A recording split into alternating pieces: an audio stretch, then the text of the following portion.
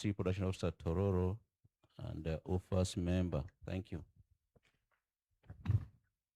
I'm Wali Christopher Magala. First, I'm a farmer.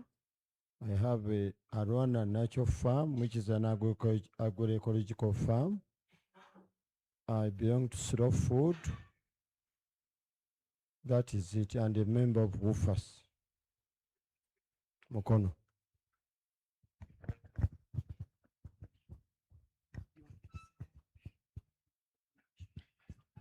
I'm Lydia Dongo, WOFAS member, and I work for WOFAS. I'm based in Soroto GPSI project, master trainer. Good morning, ladies and gentlemen. Munyole Andrew, member of WOFAS, but also master trainer for Wikwe District.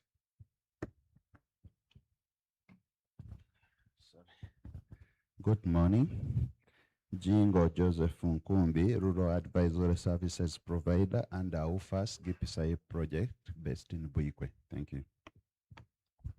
Yes, good morning, everyone. I am Kumba Ashraf. I am a capacity building facilitator. I'm working with agriculture, environment, and livelihoods.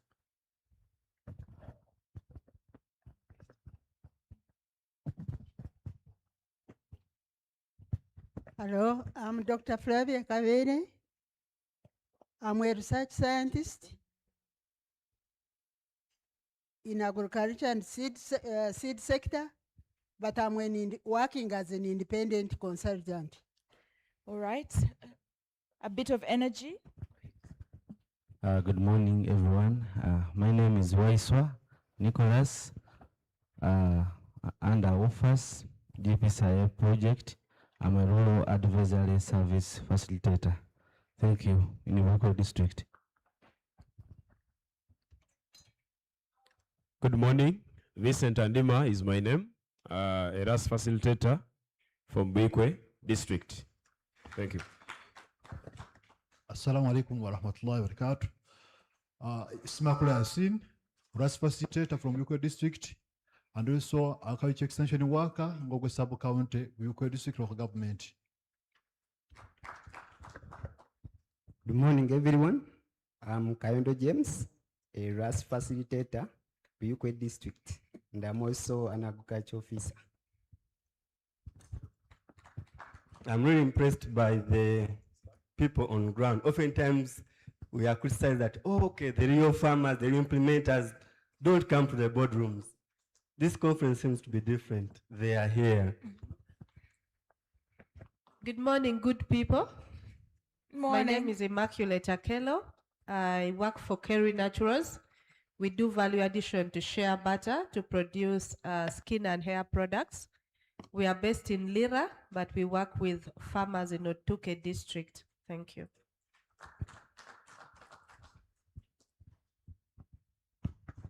Good morning, ladies and gentlemen. My name is Jared Kasita. I'm the master trainer for Sembabole. WOFAS.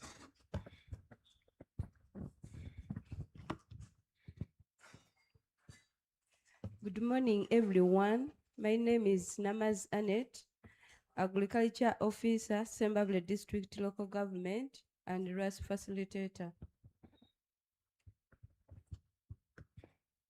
Good morning, everyone.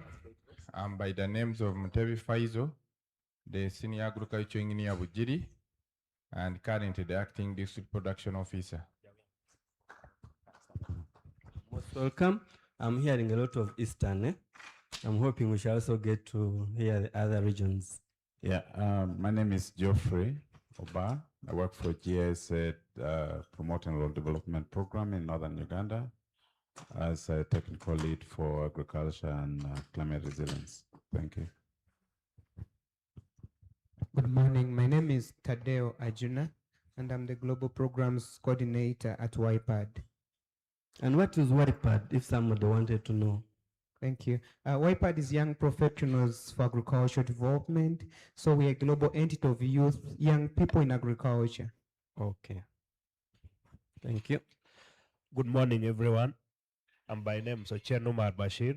I work as an ERA under the GPSI project. Thank you. Good morning, everyone. I'm Richard Onyango. Partnerships Coordinator at Trees for the Future. We are based in Bali. Thank you. Okay. At where? Which organization? Trees for the Future. Oh, interesting. Okay, good morning, everyone. This is Ezra Masoleki. Entrepreneurs for Access Coach and Access Agriculture.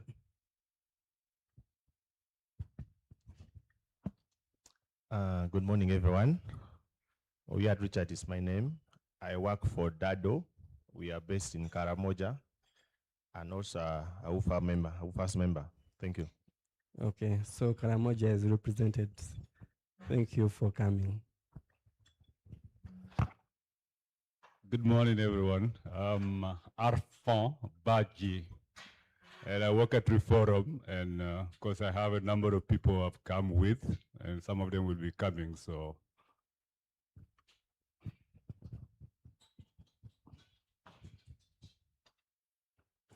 Good morning, ladies and gentlemen. Morning. My name is Joab Tugume, student at Makerere University and a member of UFAS.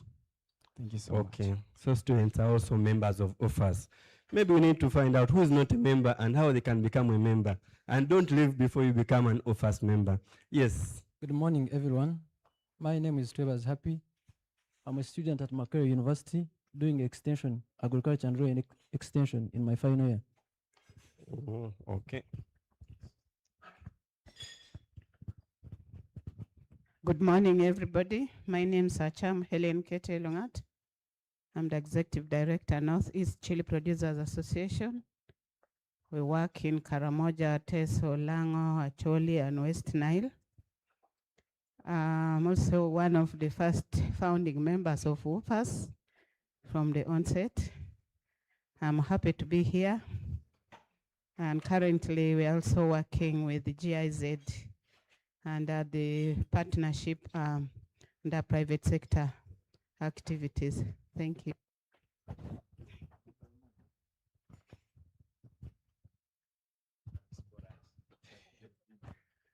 Good morning, members.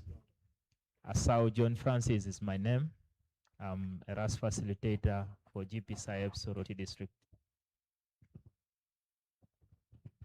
Ejuku David Ambrose, Rural Advisory Service Facilitator, Soroti District. Sam Newman is my name, Rural Advisory Service Facilitator, Lera District. Thank you. Good morning, everyone. My name is Hamir Okao. I work as a Rural Advisory Service Facilitator under GP Sai project. I come from Lera. I'm also a UFAS member. Thank you. All right, we're going to stop there. We have our guest of honor in the room, so we can start, but we'll also have another round of introductions. But in the meantime, a huge round of applause for the people that have introduced themselves. And to also say that we'll come back to the back end of the room a little bit later during the day. Again, would like to welcome you to the Extension Week. It's going to run from Monday to Friday. And before we go into the actual events on the program that is sitting right in front of you, I'd like to go through the week so that we get an understanding of how we're going to the processes of work. If you could share the slides.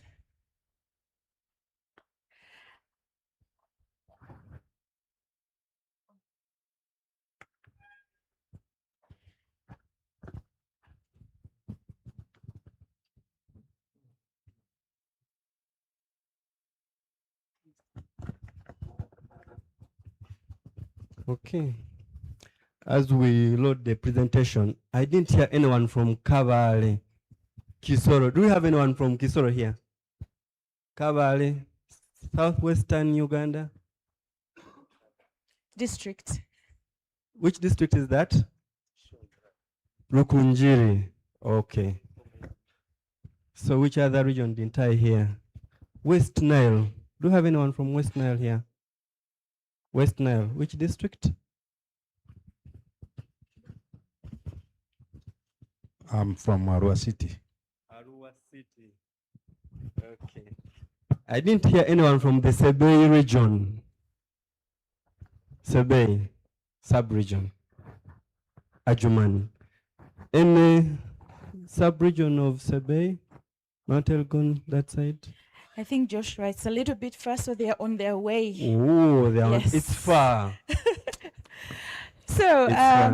we Okay. have 9 districts represented so far. We have Bukuya, Tororo, Mukono, Soroti, Buikwe, Sembabule, Bujiri, Karamoja, and Lira. Arua City. Arua City. So would like to, to congratulate you for taking this long trek to join us. I'd like to acknowledge that we have our guest of honor in the room. I won't ask him to introduce himself but because he has a session, but just to acknowledge that we have him in the room. Big round of applause for him.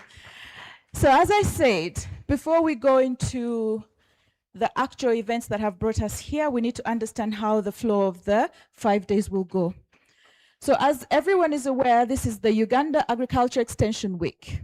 And the theme that we have this year is unlocking Uganda's agricultural potential. Looking at how multi-actor agriculture, could we go back to the slide, please? Not too fast. Looking at how multi-actor agriculture extension and advisory services for resilient, digital and market-oriented food systems. So that's the theme that we're going to work around. So all the presentations, all the plenaries will be working towards this, either sharing learnings, best practices, or potentials around this theme.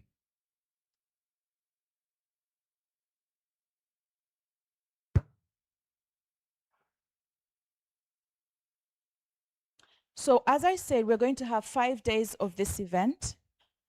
And on the first day, which is today, we'll have the official opening and plenaries, keynote speakers, and thematic overviews, as well as pitches from the exhibitors in the room. On the second day, we'll have parallel workshops and capacity building, looking at case stories, looking at skill sessions that will allow us to go away with improved capacities.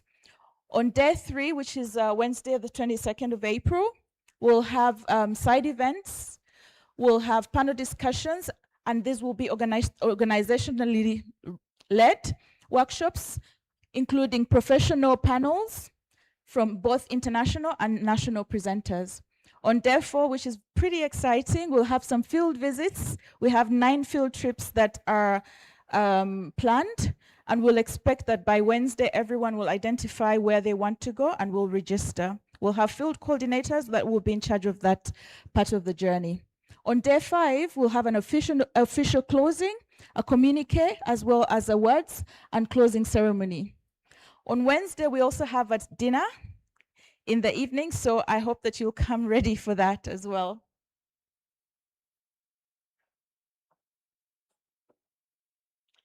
So today, we're going to have an arrival of our guest of honor, a VIP tour of the exhibitions. If they're ready, we'll have some teas and coffees as well as networking that will happen at 10. We'll also have our national anthems, prayers and introductions. We'll have a welcome remarks from our UFAS board chairperson. We'll have an extension overview from our UFAS CEO, Beatrice. We'll also have the National Agriculture Extension Systems highlight from Maif, as well as some experience sharing from Madagascar. We'll have a few goodwill messages from World Vision and Agra, a keynote address from the Director General from NARO, as well as Global and Continental Extension Networks, GIFRAS, and AFAS. We'll have remarks from our guest of honor after that, and then our, what we call vote of thanks, but we're calling here remarks from our UFAS patron, as well as the photo sessions in the morning. This is the morning session.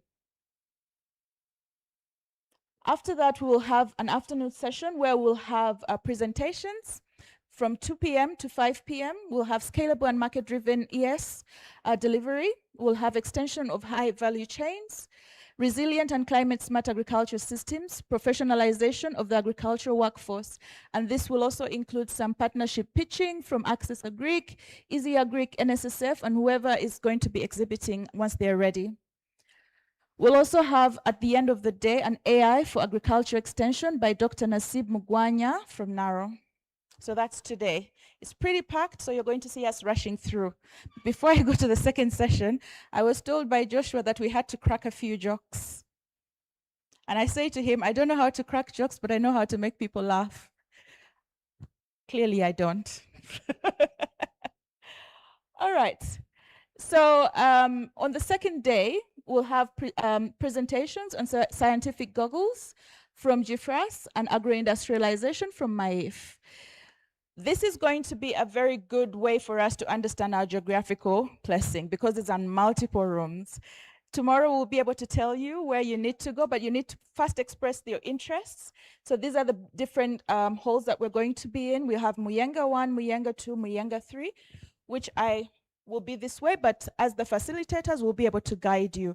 But please, when you look at your programs, understand what your interest is, and the subject matters and themes and sub-themes will be under this.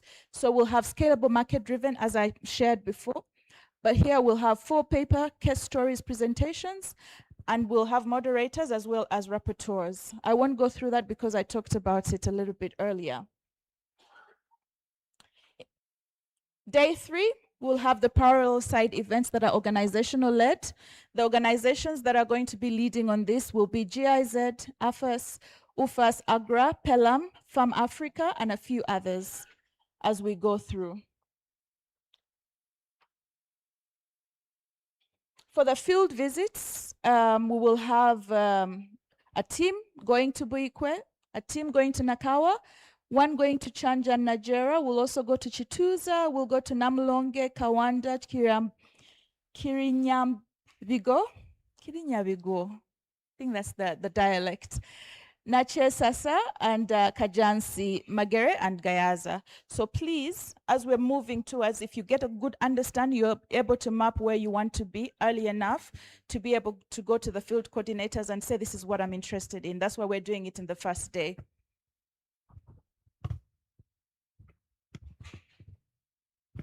On day 5, we'll have a recap of the field days. We'll have tea breaks and exhibition as well as networking. We'll have a presentation of the communique by the chief rapporteur. We'll have the closing remarks and also an official closing from the guest of honor or from Naro, I think. No, World Vision. Sorry. And then a lunch break.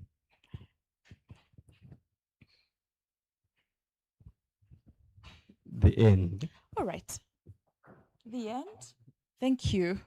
So we'll have our guest of honor having his open. Oh. All right then. It's back. So our guest of honor is Honorable Frank K. Tumwebaze. Today he's going to be represented by our very own commissioner, Dr. Nakalet. We'll also have a keynote speaker from Dr. Yona Baguma, the Director General for NARO. We'll have another session of the technical, I think we'll combine the two, presentation from our own, from Dr. Henry Opolot Nakalet, who is the Commissioner of Ministry of Agriculture, Animal Industry and Fisheries. The I was meant to be capital. And then we have also our presenters who are going to be working on opening remarks, updates, and we have Dr. Richard Miro, who is our board chairperson.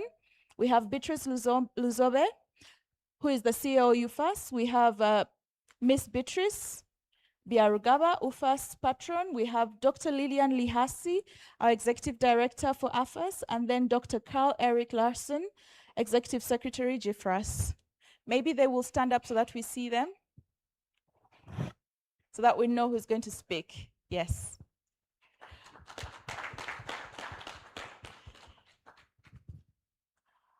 For your day today, as I shared, we have facilitators, Monica, representing the MSP as well as Team Up. We have Elizabeth Asimwe, representing UFAS. We have Joshua Konya, representing Asoreka, but also facilitating this. We also have Connie, who is going to be represented by Joseph Oke, who had a bit of a mishap on his way, but he's coming in. Housekeeping. The toilets or the ladies are down that way. The rooms will be shared as we go. Let us keep our phones on silent and make sure that we have active participation. Having said that, would like to thank the sponsors of this event who are ably shown on here. We don't want to start without acknowledging their support. IFAD, AGRA, AFAS, the GIZ, World Vision, Rufuram, Maif, Kilimo, Naro, Centenary, Farm Africa.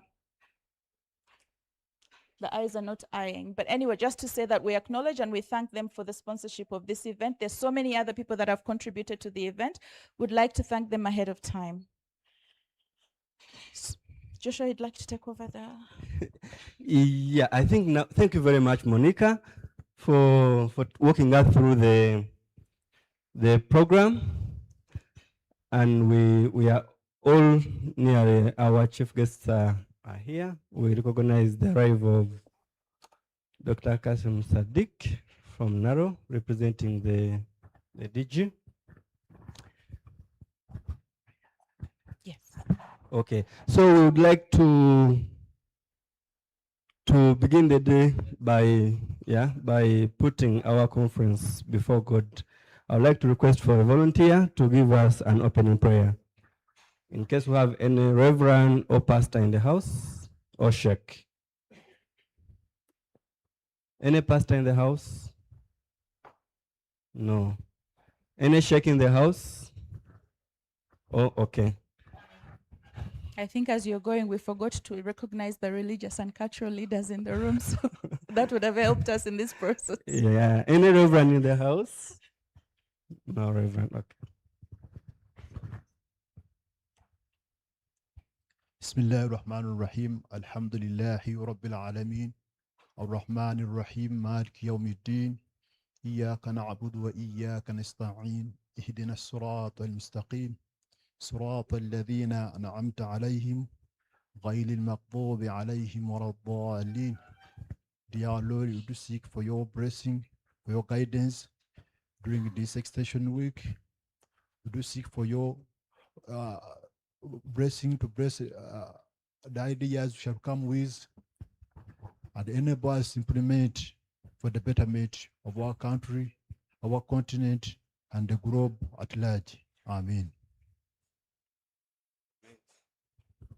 Thank you very much for that wonderful prayer.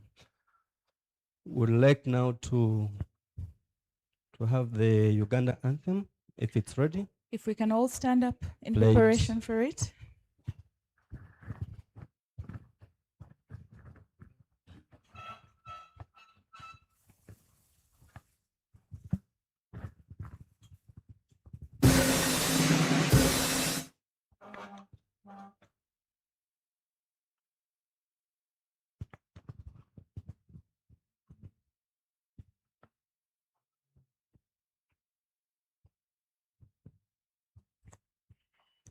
DJ? I always wanted to say DJ, play that bit, huh? We're waiting on you.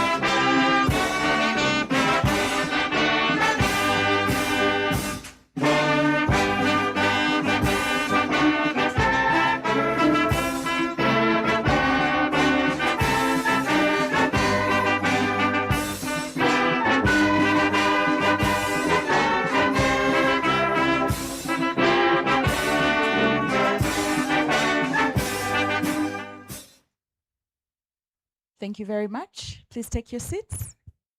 But we have a special person who shouldn't take their seat. I'd like to invite our board chair, Dr. Miro, to have a few welcoming remarks as our host. Yes. Long press.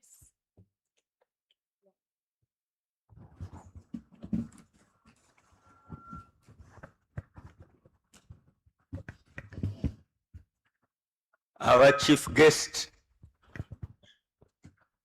representing today the Honorable Minister of Agriculture, Animal Industry and Fisheries, the Honorable Frank Tumwebaze, and represented here today by Dr. Henry Opolot Nakelet, the Commissioner of Agriculture Extension and Skills Management in the Ministry of Agriculture, Animal Industry and Fisheries, the Executive Director of the Global Forum for Rural Advisory Services, Dr. Carl Lassen, the Executive Director of the African Forum for Agriculture Advisory Services, Dr. Lilian Lihasi, AFA staff here present, the Director General of the National Agricultural Research Organization, Dr. Yona Baguma, represented here today by the Deputy Director General, Agricultural Technology Promotion in the National Agricultural Research Organization, Dr. Sadiq Kasim,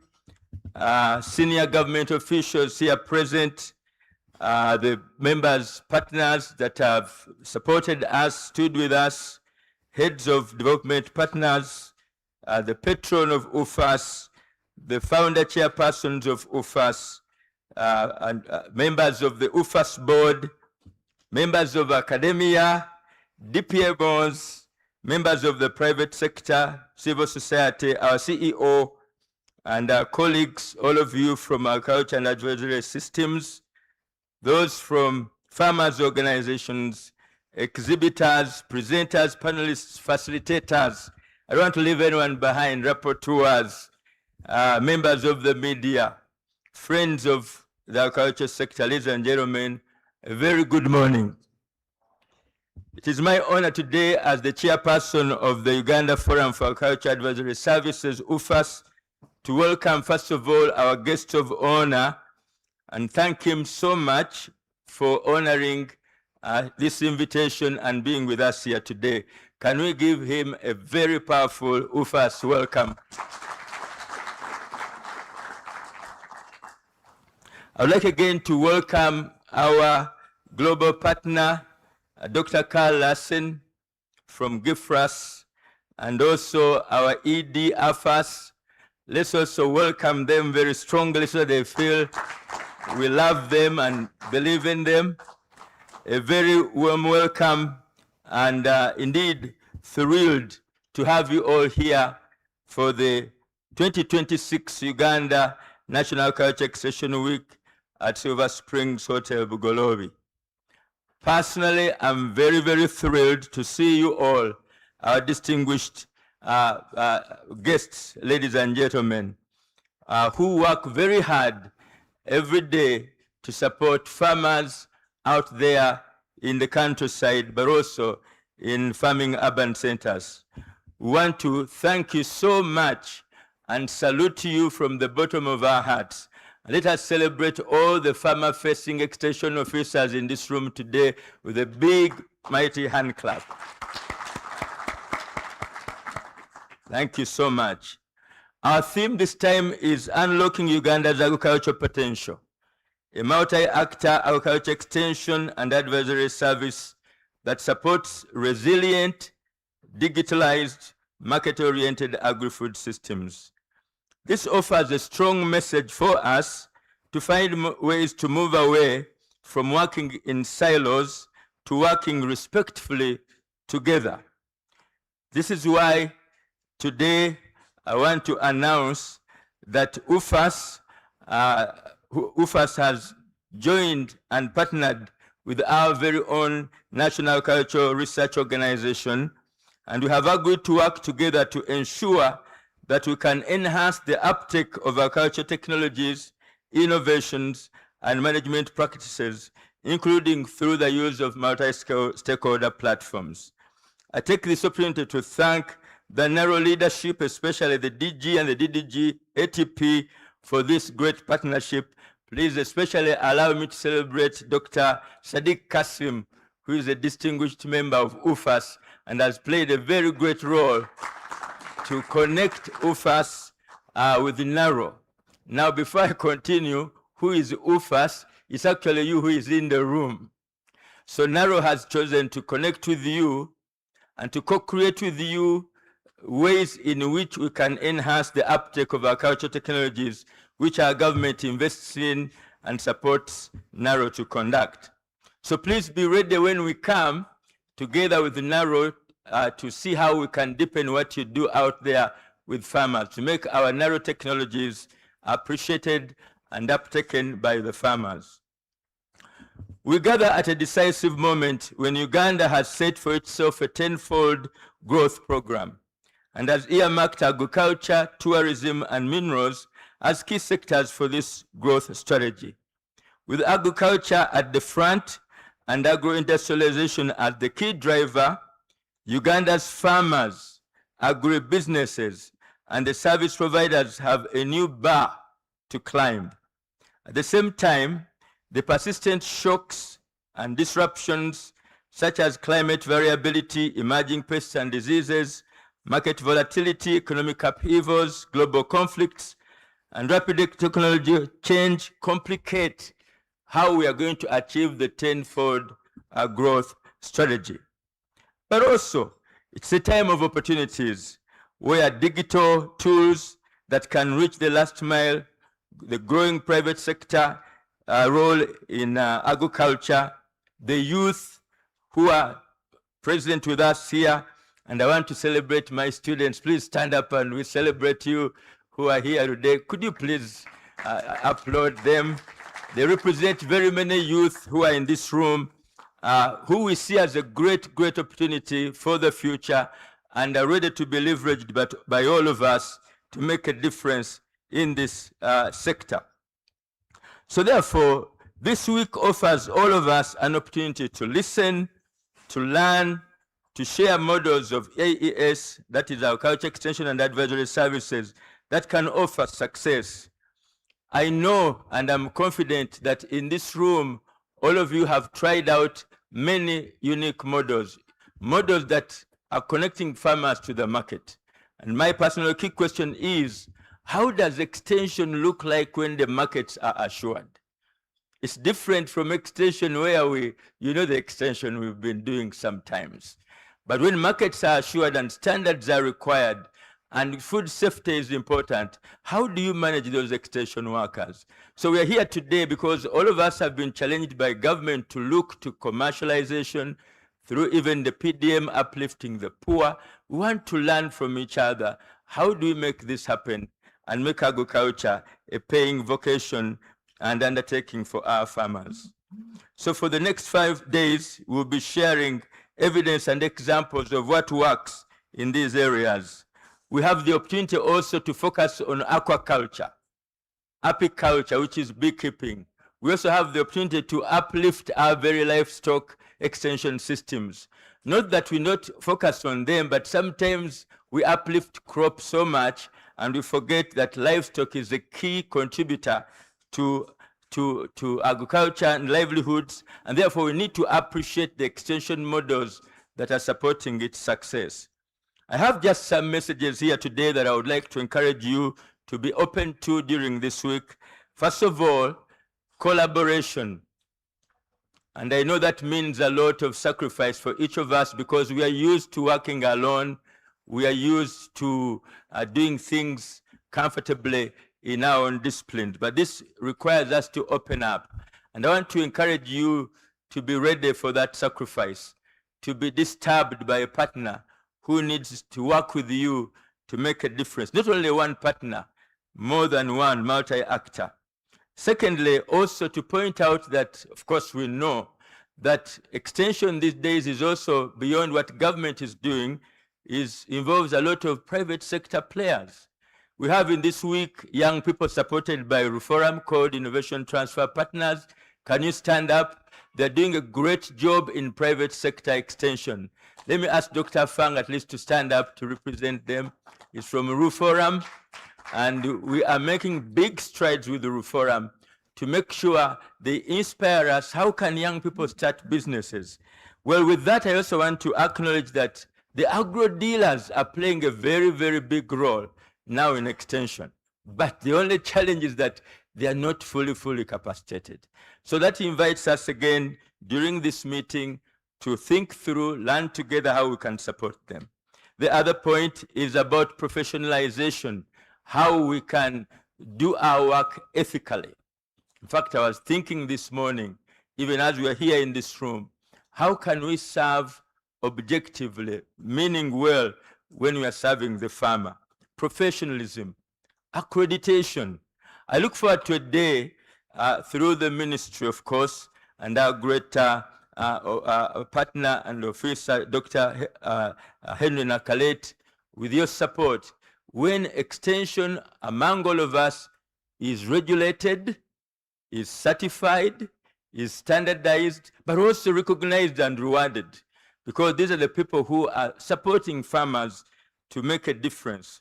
No one can live without advice, including His Excellency has so many advisors. Those are his extension workers. Can we applaud them in absentia? Therefore, we need to see this landscape of ours regulated. Finally, digitalization has to be leveraged. And I'm glad to tell you that we've organized specific trainings, including one on AI, where we all must be confident here today on how to leverage AI to ease what we do. I want to reiterate UFAS's commitment to strengthening our collective value as agriculture extension service providers, professionals, and practitioners. Also, we are committed with my board members to offer you much needed membership services. We are also committed to make sure that we have visibility with government and that we can advocate for policies that support what you do. I want to speak to the partners and private sector here today to thank you for what you are doing, to encourage you to continue to support this space, to our government, to ask you during this time to offer us more supportive policies, to the researchers and universities here today to think through ways in which we can build the future generation, to the farmer leaders to continue to do your great work. I urge every delegate here to turn out and share your insights with an open heart, not selfishly, not reservedly, and also what you shall come up with as a communique that will follow through. We usually have an end of week communique, commitments, and this time we are going to be sure we follow through with them. Ladies and gentlemen, our program is very rich, it is diverse, it is designed with you in mind. Not only presentations of research, but cases of what works, including capacity building and field visits. So allow me finally to thank all of you who have financed yourselves to come to this meeting. I've seen people pay up money there up front. Please let's celebrate you all, including the supporting organizations, with a big hand clap. We truly thank you for valuing agriculture extension as a profession and as a vocation. I want to appreciate GIFRAS and AFAS for their mentorship, financial support, and hunting with us, hunting resources. And when those resources come to UFAS, it's not UFAS who does the work. We partner with you who are farmer-facing to do the work. Please allow me also to thank the technical organizing committee led by our CEO. Please stand up and shine one more time. That is Madame Beatrice Luzove, and also the chairperson of the technical working committee. Please, Madame Tambula, stand up and shine like a powerful star. Those are the people who have organized all of this. I want to thank our facilitators, all the members of these committees, our UFAS board. Please, board members, stand up for a big, punchy celebration of who you are to this board. Thank you. Those are the people. I'm sure we'll have a chance, a powerful group photo, but also to see each other. Finally, thank you so much, all of you, for dedicating yourselves to AES. And I wish you fruitful networking, learning, sharing. Thank you so much, those of you who have brought your exhibitions to share with us. We really, truly thank you. And may God bless you all. Bless our farmers, bless our country. For God and my country, thank you. Thank you, Dr. Miro. Something that stood out for me in that welcome remark is that we... And come up here. Yes. Come We up. are Come up UFAS. here. Everyone here is an extension, an advisory colleague. Another bit that stood out is the fact that we cannot work in silos and we have to work collectively. That's so important because it's in the sum of the work that we do that we can actually have sustained impact. So I want that to be the information that we take away, that we network, we understand who is who in the room, and we understand their value to the work that we do. So us as extensions would like to invite Beatrice, our CEO, the UFA CEO, to give us a brief overview of extension and this extension week, and also to give us highlights from what has happened across the regions as we moved into this week. Please, presentation ready for her.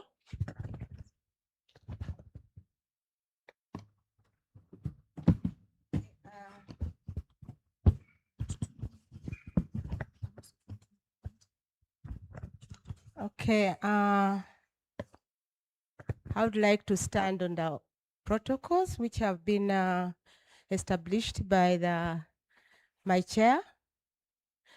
And I want really to welcome all of us. You are all welcome because if you didn't come, it will be like that Bible story where someone prepared a feast and nobody came. We didn't want to go to the street to look for people to come and attend. So you are all in your categories as you are introducing yourselves, and as you introduce, you are all very, very welcome. I'm just here for a simple task. That is just to say what is this extension week. And so it's just a brief overview of the extension week. And before that, what I want to say that this is not something which is happening this year. It is something which we've been doing. It's we are almost like saying this is a culture now of UFAS as we bring together, because what I failed to know that I'll not go into the details of what is UFAS. On your desks, everybody has, I think, our profile to know what is UFAS, for those ones who are knowing it for the first time. And we've been actually, one of the big things we've been doing, bring together the actors in agriculture extension and advisory services.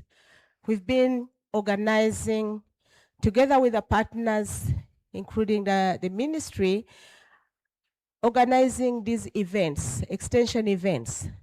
And you can see that we started with the conferences up to 2020, from 2013 to 2016, sorry, 13 to 16, we had conferences.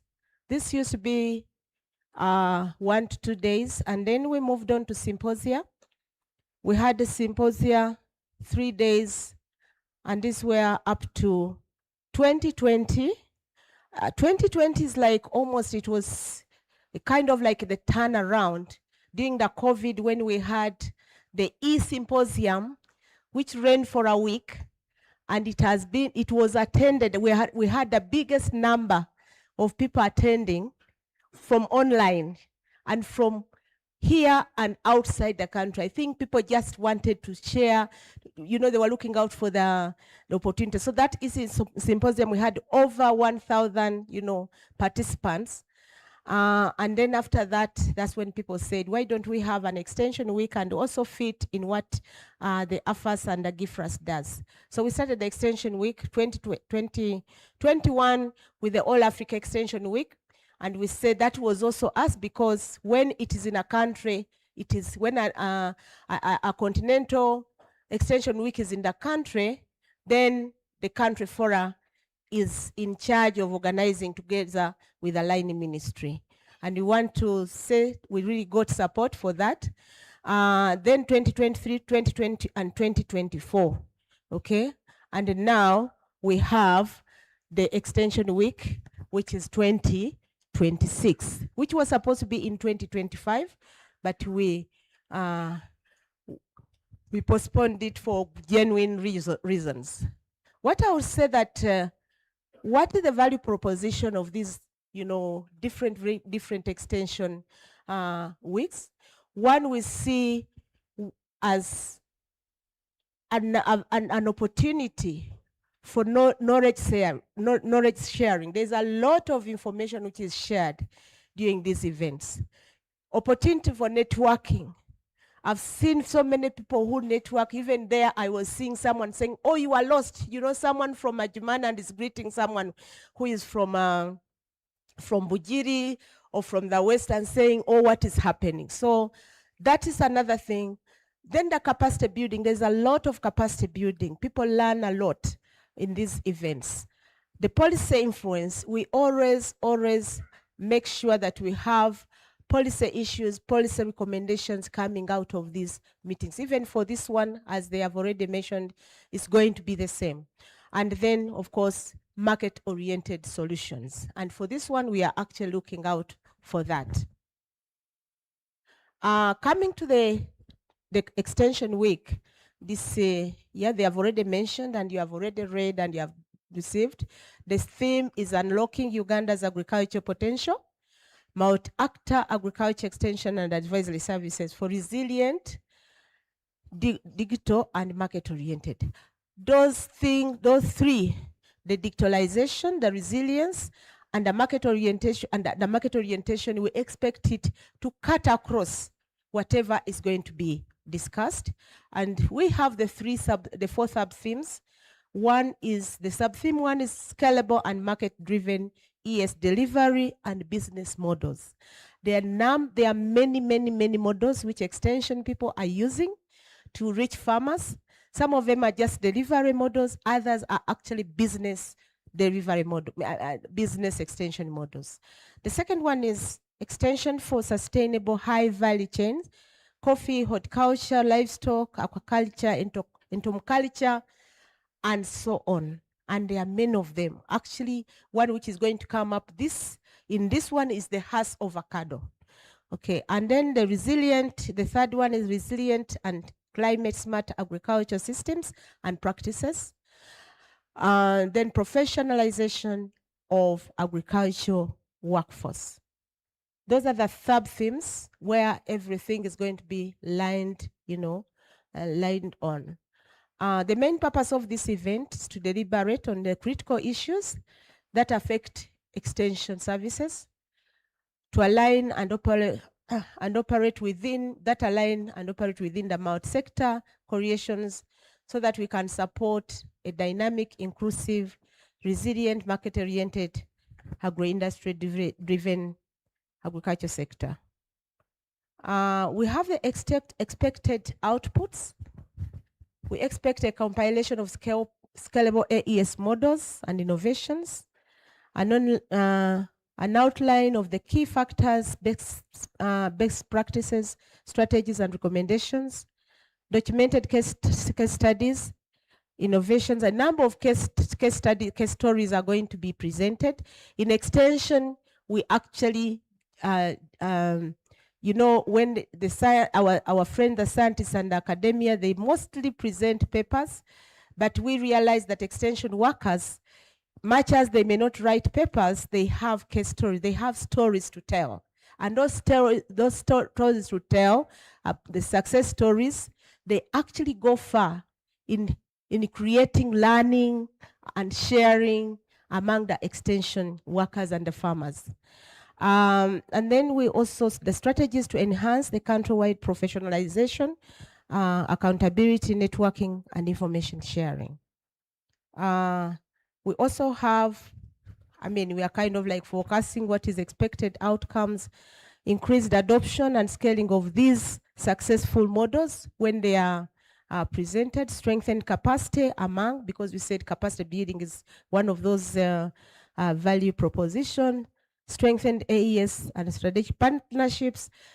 We expect that by here people are going to discuss, and we've seen actually many partnerships come out of this for us as WOFAS and also for the other people. The AES positioned as a key player in strengthened coalitions, strengthened market-oriented food systems, and professional individuals and organizations within the EAS. So we think that our capacity, our professional abilities and all that are going to be increased. Methodology, I've just summarized. I think those who read the, we had actually mobilization. We mobilized a lot, different actors and partners. We had physical engagement, we had social platform engagements, messages and letters sent to the different people, the different actors here. We also had pre-events, the pre-events, 5 workshops at the regional level. And then the TV talk show, we had a TV talk show. I don't know how many people listen to the TV, to our people, you know, someone from World Vision, WOFAS, and WOFAS when they were on the TV. Thank you very much, World Vision, for enabling this. And then for this national conference, there are going to be, as I've already said, presentations and of papers and case stories, panel discussion and dialogues, field visa, they have said, and the communique and policy briefs. There is a team which is dedicated specifically for gathering policy issues. And by the end of the 5 days, we will have a policy brief. Okay, so we have our team somewhere there, which is going to be doing that. I want to say, to again thank the partners who have actually supported this. And you know, every year we have different partners who come up and support. We have those ones who are constant, but there are those ones also who come in and they really support us. Thank you very much. On what came out of the field, we are working with my colleague, Ruth. Ruth has been a bit okay, but she's finalizing and we'll get a space to present what came out of the field pre-events. We had 5 pre-events. We had a pre-event in Soroti, and that one took advantage of the National Agriculture Show there. We had a symposium in a whole afternoon. Thank you very much. I don't know whether the organizers are here of that. We also had one in the Rwenzori. Oh, where are the REFAS people? We're almost launching the REFAS, and then we said we need to be ready. MMU, where are you? And then the other, because there are 10, I think there were 10 organizations in there. And then we had 3 last ones in the north, and that is in Ajumani, in Lira, and Guru. And this one we want to thank GIZ. Thank you very much for supporting this. Thank you for listening to me. I would expect a bigger hand clap. Thank you so much. And also our chair board, a bigger hand clap for him, because we also, yes. The regional events. I think this week has been very unique in the fact that they had a build-up. And it's very important that we acknowledge the importance of extension extended. Not a discussion in a room here, but something that starts from where the actual extension happens. So I'd like to congratulate the UFAS team and all the partners that have done that, to thank them and also maybe expect later as the conversations go, people asking questions. What was discussed? What were the recommendations? How do we integrate them and bring them forward into the national decision making? So it's very critical and very important that we keep in mind that there were regional discussions and we need to bring them forth. I would like, in a special way, to invite our Assistant Commissioner, Dr. Patience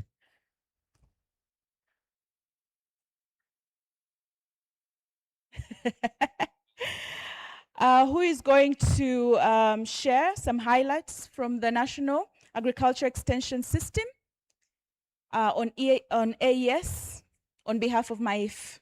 Do you have a representation or?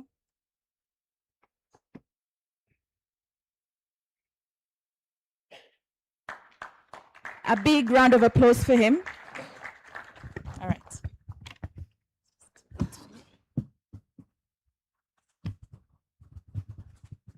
Thank you very much. And on behalf of the Ministry of Agriculture and Monitoring and Fisheries, and on my own behalf, first of all, I wish to welcome you all to this very important event in the professions of agriculture extension.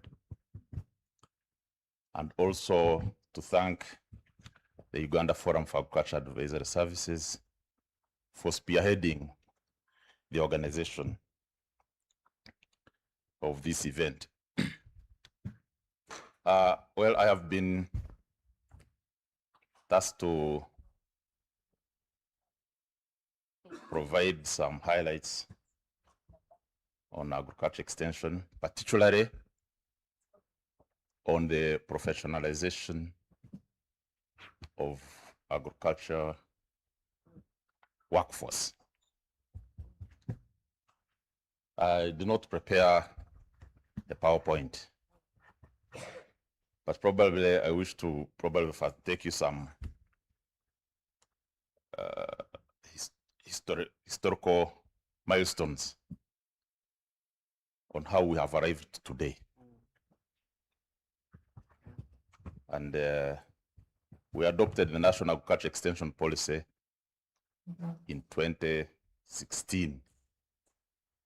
And in that policy, it adopted ruralism. In other words,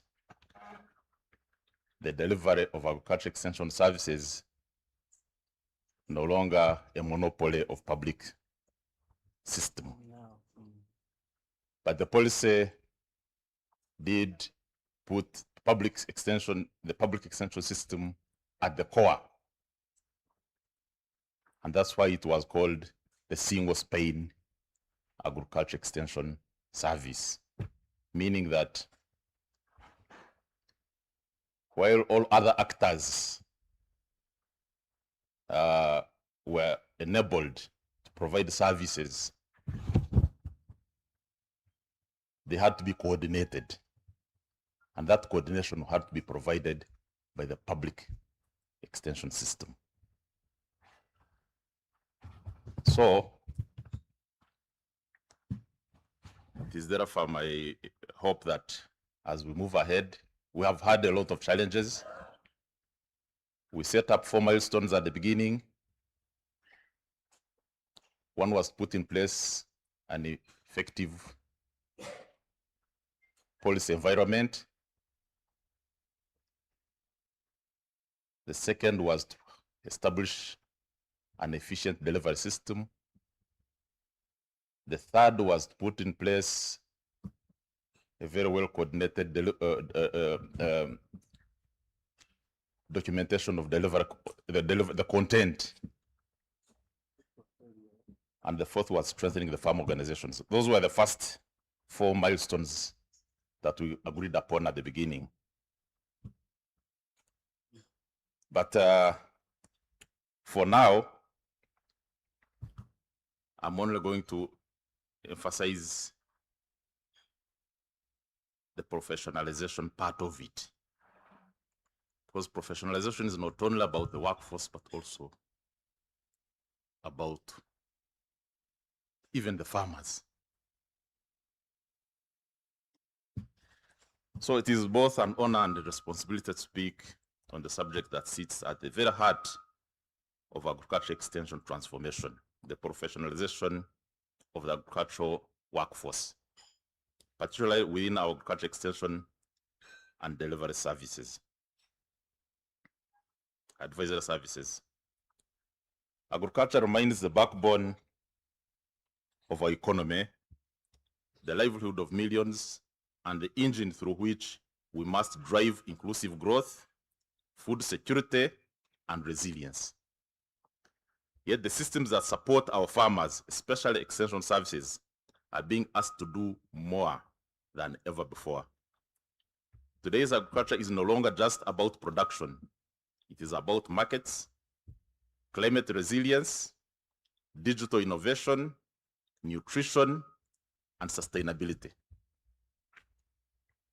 It is about connecting farmers to opportunities, information, and systems that are increasingly complex. So it is evolving landscape. In this evolving landscape, one truth stands out clearly. We cannot transform agriculture without transforming the people who serve it.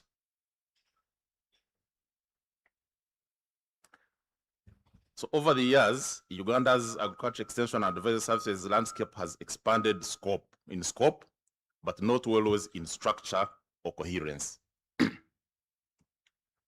We have seen fragmented and poorly coordinated service delivery, weak linkages between training institutions and employers, limited investment in human resource development, inadequate career progression pathways, and the absence of formal certification and regulation.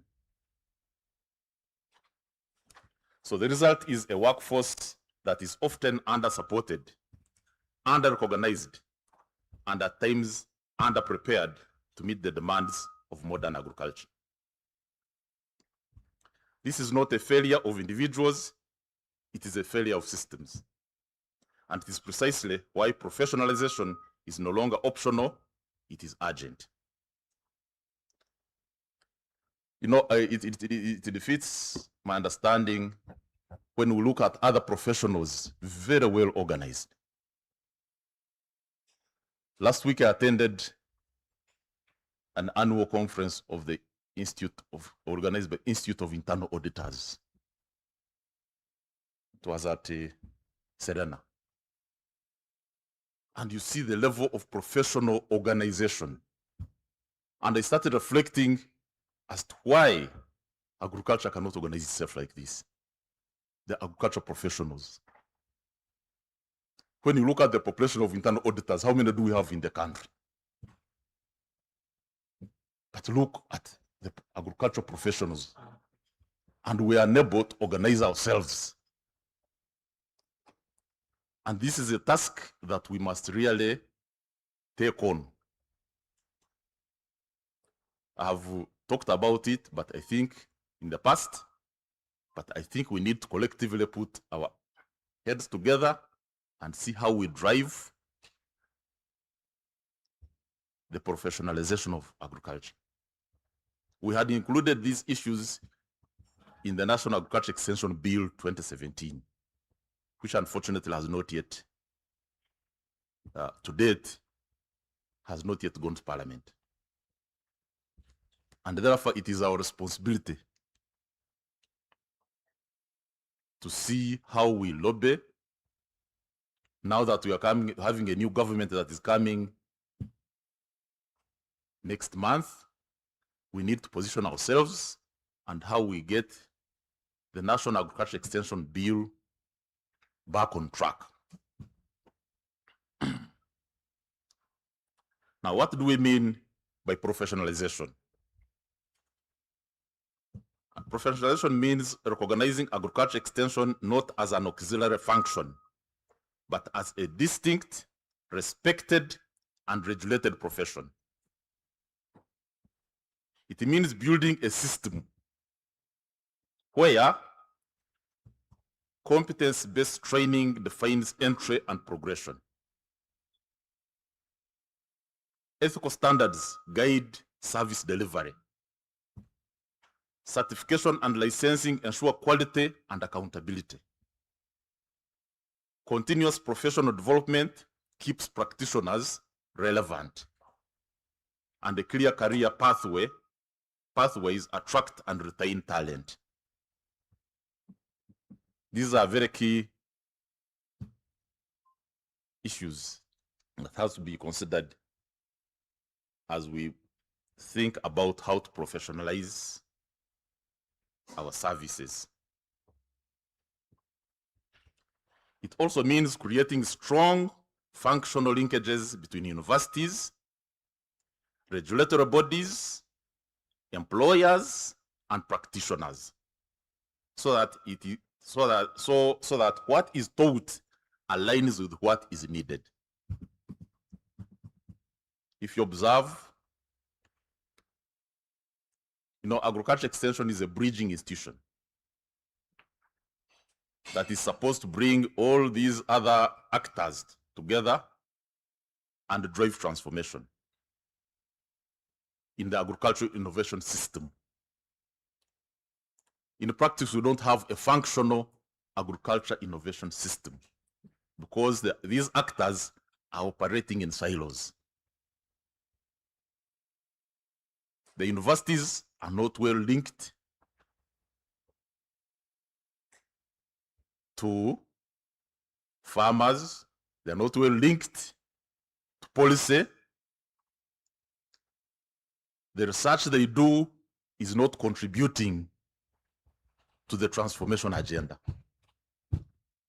And therefore, we need to realign ourselves and ensure that research that is done at universities and other agricultural institutions is aligned to the needs of the farmers. And that is the only way we shall be able to cause the transformation that is desired.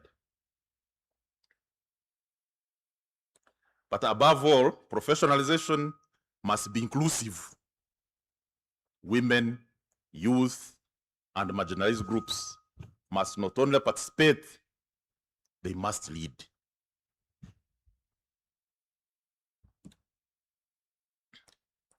So why does this matter now? Uganda stands at a critical juncture. We are pursuing a future of market-oriented, climate-resilient, and digitized agri-food systems. But such a future requires a workforce that is technically competent, that is digitally literate, entrepreneurial in mindset, ethically grounded, and capable of coordinating across multiple actors.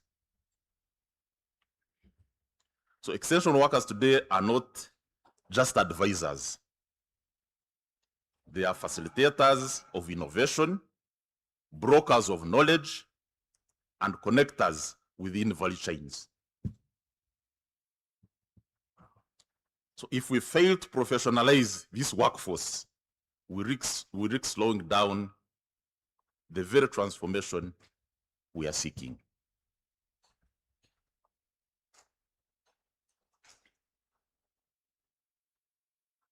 So what should be our strategic priorities for professionalization? Number one is strengthening institutional and policy frameworks.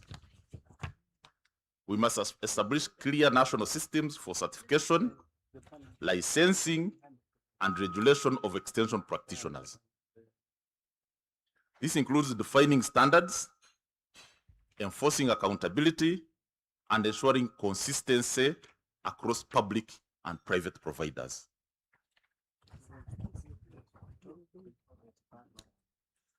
Number two is investing in human resource capital development. A coordinated human resource development strategy is essential. This includes aligning curricula with industry needs, promoting continuous learning, and ensuring that training institutions produce graduates who are job ready. Actually, the Ministry of Agriculture currently is working with the Mountains of the Moon University. And we have developed and conceptualized what we are calling back to farmers. That universities must go back to farmers and leave this ivory tower mentality. And we are working together to see how we can establish a framework in which the university is producing practically oriented graduates. And we are working with farmers and to see to increase the internship, so that we are crediting some farms to be used as placement farms, and students must spend at least 6 months working on the farms. And therefore, as a ministry, once we have, I think we want to get concentrate at least 350 farms, so that we are able, as placement farms, so as students are able to go and spend at least 6 months on these farms, work practical, so that by the time they are finishing, they are really ready for the job.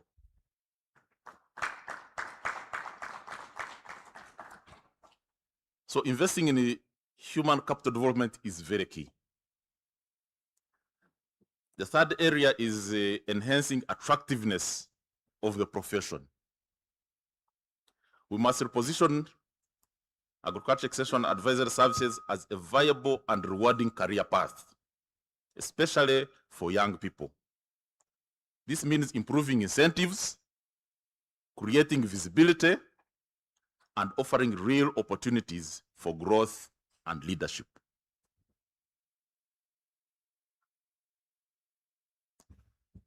Now, to do this, what is the role of partnerships? No single institution can achieve this transformation alone. Universities must design responsive and forward-looking curricula. Professional bodies must uphold standards and ethics. Government must provide policy direction and regulatory frameworks. The private sector must invest and innovate. And development partners must continue to support capacity building and system strengthening. So together, we must build a coherent ecosystem that nurtures professionalism. And what do you expect out of this? So as we engage in this event, we expect more than dialogue, we expect action. We aim to contribute to a comprehensive communique that will inform national policy and guide the scaling up of multi-actor agriculture extension and various service systems. Specifically, we envision from this engagement practical strategies to enhance professionalism, accountability, networking, and knowledge sharing. Scalable models and innovations across agricultural value chains. Evidence-based approaches for resilient and climate-smart extension. And actionable recommendations to strengthen livestock, fisheries, apiculture, and crop advisory systems.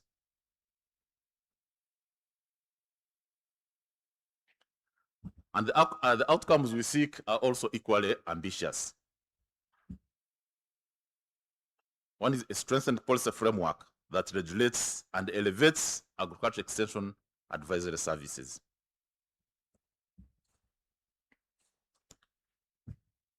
Increase the adoption of proven extension models. We have these models that we have evolved over all this period of time, but the effort to get them work in the field is still limited. And therefore, we need to find ways of increasing adoption of these proven extension models, both locally here and globally. The models exist. They are known to have caused transformation elsewhere. Why not cause them here?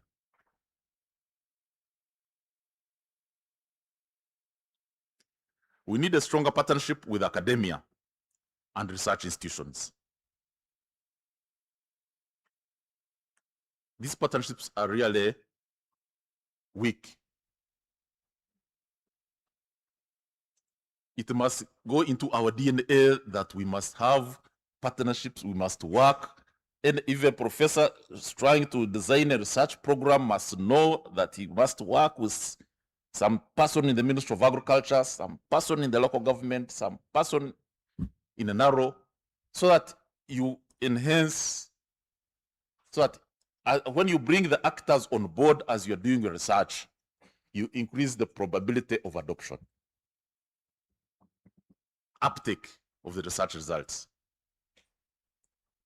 And therefore, all of us, even me, as I'm developing the policy, I must know that these actors must make a contribution. So if all of us are able to do that collective thinking, it is possible. And all the ingredients to cause transformation in this country exist. It is this coordination element. When we are not coordinated, we can't even influence policy.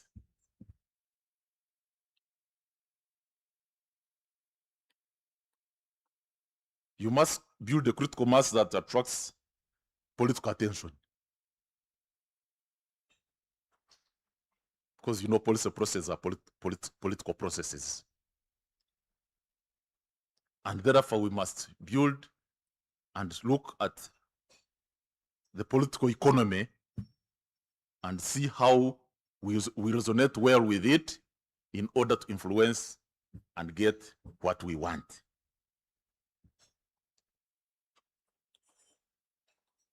And ultimately, a more responsive, market-oriented agri-food system. But perhaps, most importantly, we seek to see a professional, respected, and empowered agricultural workforce. That's what we should seek, all of us, to realize.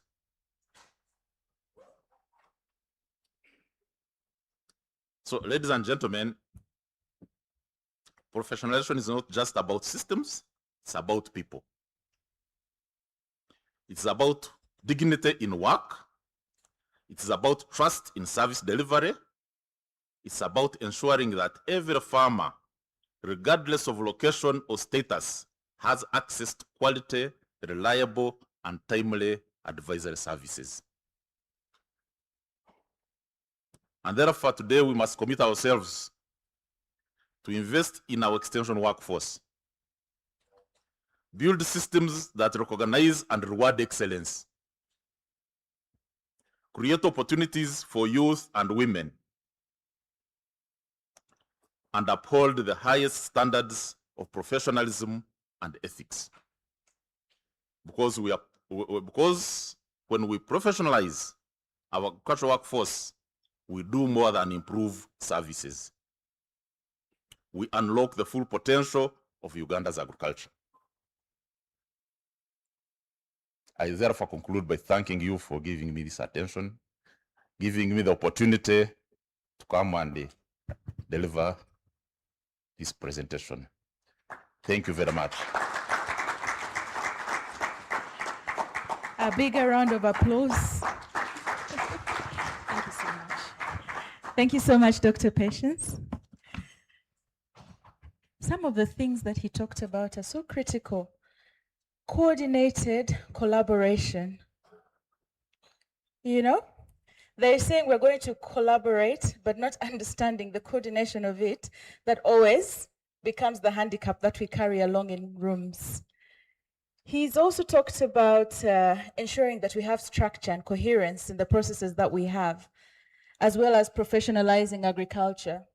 With 70% of our population in the agricultural substream, it's critical that there's coherence, because the productivity that is in agriculture is boundless, and the opportunities for the country, if we harness the agricultural potential, is critical.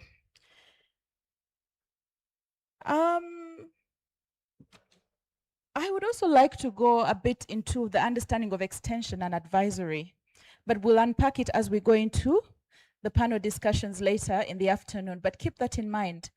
What is extension? What is advisory? You know? And then we go back to what we always talk about, intellectual humility, in understanding that not one source has all the information.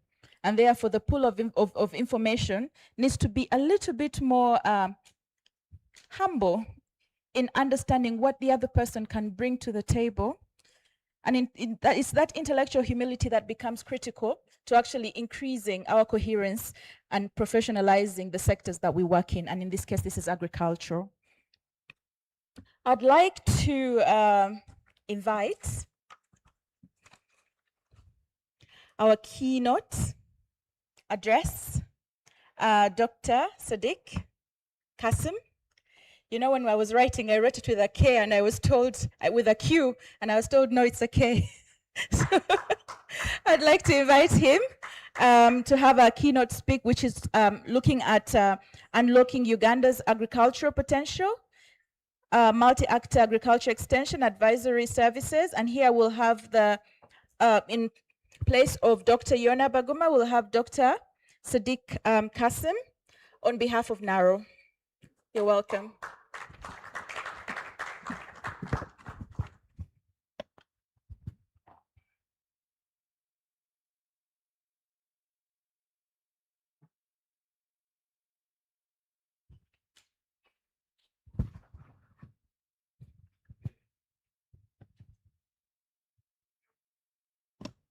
The representative of the Honorable Minister of Agriculture, Animal Industry and Fisheries, the leadership of UFAS, the leadership of AFAS, the leadership of the Global Forum for Rural Agricultural Advisory Services, all distinguished partners, private sector, academia, all different categories of agricultural extension advisory service practitioners, the farmer organizations, the youth, the media, distinguished participants, ladies and gentlemen. I'm called Sadiq Kasim. I'm representing Dr. Yona Baguma, who is the Director General of NARO. But before I deliver of what is expected from NARO, I want to make a few comments as a member of UFAS. I want to make a few comments as a member of UFAS. Why I'm very, very passionate about extension. Why I'm very, very passionate about extension. In fact, many people thought that I specialize in extension when in the university. No, I'm a plant breeder. I did plant breeding and biotechnology. But I'm very, very passionate about extension. One, why I was very passionate about, or I've been very passionate about extension is that when I was at my secondary level, one time I dropped off from school because of fees problem. So what I did at that time was that when my father would be going to their farmers group, I would follow him. Then that's how the opportunity came for me to go back to school. So at one time, an extension worker from Lutheran World Federation came to train our farmers, and then I was translating. And then he told the farmers at the end of the training that they would be having a workshop. And in that workshop, they would prefer a farmer representative to come back and train the farmers. And the farmers unanimously agreed that me, who was helping to translate, I go. So I went. And there, God blessed me with the knowledge. I became one of the distinguished participants. And among the many extension workers, I was told that I should not go and only support the farmers in that smaller group of mine, but I should support the farmers across the sub-county. I was given a bicycle. Now, I could not use that bicycle because I knew at one time I was to go to school. I was using the old bicycle of my father. After 1 year, we went back for a workshop like that. People appreciated my report, but there was uproar everywhere that this is child labor. And they asked my opinion whether I would go back to school. I said, yes, my problem was fees. So if I was allowed to sell the bicycle, I would go back to school. They said, okay, you can sell the bicycle. So I sold the bicycle, plus the little savings that took me back to school. So I felt I could pay back better to the communities through extension, actually, not through other ways. Not through other ways. So that's how my passion for extension developed. To the extent that one time, I was working with him actually at IITA. I was working an associate breeder for IITA. And my member of parliament, they didn't see. But then Honorable James Baba brought farmers all the way from Koboko to see technologies at Namulonge. That thing inspired me. I said, am I in the right place? Or I would have gone to support him to deliver for my farmers. So they did not know, for the second year, I didn't renew my contract with what? With the IITA. I decided to go to become a district nuts coordinator.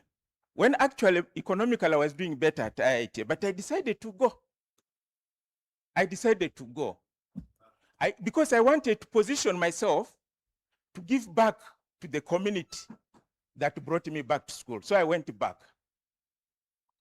When I went back, I still gained that passion to deliver to my community. This lady Beatrice, I got to Beatrice, you may stand up now in this different way now. Yeah, this lady was working with the Sesekao Global 2000. And they were promoting a concept called one-stop center association approach. One-stop center under the Sesekao Global 2000. And surely, I passionately implemented their gospel. I passionately implemented. Do you know how I did it? And I wanted this now, our extension workers who are working in the government, to listen properly. To listen properly. I was actually trying to get the resources which are delivered through government, but to support the informal, I call it informal extension system. These people I call more of volunteers. I call groups like AFAS, OFAS, and the different extension groups that are not in government payroll. I consider them more or less like volunteers. Because really, as Patience has put it, the level of support to them is very, very minimal. But they are very passionate, they deliver. So my role in the government office was how would I access resources to support them? I came 6 months. I came 6 months when the salaries for a district NADS coordinator were accumulating. And you see, there's an element which is wrong. I'm a civil servant. There's some element which is sometimes wrong in us. We like the software spending. The software spending, per diems and that kind of thing. No, sometimes is not the one that can transform society. So as I was received in the district, many technical people thought I was going to create a lot of trips to the villages to familiarization and that kind of thing. But I had a different thought because I came when by then the former vice president was very passionate about rice. And I think many people should have known it. The former vice president, Bukenya, was very passionate about rice. And because of that, and also because of the effort which NADS had put on, there was a very bumper harvest in that region. But there was no single mill, so they would pound the rice. So now I said, this money which came through the salary of district NADS coordinator, which I had accumulated before I was recruited, I needed to use that money to put a small mill for the farmers, a small rice mill for the farmers. So I decided to write a concept. I know the civil servants so much, my colleagues. So I wrote that concept. I came to NADS Secretariat. There was no better agricultural delivery entity that was any better than NADS. But we betrayed NADS. It was me only maybe who used the NADS, and a few others that I know also, used the NADS to leverage on how we could support the communities. So I wrote NADS Secretariat. I said, I have this money accumulated. I needed to use that money to put a small house and then put a small rice huller. Now, when I came, it used to be very strange because NADS was then focused more on advisory, without much of the hardware. Now, I always had also my favors. I thank God.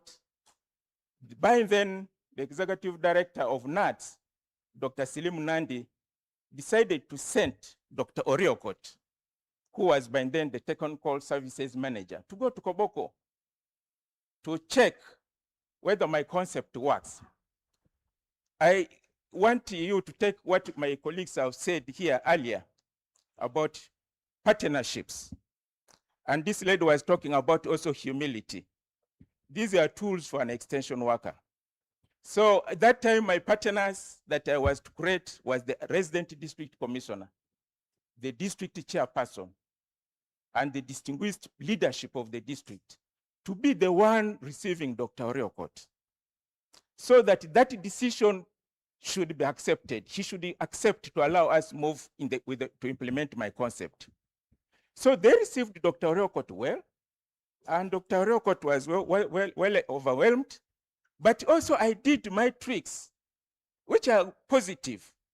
I made the farmers in one sub-county collect all available rice in one store so that Dr. Oriokot can appreciate that there's a problem here. How would you pound all this kind of rice? And exactly they did that. So Dr. Oriokot was overwhelmed. He could not pronounce yes, but he was visibly in the positive thinking. Before he would communicate back, everybody knew that I should go and proceed with the concept because my boss was very positive. So I started implementing that. So when Beatrice came, it gave me another energy that I was now able to write another proposal still to attract money from government, from NUSAF now, Northern Uganda Social Action Fund, to implement the one-stop center. And what now I did, another group that was implementing extension workers informally are the people they call the District Farmers Association, which used to be supported under DANIDA, and there are also more of volunteers. So I said, no, instead of creating a parallel body to come and manage the one-stop center, I should bring them to be there, to settle there. And we use the government resources. We use the government resources to use that other informal arm. You see, why that informal arm? Persons did not come out clearly on one thing, but I know the commissioner extension will come out. The farmer extension ratio. The farmer extension ratio, when measured with the public extension workers, is overwhelming. One extension worker covering how many farmers is overwhelming.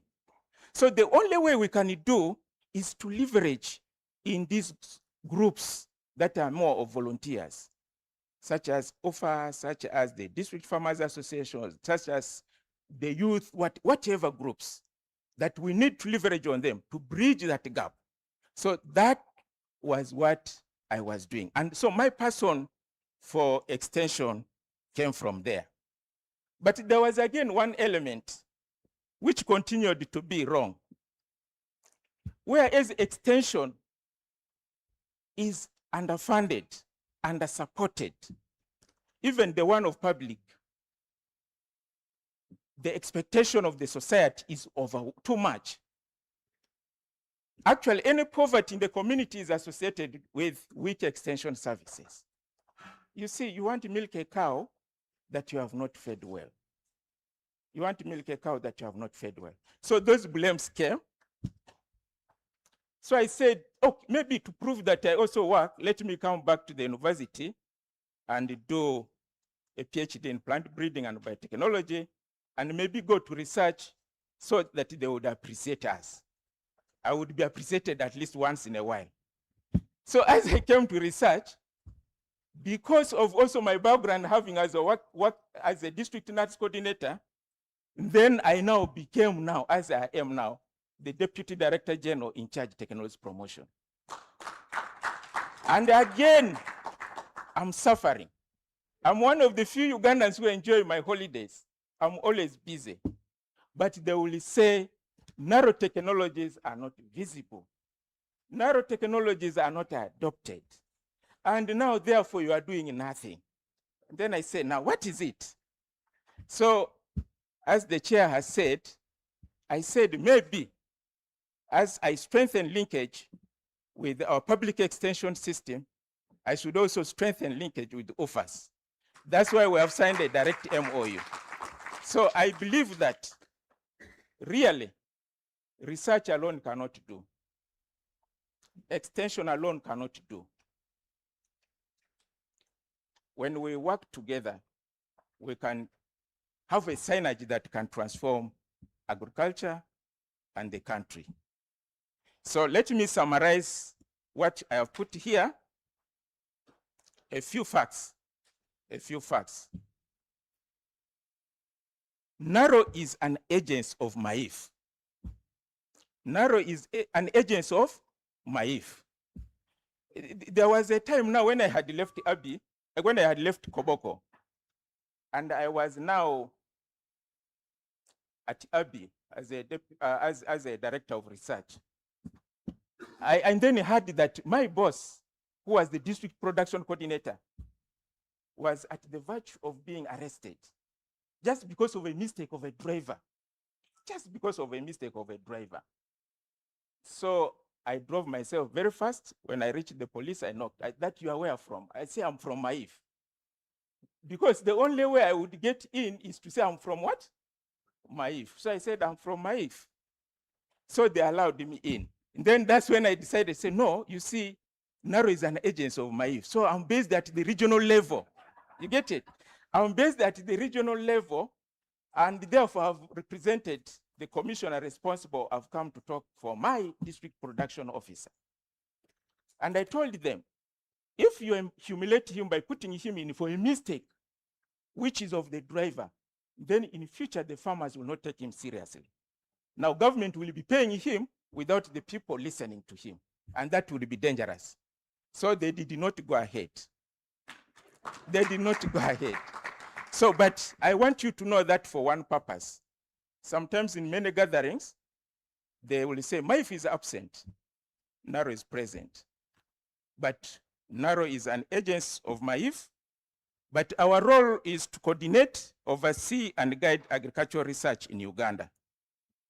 The mission of Naro is to innovate for sustainable agricultural transformation, and Naro conducts research in all aspects of agriculture: crops, livestock, fish, forestry, and cross-cutting areas.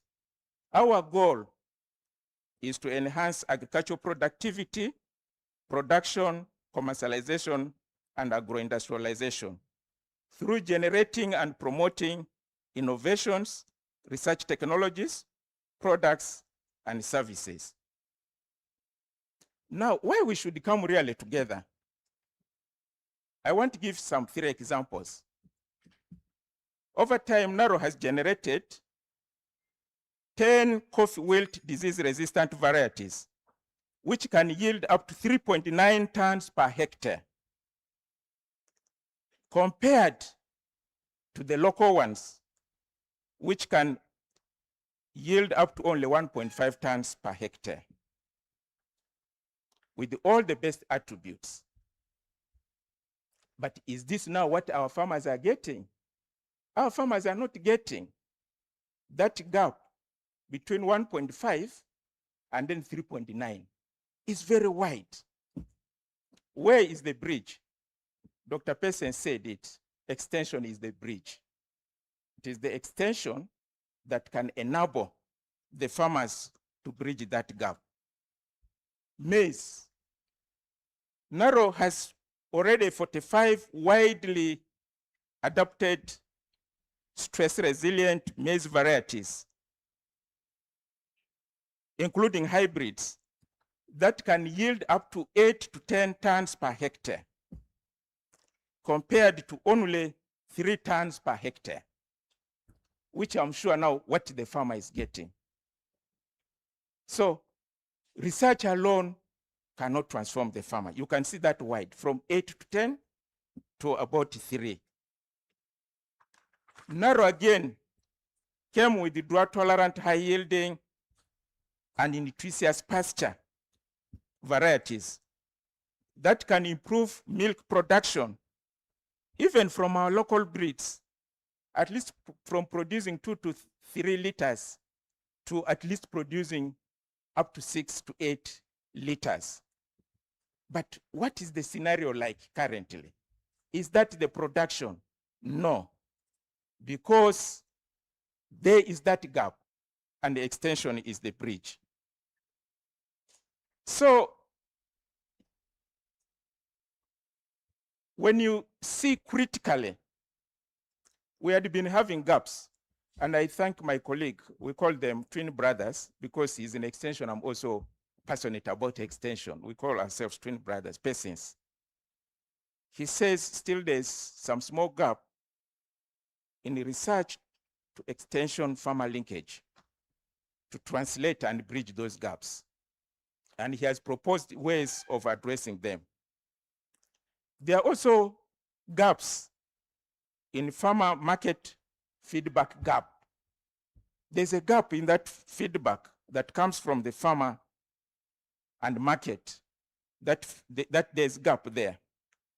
There is an information to action gap.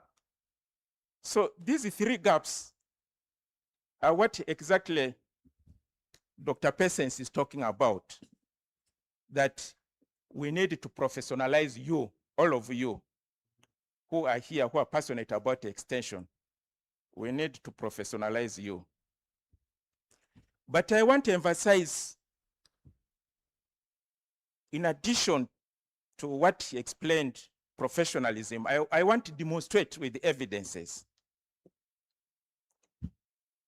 Despite my own personal effort, of working as a district nurse coordinator. Why I was saying nurse was a good model was that it was actually giving money directly under the control of the district nurse coordinator. So it is up to you how you use this money with your colleagues in the department, but how you use it also with the farmer organizations and how you improve it. It is up to you. But despite all that, one time when FAO organized a meeting for streamlining HIV and AIDS in extension services, they took us by then to Entebbe. There are these people who are by then living with the HIV AIDS, and as part of the workshop, we were to meet them. When they saw us, when we were introduced as district nurse coordinators, unanimously they believed we are corrupt people. Unanimously they believed we are corrupt what? People. They saw us with that negative lens. With that negative lens. Two, I had been, and up to now actually, I've been a member of by then local NGO, local NGO in my place. So one time when we were also in a gathering of the local NGOs, when I introduced myself as a chairperson of the NGO, people were comfortable. But when I was demanded, what work were you doing? When I said I was a district nurse coordinator, they were like, how can a devil be among angels? So I faced those kind of challenges. I faced those kind, and it is real. It is real that time. NATS was an avenue where government gives money, not through the chief administrative officer, the district chairperson, but to we, the extension workers, to handle like this. Not all, but some people betrayed us. So when persons is talking about professionalizing you people, whether the public, whether the private, take these 5 core parts of professionalism seriously. One core, that one you are good at, competence. Competence, you are competent. Most of you are very, very competent. That one he will achieve. The second one, reliability. Some of you are not reliable. Some of you are not what? You see, for the farmer,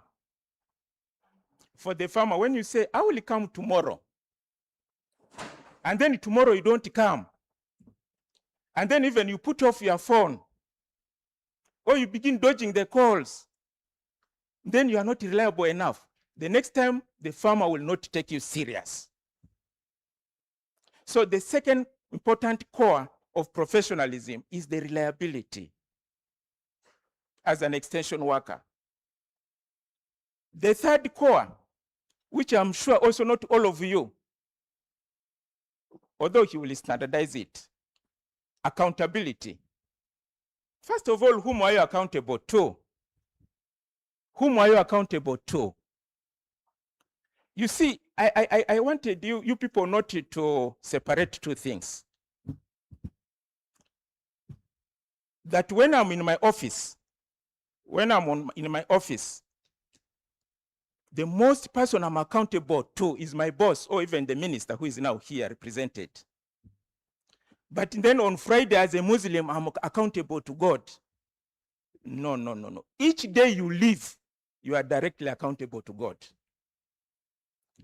Each day you live, you are directly accountable to who? So when you are behaving in society as an extension worker, you see why I'm talking to you is that for you, you deal with the most vulnerable part of the community. The most vulnerable part of the community. So unless you implant in you that you are every day accounting directly to God, you cannot lie to the farmer that you are sick when actually you are just walking, because it's only God who is seeing. Your other boss is lied or easily, you cannot see.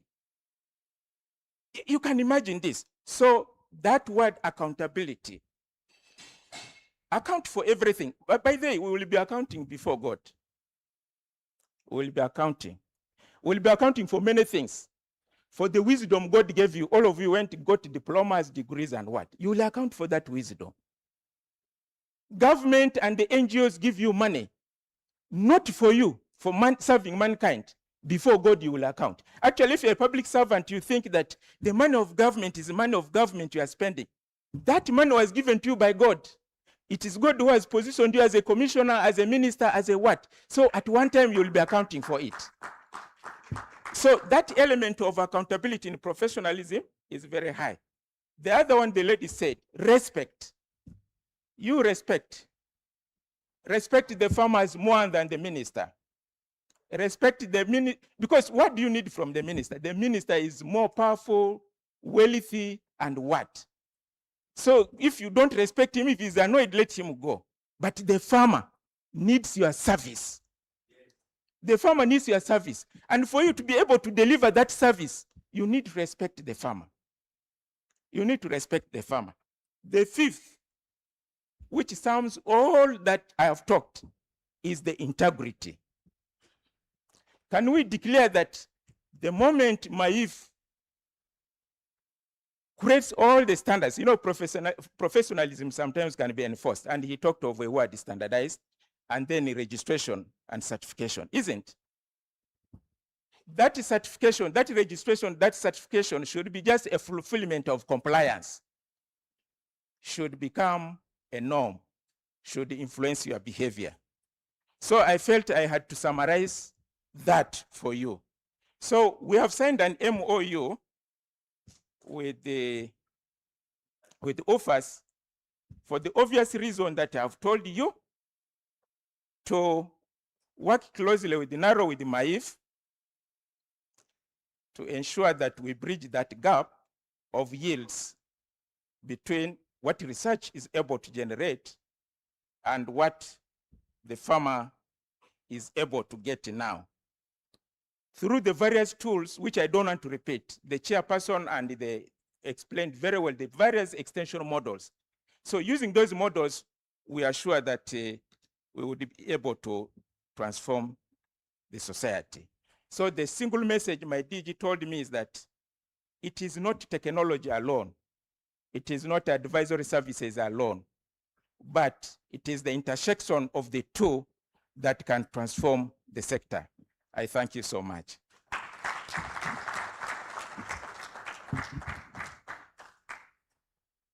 I'm going to sound like a song asking for even bigger applause.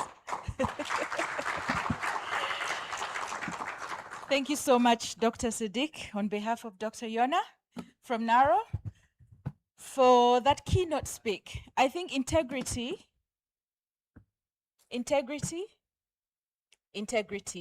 and I'll leave it at that. I think we've had quite a few speeches, a few, important information. I'd like to ask Joshua, maybe we do a little bit of standing up to shake off.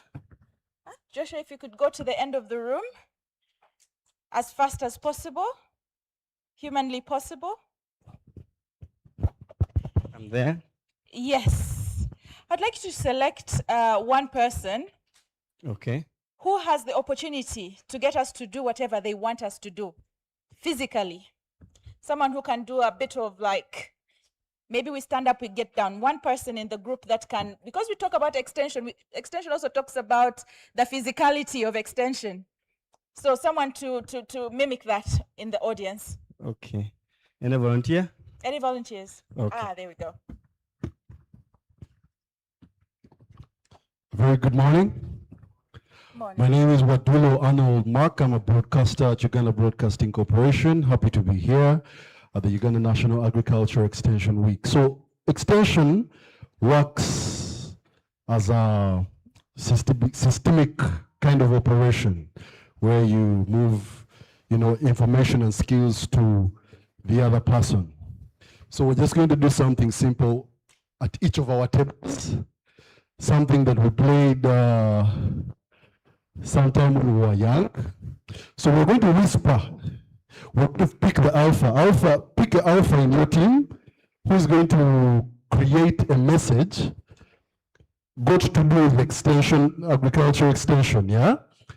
And perhaps maybe the message should be, what is the biggest gap in Uganda that you think the biggest gap that agricultural extension services face in Uganda that you think needs to be addressed. So that alpha is going to have that issue. You're going to choose that alpha, the person, the first person. So you're going to whisper that message to someone, that solution. Whisper it to someone, that person should whisper it to the other person, that person whispers it to the other person. So at the end of the round, I hope it's okay, at the end of the round, the last person should be able to tell the team on the table what that message was. I hope the time is good enough. What that message was. That goes to show that information flow is also important along the value chain. So, Thank you so much. I think to manage time, we'll use the rows. One table from each row. We'll do that so that we manage our time. And I'd like to say I'm from the time where we used to call you BCU TV. BCU. UTV.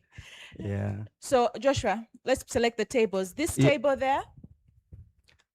Monica, actually the gap is really interesting and how to address it.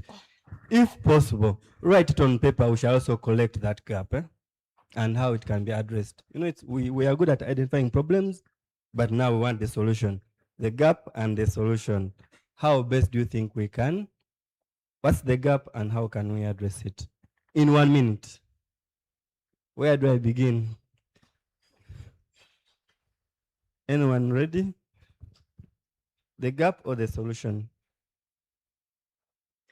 The extension workers already know the gap. Does somebody from Finca know the solution? Any seed company here? Oh, and in the meantime, does she have a presentation? She has a presentation.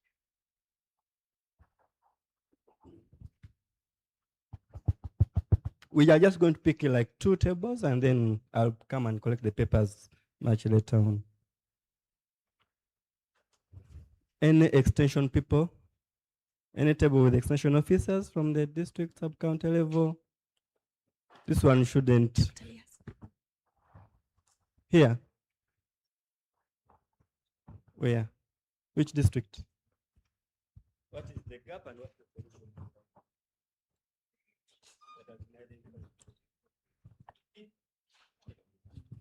This table is still thinking. Okay. Any table that is ready? Just 2 tables. What's the main gap? Like if you had to meet the commissioner, to meet the Minister of Finance that allocate budgets, and you are being asked, what can we do for your sub-county, for your district, so that we close the gap? Not of the farmer extension ratio, but the yield gap to ensure that productivity, climate resilience, and livelihoods are improved for our farmers. Any table that wants to go? All right. Looks like the tables are shy. The tables are shy. They are preferring to write here. Solution is to increase the extension worker in the community.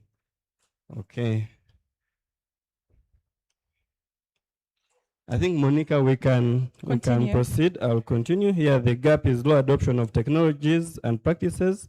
The solution is to address the extension to farmer ratio. All right. We will also collect those notes that you've written down so that we use them later. But the next segment of the remarks, we're going to have some remarks from our global and continental extension networks. I'd like to invite Dr. Lillian Lihasi, the Executive Director for AFAS, to give us some brief remarks.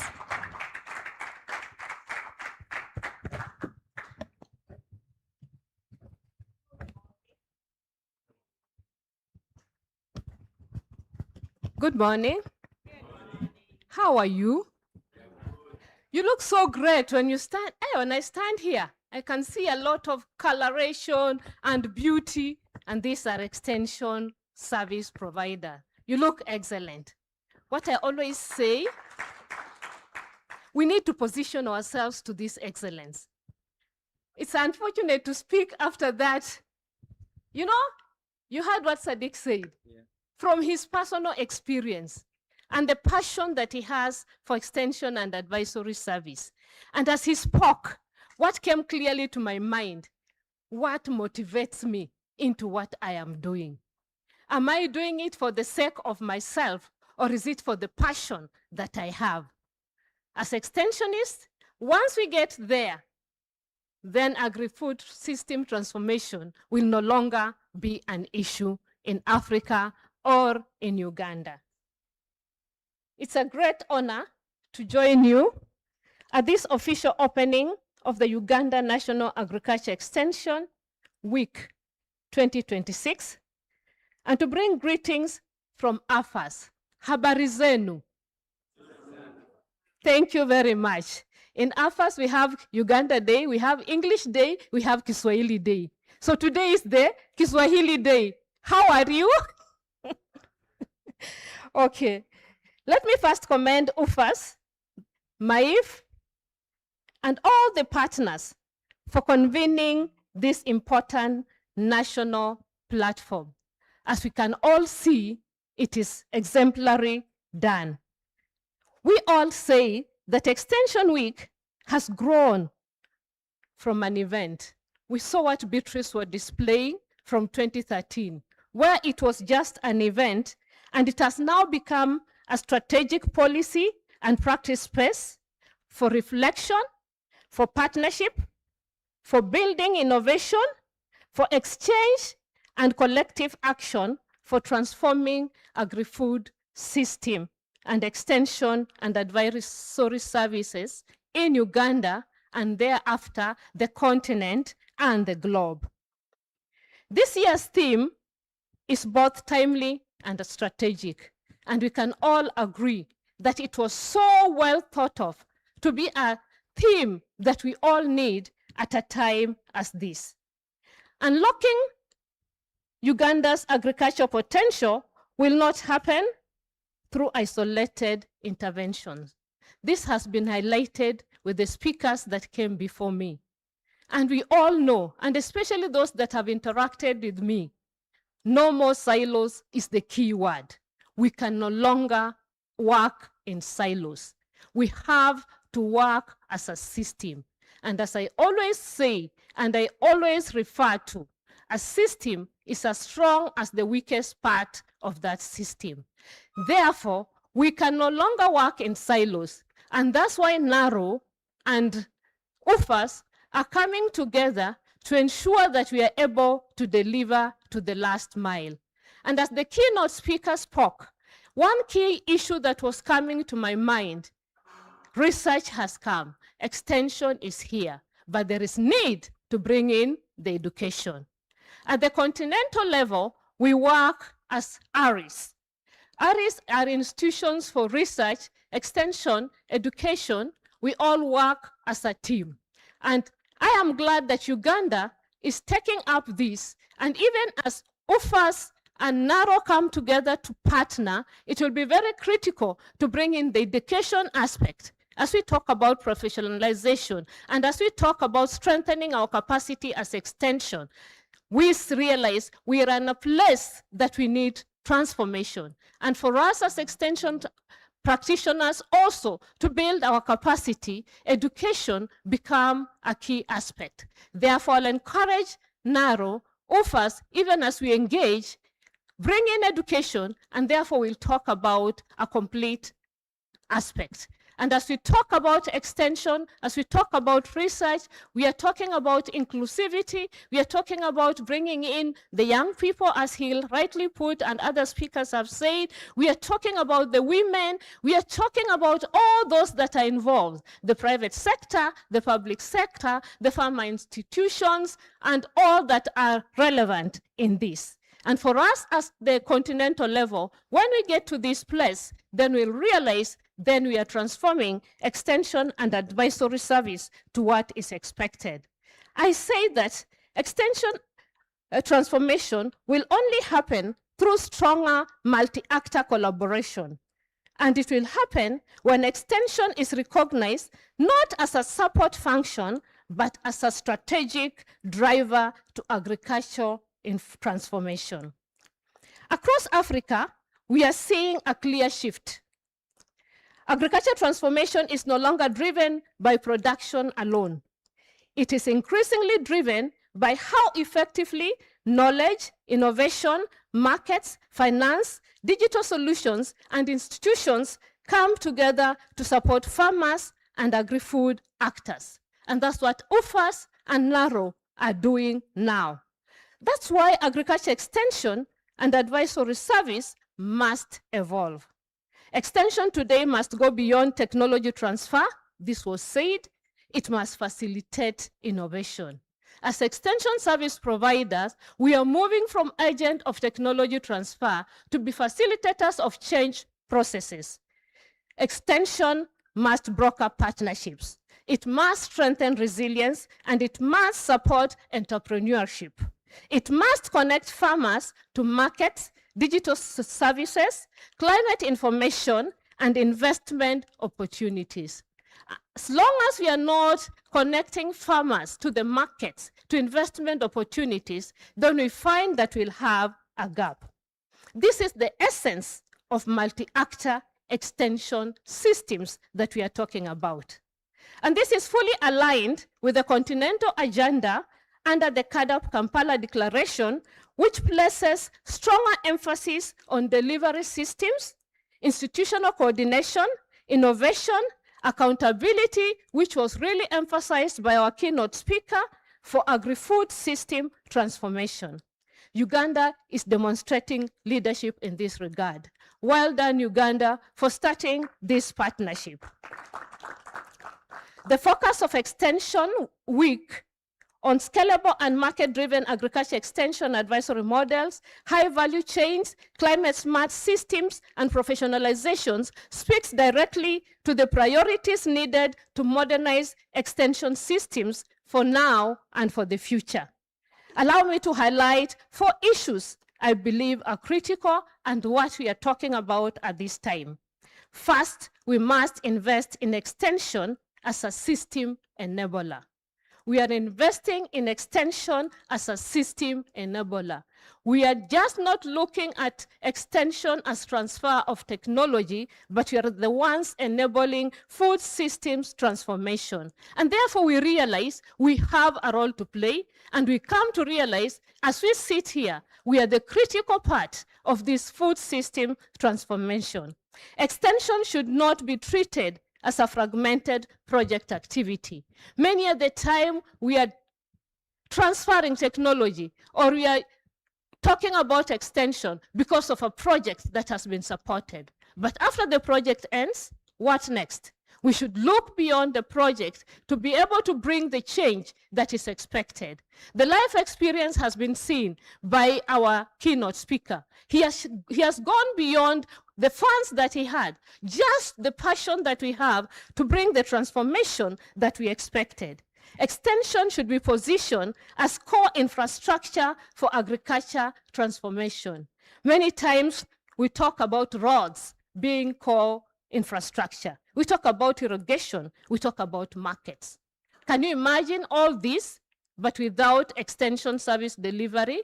Then we are not able to reach the last mile. We are not able to scale the technologies that are said to be on the shelf. Without strong last mile delivery system, innovations do not scale.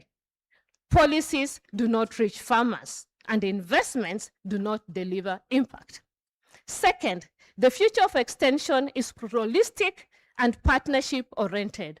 This has been overemphasized by the speakers that came before us. No single actor can deliver the completely requirement of agri-food system today. We need to work together. At the continental level, currently we are talking about the Coalition of Agriculture Extension and Advisory Service. This coalition was initiated by AFAS, AGRA, and One Acre Fund as key actors in the extension and advisory service landscape at the continental level. And we are now scaling down to invite other key extension service providers. And we are now going down to the national level. I am proud to say, among the countries that have been able to adopt the Coalition for Extension and Advisory Service is Uganda, who were able to host this last year in December. Kenya and Mali have also been able to follow suit. Therefore, public extension, private extension advisory service, farmer organization, and all the service providers need to work together to ensure we deliver, not as a silo, but we leverage each other's expertise and resources to enhance delivery to the last mile. The future lies in stronger coalition, stronger coordination mechanisms, as has been said, and stronger co-investment models. Which are those models that we can co-invest together to be able to sustainably deliver extension and advisory service? Third, we talk about digitization, and climate resilience must become mainstreamed in extension systems. We have talked about the extension farmer ratio. We cannot do it on our own. We can partner as human beings, but currently we can also leverage the digital tools. Our young people are very good. When you talk about engaging the youth in agriculture extension and advisory service, I know the young people are digital savvy and they are so fast moving. We say they're the microwave generation who wants things instantly. And therefore, leveraging on digital solutions and including the young people will ensure that we are able to adopt delivery models that can be able to scale and reach more than we are talking about. Their digital solutions are becoming central on how extension reaches scale, improves targeting, and respond increasingly to complex risks. Many times when you talk about digital advisory service, many of us as extension service provider think that we are losing our jobs. But I always say we are the center of this digital advisory service because we are the ones who own the knowledge, and we are able to be the people that can ensure we are providing knowledge to be disseminated to the last mile. Digital extension service must work simultaneously for smallholder farmers, youth, women, and other undeserved communities. What are those solutions that can be able to reach smallholder farmers? Last week, you were sharing about how UFAS, through another project, have been able to reach farmers through digital solutions.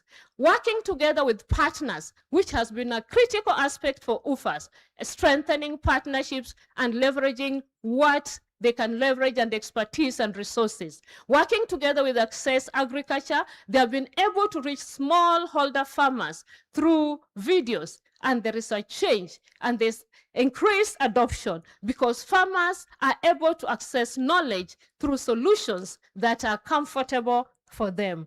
Fourth, we have talked about professionalization. I will not labor much on this because much has been said. But what I'm trying to say, we must encourage each other to ensure that we are able to deliver as expected. My board member talked about much about professionalization, Dr. Patience. Sadiq has talked more about it, and more of it, accountability, integrity, which we always overlook, reliability, respect for one another, that will be able to drive us to where we expect. As AFAS, we believe extension must move from being the last mile to being recognized as the first mile of agriculture transformation. It is the foundational driver that shapes and enables transformation from the very beginning. And therefore, we will refer to it as the first mile. Without the foundation, the house will not stand. And extension is the foundation. Let us all realize that we are the foundation. And once we realize we are the foundation, we will be reliable. We'll strive to be accountable. We'll strive to respect the farmer and respect our bosses. We will strive to ensure that we are delivering as it is expected. Because where extension works, innovation reaches farmers. Where extension works, markets function better. Where extension works, resilience improves. Where extension works, agriculture transformation becomes possible. So why can't we make extension work? We must ensure that extension is working. This is why AFAS remains committed to working with UFAS, MAIF, and all the other partners to advance stronger national agriculture extension and advisory service reforms, professionalization of extension workforce, digital and innovation is enabled, and to ensure that multi-actor platforms for coordinated service delivery are strengthened. There will be greater investment in resilient and market-oriented last-mile delivery. This Extension Week provides an opportunity not only to discuss these issues, but to generate actionable commitments, just as was said by our initial speaker, Beatrice. It is my hope that by the end of this week, we will have had stronger partnerships. We will develop practical recommendations for policy and investment, and also clear pathways for scaling innovation and a stronger communique that advances Uganda's national extension agenda and contributes to continental agriculture extension transformation is developed. Therefore, Uganda has immense agricultural potential, and we are all aware, and we all speak about it. Potential is unlocked through systems that work. Potential is unlocked through partnerships that deliver. Potential is unlocked through institutions that innovate. And potential is unlocked when extension is empowered to play its strategic role. And that's why we are here. And therefore, this week matters to each of us. And we are looking forward to bringing a change that Uganda desires by the end of this week. Thank you very much. Wow. Thank you very much, Dr. Lian Hasi, for those wonderful remarks. Why doesn't extension work? Why is extension not working in Uganda? Yeah. And how can we go about realizing this potential? Yeah. I think we are all in agreement that there are certain things that have not been, are not done the way they should be. We need to improve on our coordination. We need to improve on, multi-stakeholder partnerships across sectors. We need to improve on our morals as well. Yeah. We need to improve on our accountability mechanisms. We need to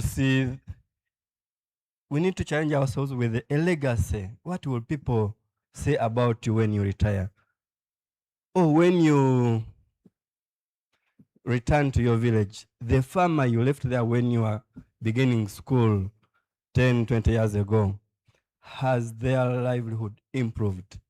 Are they still in the grass-thatched house, or they are now in a Mabat house? Can your village see the impact of your education? Yeah. You should not retire to the same miserable farmers that were there, when you are going to school. So it's a challenge to all of us, and we all acknowledge that we cannot do it alone. No one institution, no one individual, no one sector can really achieve or bring about the transformation that our country desires. That's why our good government is now moving towards a program approach, and we are currently implementing the agro-industrialization agenda, where we try to see different sectors and different actors really working together. Without saying more words, allow me to invite our next speaker, the Executive Secretary of GFRAS, Dr. Carl Eric Lanson. Please come and make some remarks. Thank you.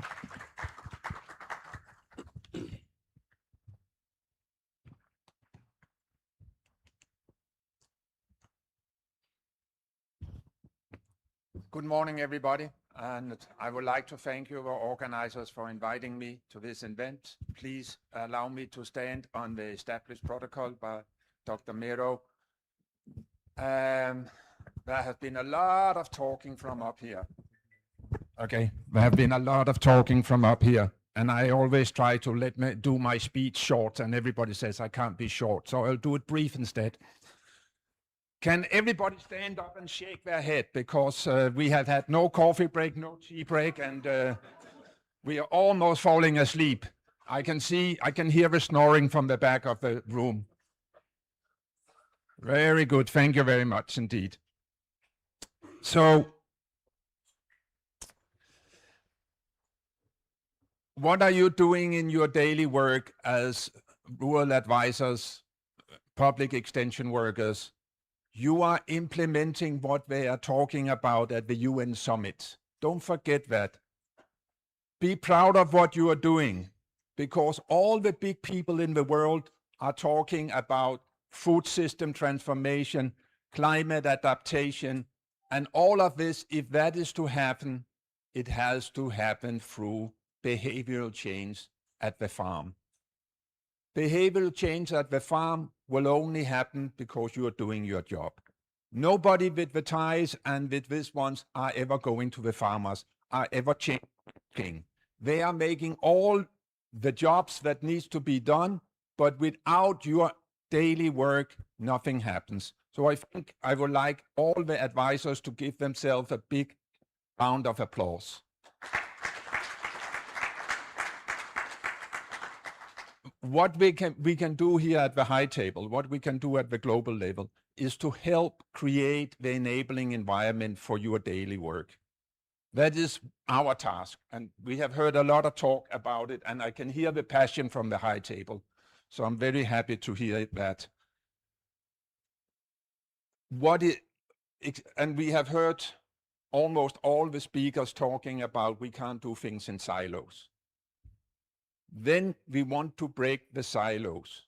We need to ask ourselves, why are people working in silos?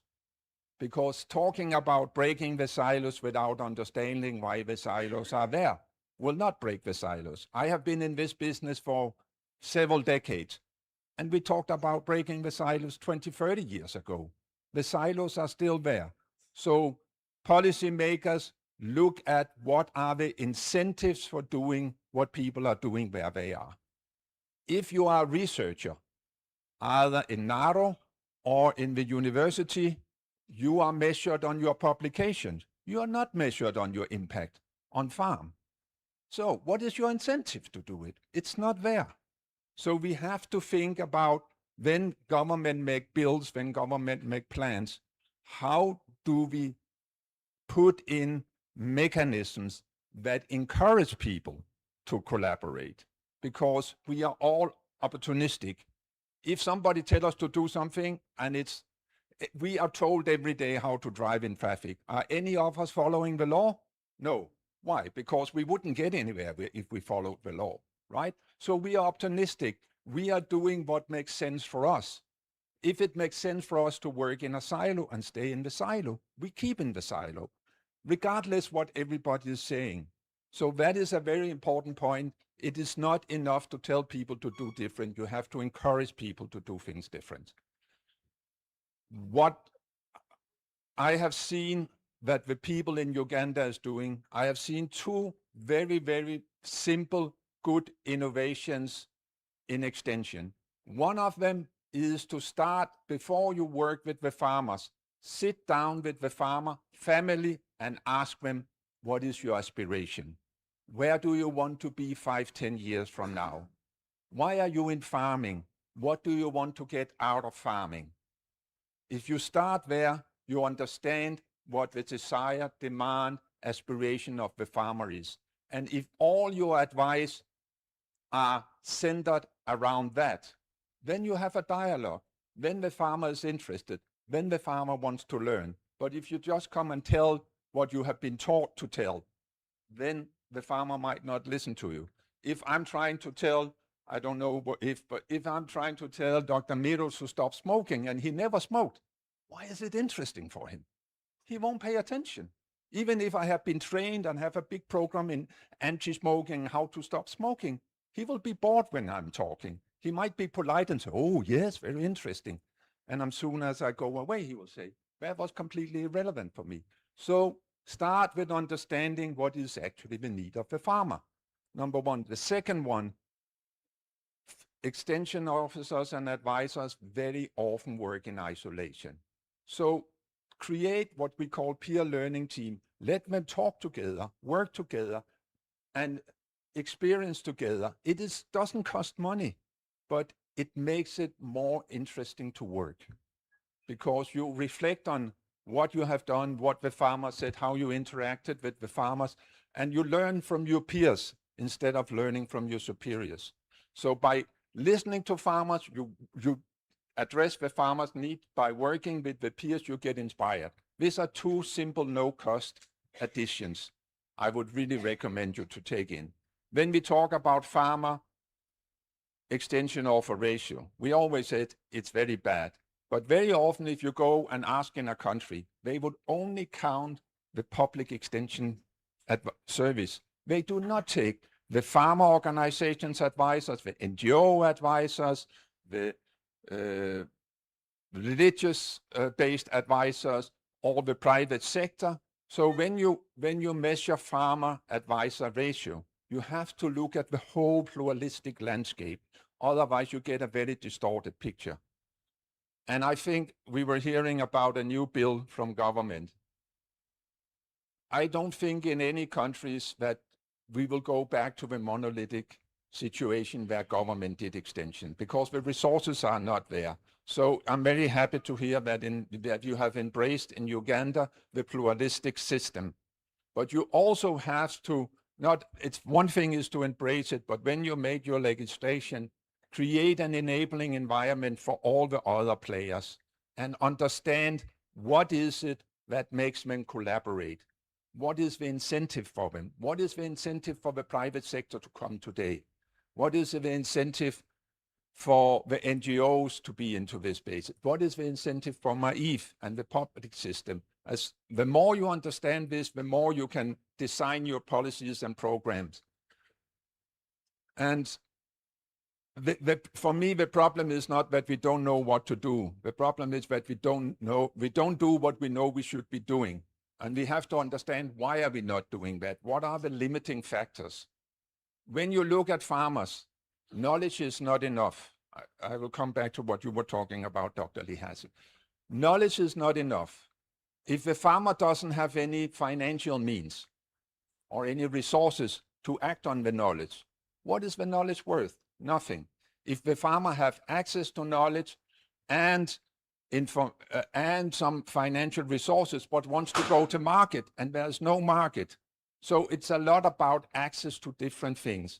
And I think, again, coming back to the digital tools, one of the things that we have seen that digital tools can do is that they can bundle all these things. So when you come as an extension worker with your phone and with your app of a digital tool, you can reach finance, you can reach market access, you can reach weather reports, you can reach input suppliers. So you become a one-stop shop that somebody was talking about as an extension worker by having this mobile tool. And also what we have seen globally in digitalization of extension, this is not, the public sector is not the best ones to do this, sorry to say. I mean, we have seen in country that they put up a help phone. When does the help phone work? 8 to 4 every day, not in weekends. When do farmers have problem? 24/7. So therefore, what we see is that in the initial phase of establishing it, the public sector is important, but when you come to commercialize and running it, it has to be the private sector who takes the lead. So you should go into public-private partnerships when you do digitalization, and each of the players has a distinct role in that partnership. We need to go to the global level and say extension works. What we miss is resource allocation. We can't do, they keep talking about impact at scale. There will be no impact at scale without the advisory service. And there will be no impact at scale if the advisory service, together with all the other stakeholders in what we call agricultural knowledge and innovation system, doesn't break down the silos. But people inside the silos can't break them alone. They need to work with government and finding incentive systems that actually fosters collaboration. Then we can move forward. I think that is my words for today. Thank you very much indeed.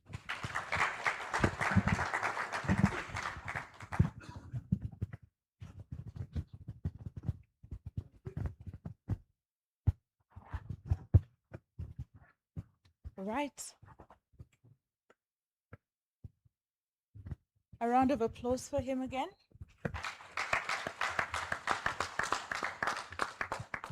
I would like to invite Dr. Miro. But before that, you know, these chairs look comfortable, eh? Chairs look really comfortable. Maybe the presenters could come and maybe, you know, sit here. All right, it's okay. I'd like to invite our guest of honor, to invite you, Dr. Miro, to come and invite our guest of honor.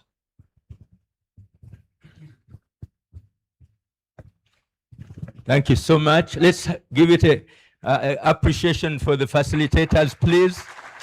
And before I invite someone to invite the guest of honor, sincere apologies. Coffee is up there, tea is up there, but somehow we thought you'd have it before we start. So please bear with us. If you're really fainting, walk slowly up there, pick a cup of coffee or tea. But otherwise, let's stay together just briefly. It's now my honor to invite someone to invite our guest of honor. Please, Dr. Patience, you're the most senior here. Come and invite our guest of honor to come and address us. Can we all stand, please, as we receive our guest of honor? Thank you again. Thank you very much. Mine is a very simple obligation, and it is my honor and pleasure to invite Dr. Henry Nakaleto Polot, the Commissioner for Agriculture Extension and Skills Management, who is representing the Minister of Agriculture, Animal Industry and Fisheries, to come and deliver his address. Dr. Nakaleto, you're welcome.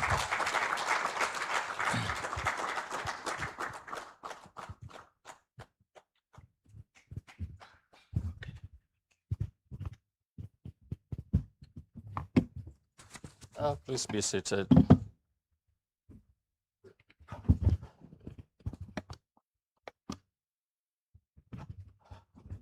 Learning never stops. And today I'm learning to be a minister.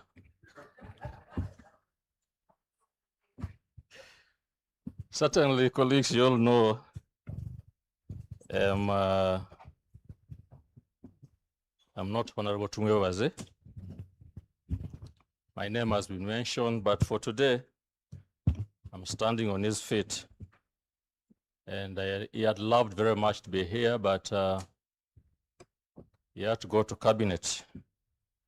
Today, we're having a paper in cabinet on establishing the Food and Agricultural Regulatory Authority. So the minister has to be there today to present that, so he couldn't be here. And together with the permanent secretary. So today I have to speak like the minister.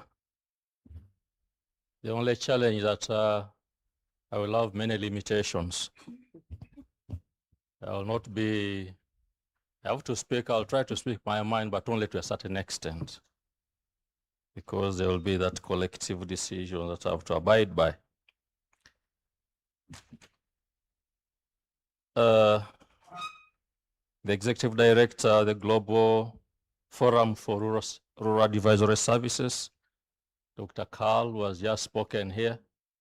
You tried to make our speeches shorter, but unfortunately we're again reverting to our long ones. The DG NARO, represented by Dr. Kasim, the Executive Director of the AFAS, the leadership of UFAS, development partners here present, the ministry senior staff, and the district production officers present, all the extension professionals here present, representatives of farm organizations, private sector and academia, as well as civil society, the media, the youth and women innovators, all you participants, ladies and gentlemen, good morning. It is a great pleasure for me to join you this morning to officially open the Uganda National Agriculture Extension Week 2026 on behalf of the Minister of Agriculture, Animal Industry and Fisheries. I wish to thank the Uganda Forum for Agriculture Advisory Services for organizing and convening this important national forum, and for the continued leadership in professionalizing, coordinating, and giving a voice to Uganda's extension and advisory services community. Before I even continue, I would like to request my colleagues from the public sector, ministry, NARO, the districts, please stand up for recognition.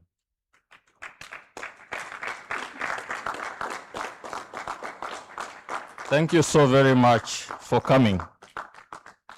And those ladies and gentlemen certainly do a great job. Just like you heard DG Naro speak here. People do a great job, but oftentimes due to certain limitations, they are hardly appreciated.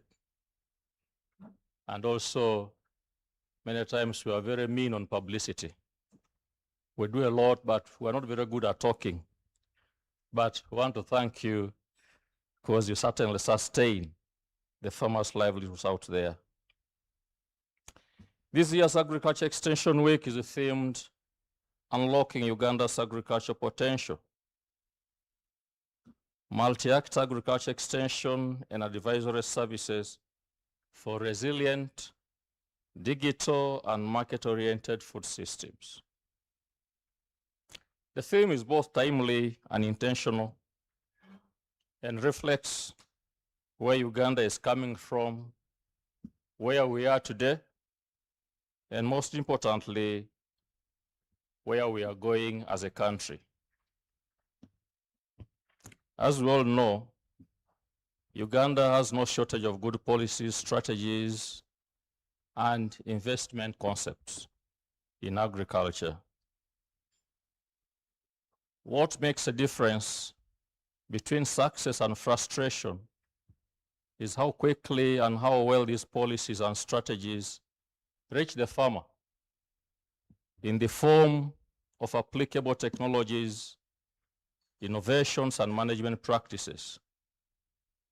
And as we earlier heard, the bridge between policy, science, markets, and farmers is called extension and advisory services.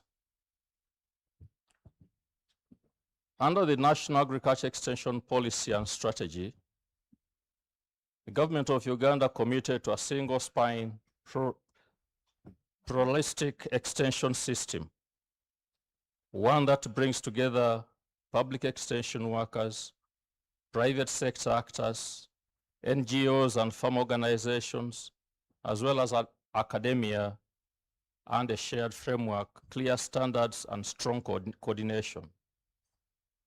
This was not accidental.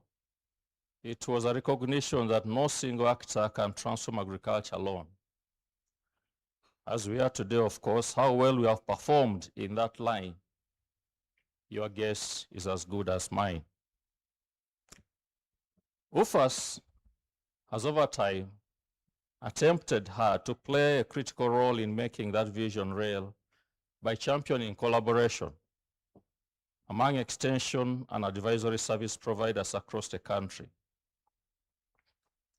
As we should be aware, Uganda's development ambition, as articulated in Vision 2040 and the successive national development plans, is clear. We must move our agriculture from peasantry to commercial status and making it market-oriented with a competitive agro-industry. But again, agro-industrialization does not begin in factories or hotels or lecture theaters. It begins in fields, homesteads, fisheries landing sites, and grazing areas.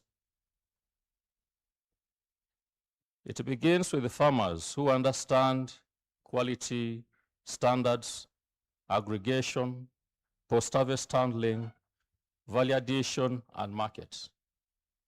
And with a clear understanding that the market needs three things: quantity, quality, and consistency. Then agriculture becomes a business. For that reason, extension today must go beyond telling farmers how to produce more. It must support them to produce for markets, for processors, for exporters, and for resilience. Extension workers link farmers to inputs, finance, insurance, processors, cooperatives, as well as digital platforms. Friends, climate change is no longer an abstract conversation. Farmers are experiencing it every season. The National Adaptation Plan for Agriculture sector is equally clear that Uganda's resilience depends on knowledge reaching farmers quickly, accurately, and consistently. Extension workers are therefore our frontline climate adaptation agents, supporting climate-smart agriculture, early warning systems, sustainable land and water management, and risk reduction. It's been said earlier, when extension is weak, farmers gamble. When extension is strong, farmers plan. And we certainly have to take this very seriously. I was seeing a clip on YouTube yesterday, somebody saying, the problem today, very many people are doing agriculture successfully on social media. Everybody is TikToking, how they are making a lot of money, how people can get a lot of milk on social media. But he said, come on the ground, and you will not find that person who is talking on the ground.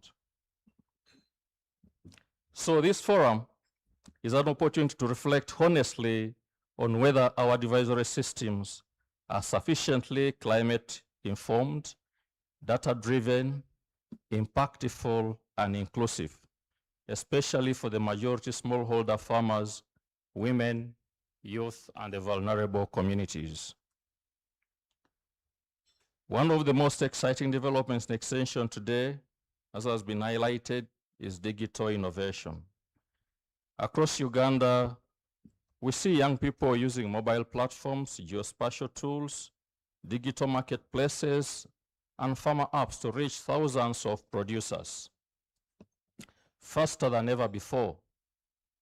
Certainly as government, we do not see digital extension as a replacement for human interaction, but as a powerful complement. I always give some comparison between some two countries, Uganda and Ethiopia. As Carl said, true, we may not have enough money to get all the people we want like it was before. We're told Ethiopia and Uganda, some IMF studies show that yes, there is a challenge with extension. And the problem is that there are not enough staff to teach the farmers. And they had two recommendations that, you need now to use private extension workers and digital tools. and Uganda took that advice. Ethiopia took their own recommendation. If it's an issue of people, let's recruit people and deploy them. And today, we are all going to benchmark how Ethiopia's agriculture is doing well.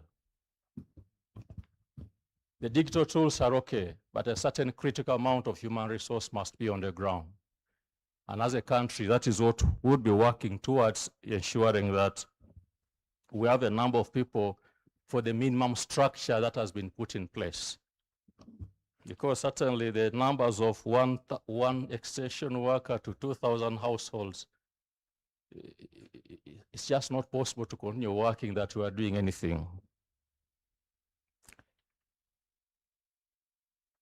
Allow me to be very clear.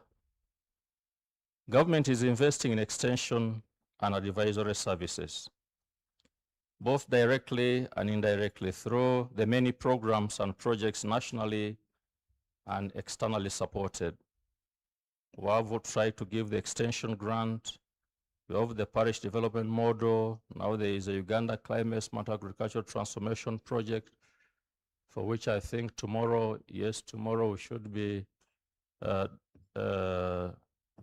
giving 69 districts vehicles and motorcycles to do project work that's trying to support extension workers. We have the National Oil Seeds Project, the National Palm Oil Project, the many mechanization, water for agriculture, production investments, among others, as public investments. However, as said already, financing alone is not enough.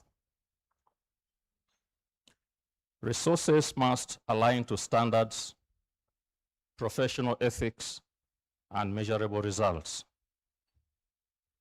And I know here we've talked about the kind of results we want, but as a country, we all know there's a strategic direction ingrained in our National Development Plan 4 now, wherein we have the agro-industrialization program. And in that program, there are only seven high-level results that we're expected to achieve in the 5 years of this plan. There are only 7. And if you may allow, I know all of us, I surely suppose all of us should be having that document. The Ugandan people, Ugandan-based people here should be having the NDP4. And those 7 high-level program results are: 1, just to read verbatim, increased agriculture sector growth rate from 5.14% in financial year 23-24 to 8%. Increased export value of priority commodities and their processed products from United States dollars 2.5 million in the same base year to USD 4.8 million. Reduced import value of agro-based products from USD 1,096 million in financial year 23-24 to USD 600 million. Increased yield of priority agricultural commodities by 50%. At least 60,000 jobs created by agro-processing industries or factories annually. Increased the food and nutrition security from 71% to 85%. Increased the share of agricultural financing to total financing from 11.3% to 15%. Just those 7 is what the country expects to achieve. And therefore, as we are measuring the results of whatever we do with our projects, programs, at the end of every year, how much are we contributing to achievement of the national objectives? It is very key. And it is really what I expected of us, that every time we surely meet here, we should be weighing ourselves against those indicators. And I hope next year it will be so. Over the coming days, you will engage in policy dialogues, technical sessions, exhibitions, field-tested innovations, youth and agribusiness discussions, and reflection on digital and climate-smart extension approaches. I do expect this week to produce practical recommendations, therefore, not only for government. Many times when we gather, we want to make recommendations for government. And when we say extension is weak, everybody is saying, what is government doing? But when we gather here, we're all saying we are doing extension. So we not only make recommendations for government, but for all actors in extension that we surely say we are to implement. By the end of this week, we should be clear on how to strengthen coordination in truly a pluralistic system, how to professionalize and support extension workers. Keep in mind, colleagues, many of us are not extension workers, but rather managers. And we are administrators, we are coordinators, we are supporters of extension work. The extension workers are really those people down in the field who are interacting with the farmer, whom we want to see they are supported to deliver their work.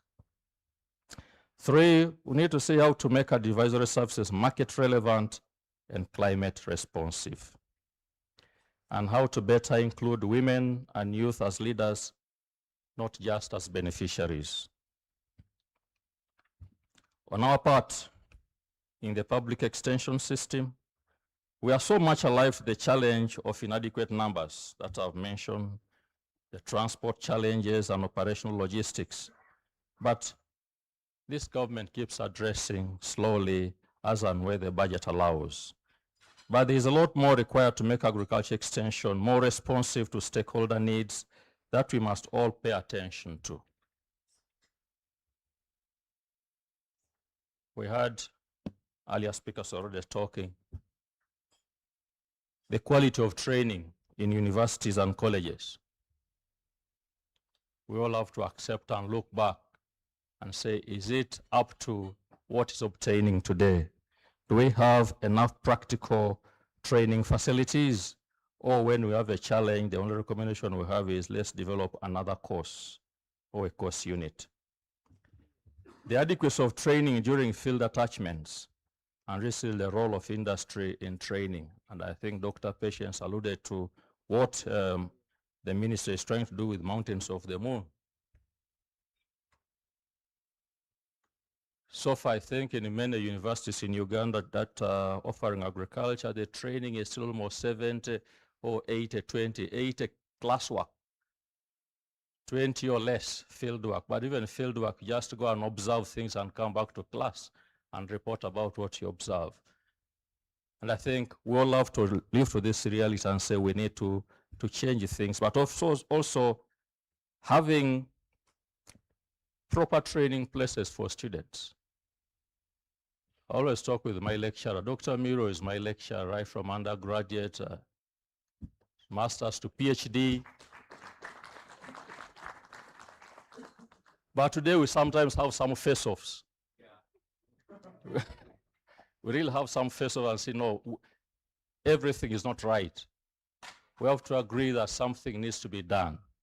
And it is a healthy interaction. But many times, students are set out to go for attachment. All we do is give them letters to whom it may concern. And they go, they are to find where to train from. Surely, the skills acquired from to whom it may concern, are they going to be useful? So we need to see that, and the private sector, the industry comes on board to be participants in building skills for the agro-industry. The issue of reskilling and refresher training with opportunities for people in service. Imagine a person who has come out of university not well prepared, and he also goes and is deployed, given no additional training. Really, are we going to judge them rightly for if we say they're not working well? Again, it is all our responsibility to ensure these people get further exposure. Science evolves, so there should be reskilling, retraining for them to keep up the competence with the market or with the needs of the agriculture sector.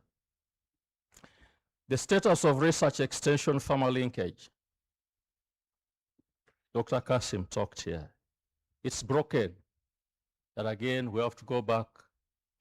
We have to all accept to rebuild it, because otherwise research is doing a lot, but it's not moving to the farmer, because the wheels that are extension are worn out. And if they move so slowly.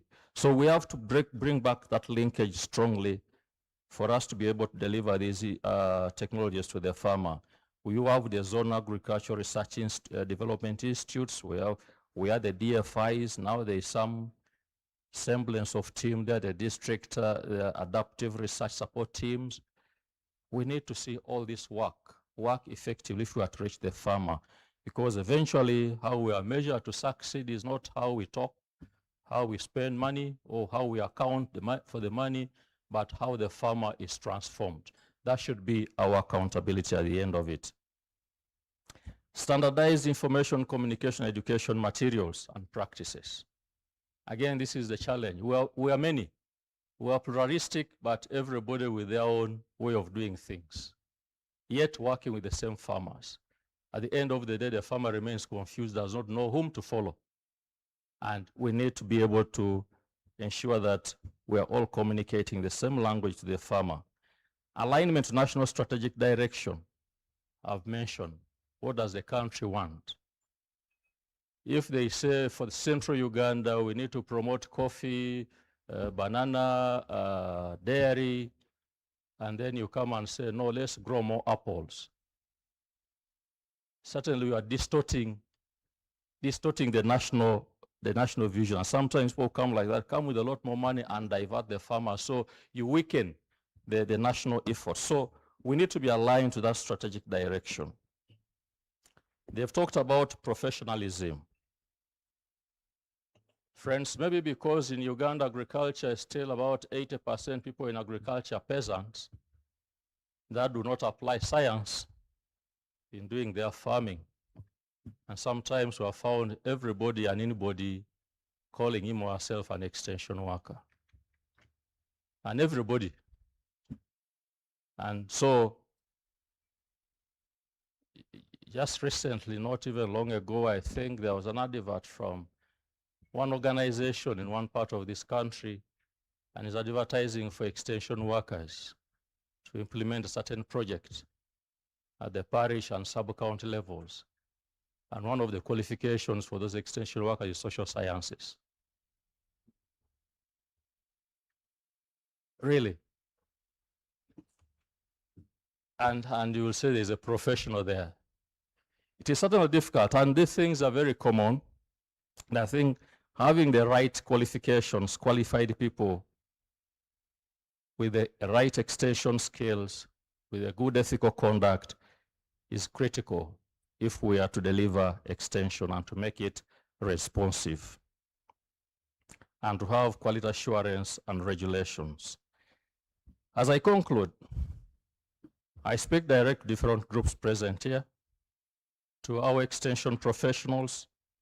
You are aware you are the backbone of agricultural transformation. Please continue to learn. It is also in agricultural profession where we forget to read the moment we finish university. And when we read different things. We now want to read political science, we want to read public administration, we forget the agriculture. At the end of the day, some other people are speaking about agriculture in a better way than we, the professionals. Please continue to learn, collaborate, and uphold professional standards. To the local governments, extension is not an add-on, it is central to parish, district, and regional development. Yes, we are few. Yes, you are few. Now I stand up as a minister. But you see that I'm so deep into extension that I forget. Yes, you're few. The facilitation may be low, but let's show results from that little. So we make a stronger argument for more. To UFAS and all extension actors here present, We just have to keep in mind the voices in the public are very loud for all of us to hear.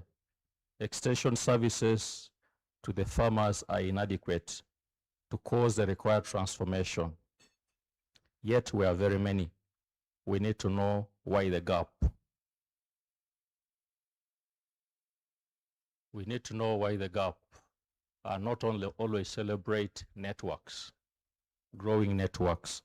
We should be seeing the impact on the ground, seen by what people are producing and how their livelihoods are changing. Development partners and the private sector invest beyond projects, but sustainable systems. And of course, whether private extension or public extension, which way, again, I want us to remind ourselves that for the case of Uganda, where majority farmers, largely smallholder and peasant, we still need a public service extension. It's still very critical. Just like we have UPE in education, USE, you have the primary health care, we still need this extension to be effective to transform these poor people to the extent that they can now pay for extension services with the time. And to our farmers, women and youth, this transformation must ultimately serve you, your livelihoods, your dignity, and your future. What we are calling for is social transformation. And again, the private sector, sometimes people mix that civil society is private sector or NGOs are private sector. I don't agree. We are all called civil servants. We are all working for a salary. The private sector, people who are working to make money, to make profit and pay taxes. So the people who can think in the private sector, in agriculture, people who are producing inputs, the farmers themselves, who are commercialized, the commercial farmers, and those are the private sector. But the commercial farmers, I surely say, let's also move into employing professionals. It is very common to see the commercial farmers for livestock employing herdsmen instead of employing animal husbandry or livestock professionals. And for the crop farmers employing gardeners instead of some agriculture officer or assistant agriculture officer. Those are now the private extension. Those people employed in private farms are the private extension. Let's employ them, professionals, because agriculture is a science. In light of all the above, the ministry is still in pursuit of an effective extension strategy. In addition, as mentioned earlier, we need to push to institute an agriculture extension law or regulation. We need a system that works for the farmer, not for implementers, state or non-state. It is long overdue, but sooner than later, you'll all be invited to participate in this critical process. And hopefully within this year, we should be convening again to give our input into this review process, to develop a new strategy and putting in place a bill, a National Agriculture Extension Bill, so that we have a streamlined and regulated working space with the clear roles and responsibilities for all parties. Ladies and gentlemen, with those very many words, I thank you for listening, and I take the honor as a minister to declare the Uganda National Agriculture Extension Week 2026 officially open. Thank you very much.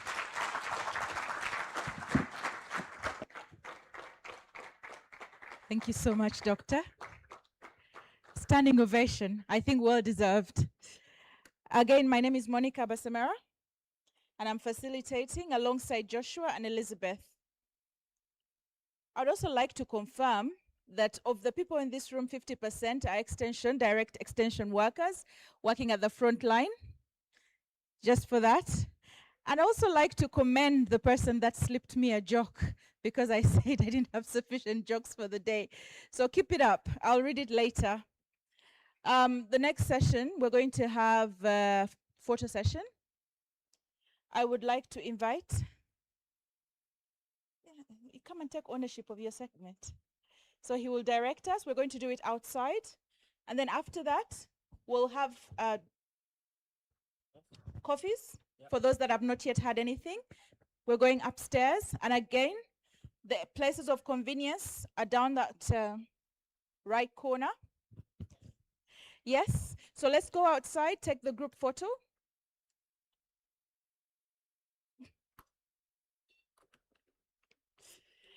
And as you go, I would like to read, because I know you can talk and listen at the same time. This is apparently a joke from an agroecologist. While all other creatures strive to feed on organic and health food, it is only the humans who first poison their food through spraying it, are comfortable eating it even when cautioned by medical experts. So keep those jokes coming, just slip them at that table.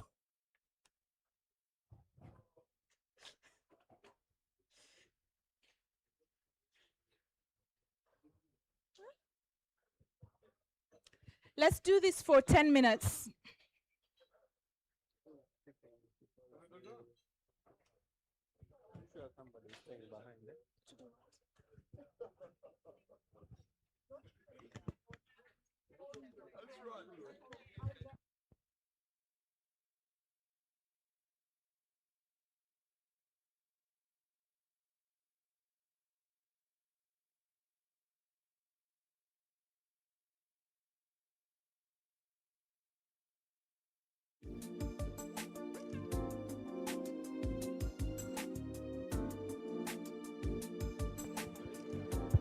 So we'll have everyone out. Oh my, everyone has gone for tea. We're going to have tea.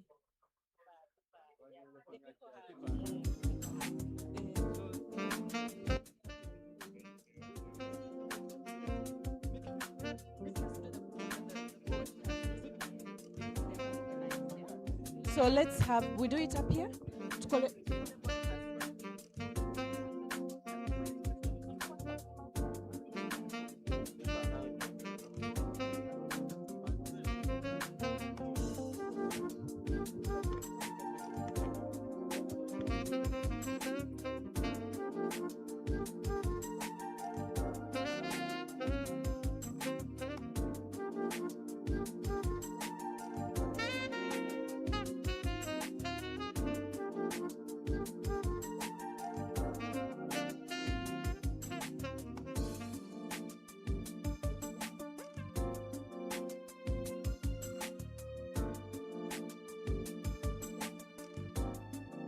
Board members, UFAS, chief guest,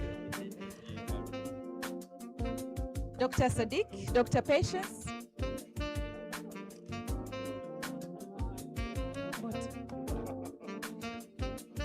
We're going to have the picture at the podium yeah, let's have it here now, yeah. The group one.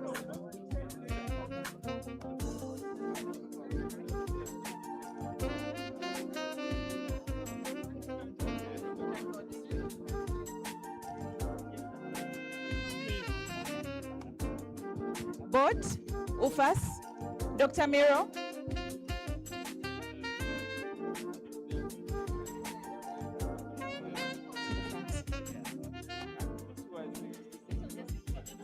Yes. I wanted you guys to sit, but everything is happening in such a yes. How are you? Nice to see you again. Dr. Sadiq, this way. We're going to take the paper this way now, yes. Since we have a smaller number, the bigger section is up there, so we can take the votes for now. I believe the way. Old people. Yes. We want to go there. We're excited to meet each other. Where are we?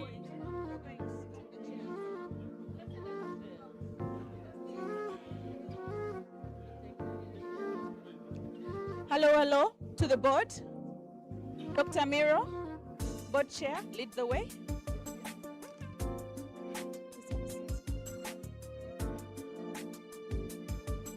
Dr. Beatrice. Dr. Beatrice, you want to have it down? You sure?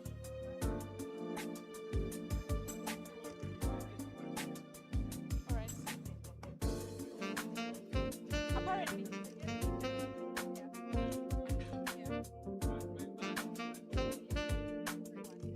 Honorable Minister, over there, photographer is there. So it doesn't make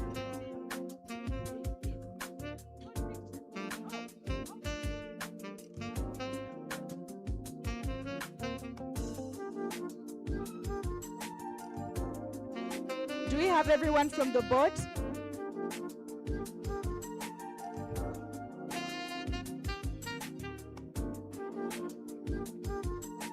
Beatrice, is everyone supposed to be here?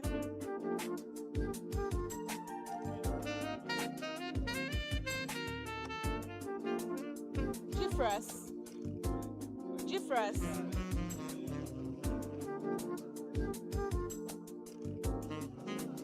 Beatrice, everyone supposed to be here. You hold the board here. I can go.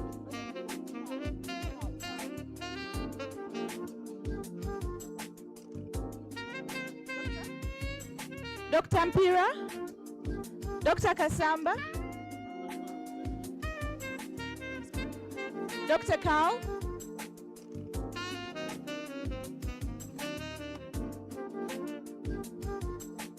where's Dr. Irene? Dr. Irene? She's out? Outside or out?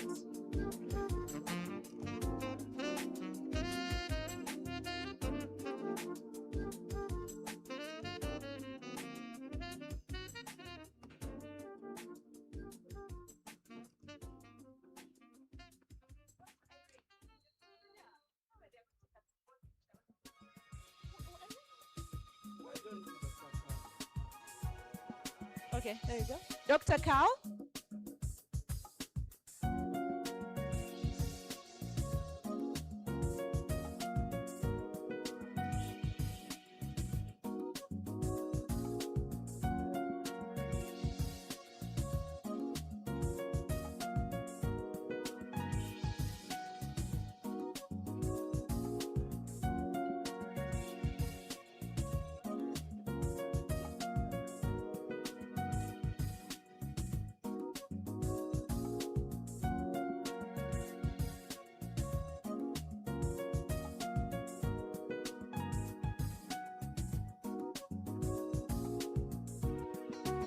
Dr. Carl?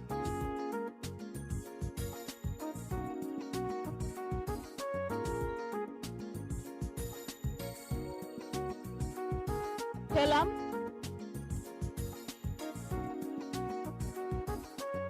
Rosamita?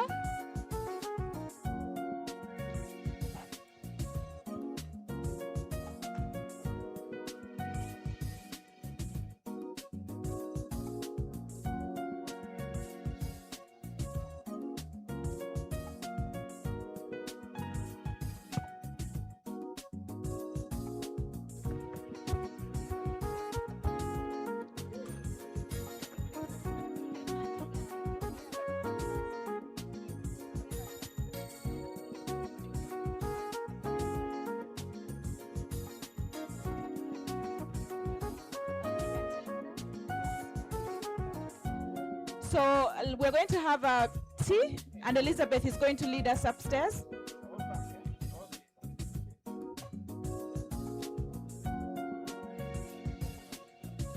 Ah, yes.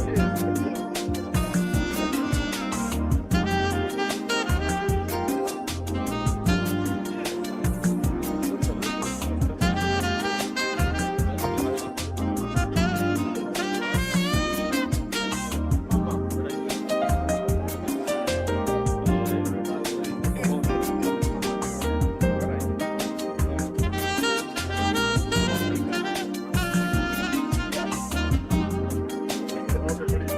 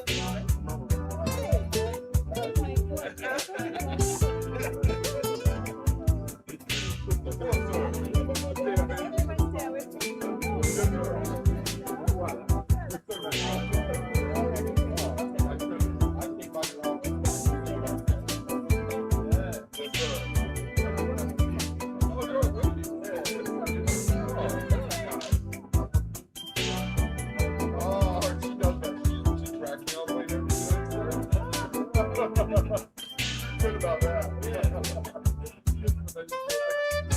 So,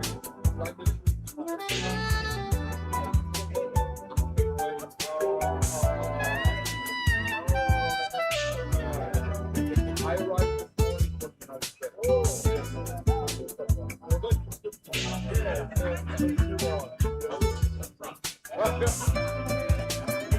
no, we're not doing politics this time. All the in trouble. I don't do that. Oh, it's so good to meet you. Is there a recording? Okay, good.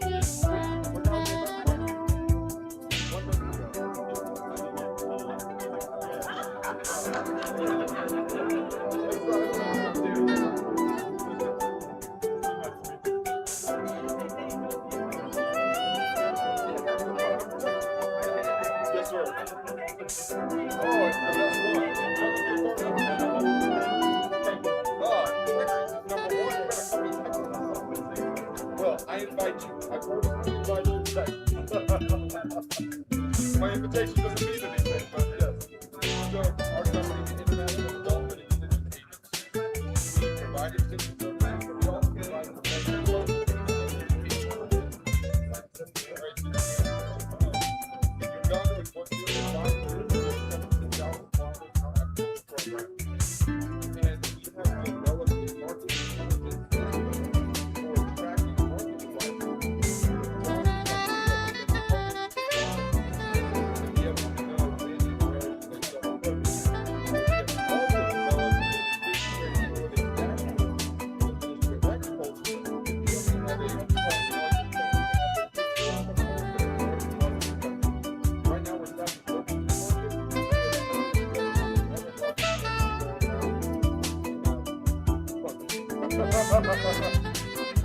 But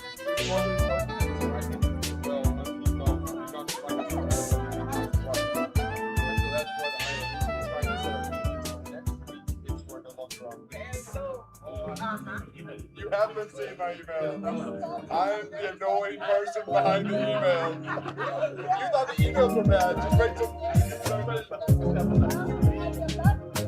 Oh, did I not address it to you personally? Well, you know what? I'm going to blame my assistant for that. Wait, that's just me. Look, forgive me for not accepting you. Yes. So I've been looking to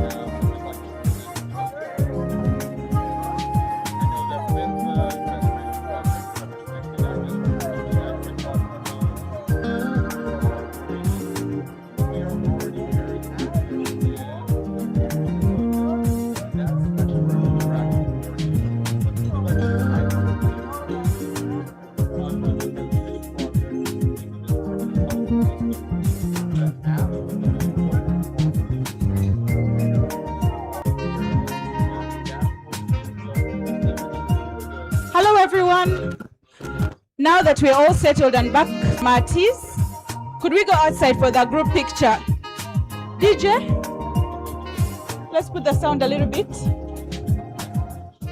At the top, you're invited outside for the group picture.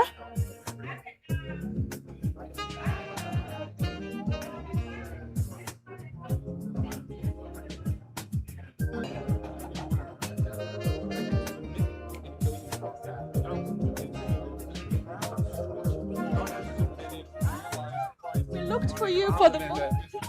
Give it us, right? Don't miss out on the question. Yes.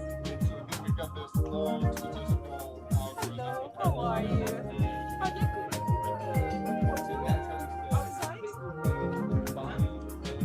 outside? Yes. Colleagues at the top. Colleagues at the top. I can also come there.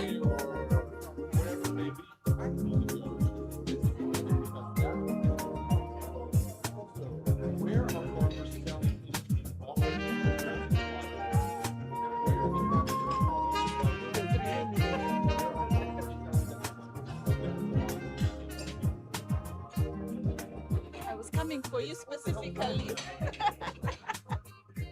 Thank you. We're happy. Yes.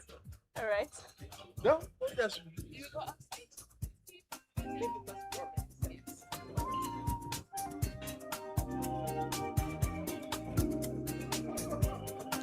Dr. Patience. Dr. Patience. Group picture. Yes.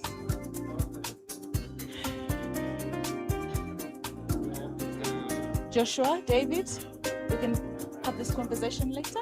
We're having a group picture that we can do later. Yes, sir. Yes, sir. I'm sorry. Absolutely. Please. Yes, sir. Are you Uganda? I would. India. That's the one I gave the father of mine.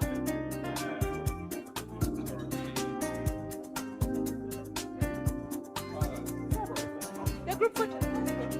Yeah, yes. Rosamita.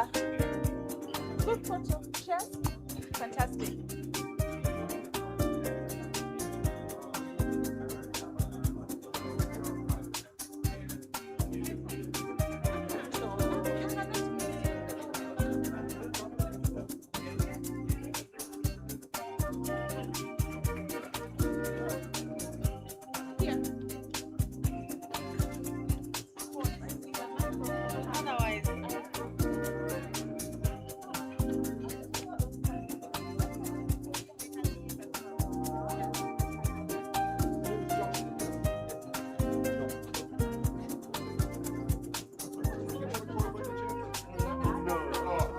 Should I have a coach? How many?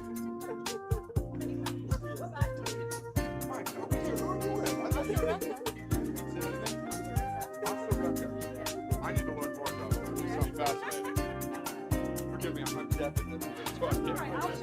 Thank you.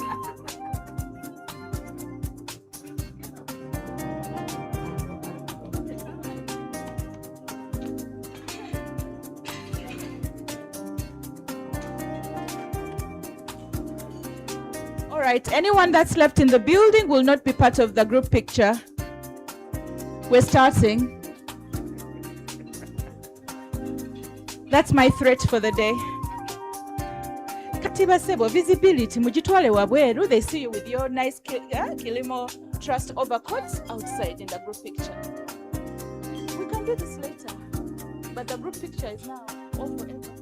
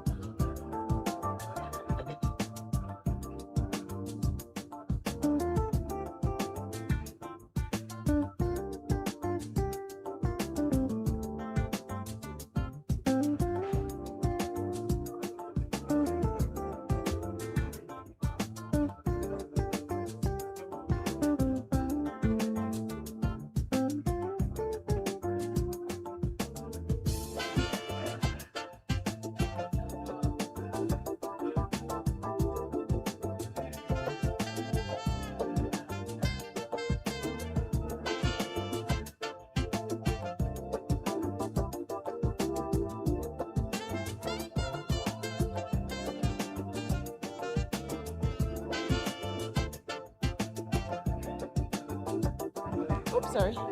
Hello, everyone. Welcome back. Let's take our seats.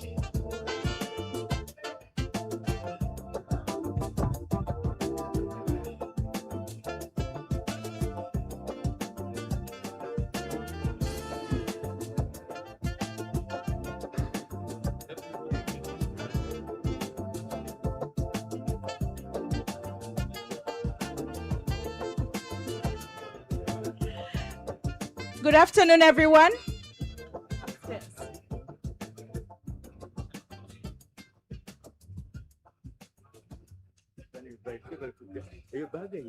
Elizabeth?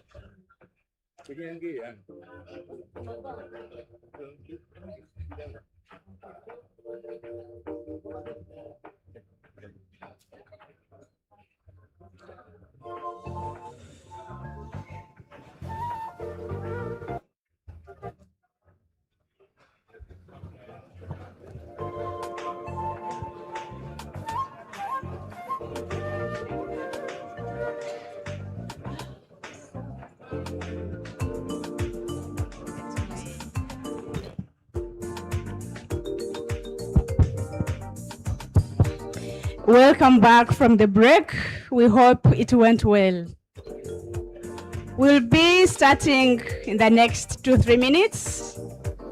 Kindly find your seat so that we get started. Thank you.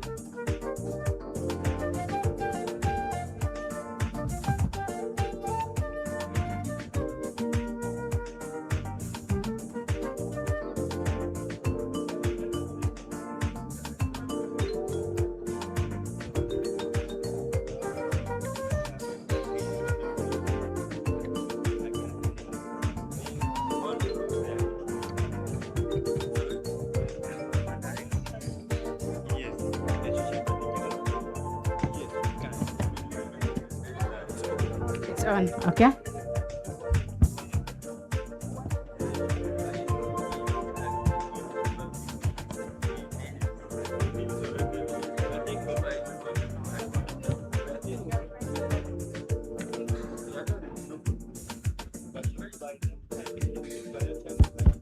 Ladies and gentlemen, our dear participants, thank you once again for creating the time to participate in this very important event. The session we're going to now is that of the goodwill messages. And at this point in time, I wish to invite the representatives of GIZ Uganda and World Vision to come and please take the seats.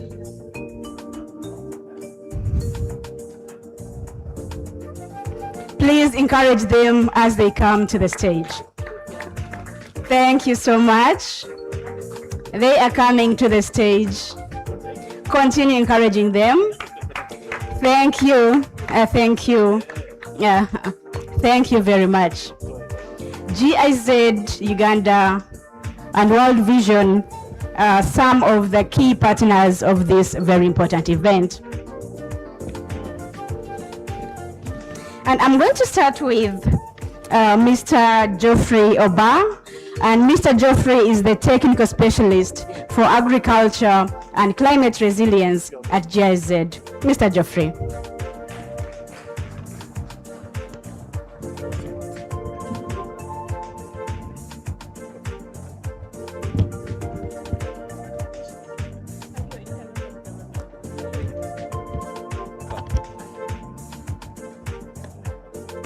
bring on board multi-sectors and partners in extension and advisory services so that we create a resilient and digital and market-oriented food systems in Uganda. This one speaks directly to how transformative pathways requires that as development partners, as players in extension, we work together to strengthen the agri-food systems. And therefore, it is an urgent issue that fostering inclusive collaboration and leveraging innovation, but also enhancing the professionalism of the extension services to respond to the evolving needs of the farmers, but also the market orientation and the changes in the market demands is very, very key that all of us take it into concern, that we make sure our deliberations, our activities, our plan objectives accounts to this. And therefore, at GIZ, we recognize that a resilient and a market-oriented agricultural food system are built on strong partnership, but also between public institution, research, partners like UFAS that are here, but also other development partners and other research bodies are very, very important in working together to build the capacities of our farming communities to be more market-oriented and, of course, dance according to the demand in the market. So GIZ Promoting Rural Development Program aims to strengthen agro-based local economic development. As we are aware, within the government policies, at the moment, there's a Department of Local Economic Development, and that's why the departments of trade, industries, and local economic development were developed by the district local governments. The commercial officers now head those departments. So we work to strengthen local economic development, but also making sure that the transformation efforts within the agricultural sector makes meaning for the smallholder farmers, but also for the agro-based businesses in the areas of our scope of work. So platforms such as the Uganda National Agriculture Extension Week provide a critical space for dialogue, and it is very, very important for knowledge exchange and for creation of scalable solutions that can really drive sustainable agricultural growth. But also this helps us in our efforts to improve livelihoods in the communities where we work, including even the refugee and host communities. I know we have West Nile hosting a number of refugees, but we also have the Southwestern also with a number of refugees. So this efforts helps to strengthen livelihoods and also food security. So GIZ, being a federal institution owned by the government of Germany, in Uganda under PRODEV, but also under other programs, we develop models, we develop approaches, and work together with the different players and stakeholders to make sure that we support the farmers and agro-based businesses to unlock the potentials and opportunities, to be more resilient, more competitive, and more market-oriented. And I think one of the speakers here said, yes, in our efforts as extension workers, me also being accountable as part of the extension fraternity, it is very, very important that, yes, we can train farmers, but where there is no money, where there's no market orientation, then I think there's nowhere we are going with our different efforts. So all these pillars needs to come together in our efforts to strengthen resilience, but also to make farmers more progressive. So we particularly want to commend the focus on climate smart practices that most partners have adopted, the efforts on digitalization, and also the youth and women responsive approaches that many speakers have also talked about here. How can we bring the youth together? How can we bring the women together in our efforts of extension? And they are not only essential pillars, but also they're important in ensuring that Uganda agricultural sector remains competitive, adaptive, but also inclusive in the face of the global and local changes. So there are changing trends, there are changing market demands, there's changing market orientation, and therefore our efforts must thrive towards building the communities that will also move towards this change. GIZ as a federal institution will remain committed to supporting initiatives and approaches and models that will strengthen agricultural value chains by working together with the different players in the private sector, civil society, but also importantly, the public sector, to enhance extension service delivery and to promote innovations across the rural economies. So it is very, very important that we stay within the space and try to fill in the gap, not our own, but by working in partnership. And we are proud to be part of the collective efforts in working toward a resilient and a prosperous agricultural future of Uganda. And this is very, very important for all our collaboration. As GIZ PRODEV, we have collaborated with UFAS. This is now the third year that we have collaborated through these regional events, but also through supporting national dialogues. That helps to strengthen the agricultural sector. And I think this is where we say, yes, we are still available, and we hope to, where needs arises, but also where resources are possible, to really put our heads together, our hands together, and support these important efforts, especially when it touches the backbone of the economy of Uganda. And our farmers and our people that we work with closely, the businesses, are central in all our actions. And therefore, one thing that I want to leave behind is that we need to see, for the regional activities, how do we make this more sustainable? I think I was discussing with Beatrice and saying, how then? Tomorrow, GIZ is not there, World Vision is not there, Kilimo is not having financing, and so on. How do we make the regional discussions, forums, hubs, still active in discussing these important issues of extension? I think this is a food for thought for all of us in developing possible sustainability kind of agenda for all these events that we always organize. And on behalf of GIZ, I want to say thank you to all our partners. Thank you to the district local governments for the information that we generated together and agreed a lot. I think one thing is that we are coming here to fetch more information, to build our own knowledge. Learning is a daily thing. Coming here today, personally, I've learned a lot, yes, on behalf of GIZ, but I'm here for myself first. Because GIZ is an organization. Before GIZ, I was somewhere, but it is important that as extension workers, we ask the question that, how is my extension beneficial to me first? How am I putting into action what I preach? I think this is very, very important as we come for such a gathering like this. And I want to say thank you to all the organizers, and I want to say congratulations. May God bless you.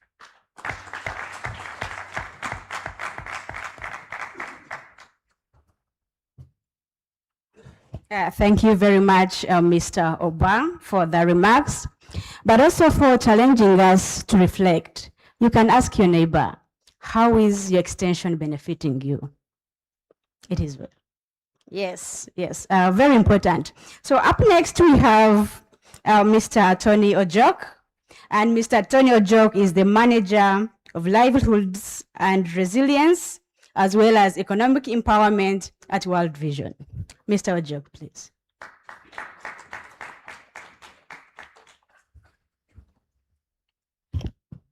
Yeah, thank you so much, Elizabeth. I want to thank the organizers for this forum.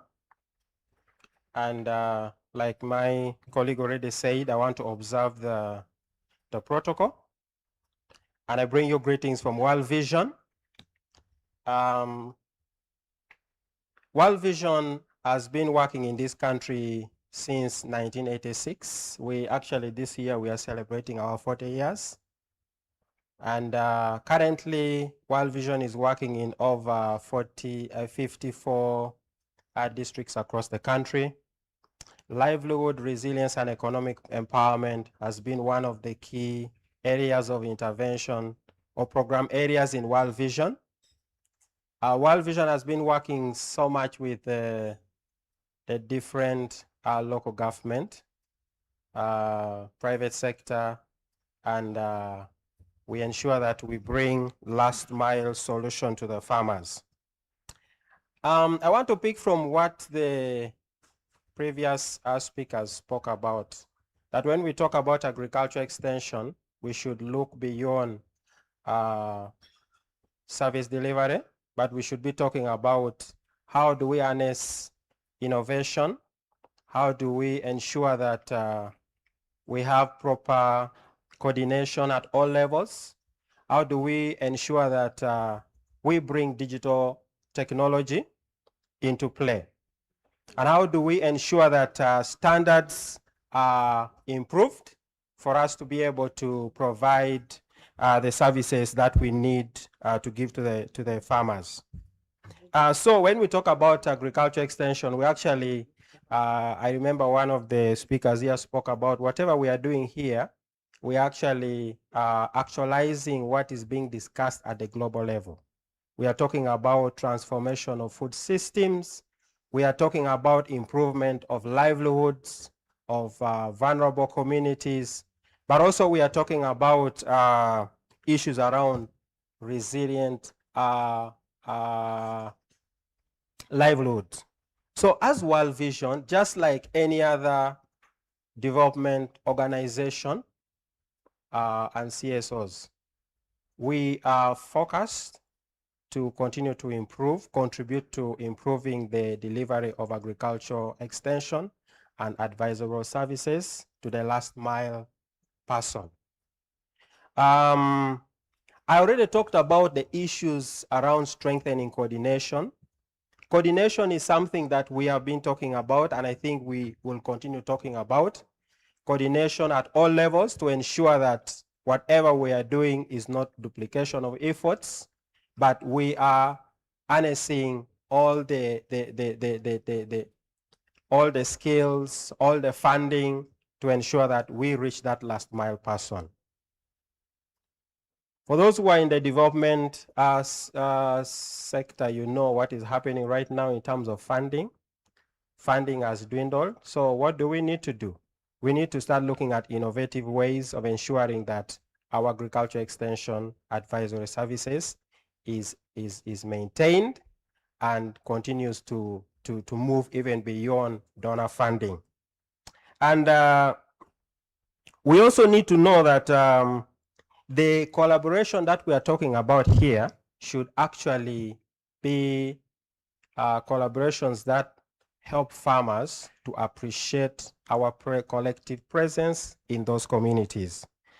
So World Vision continues to seek out to work with the different entities, including government, to ensure that we extend that last mile solution to the farmers.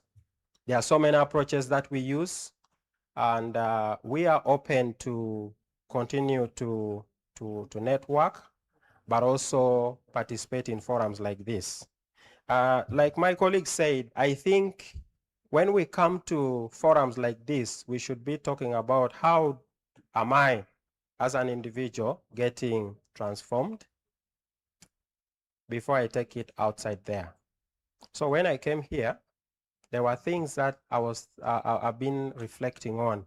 How can I make sure that in the area of my work, I support my teams to appreciate agriculture extension as that key pillar that helps communities to change. Yes, we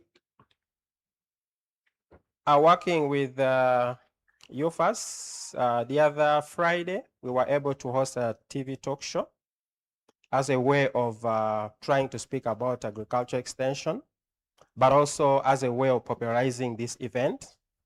I'm also glad to say that we are still working with the UFAS to ensure that on Thursday, I think it is Thursday, when we are going to have field work, World Vision is going to support in providing transport that we need to go to the field.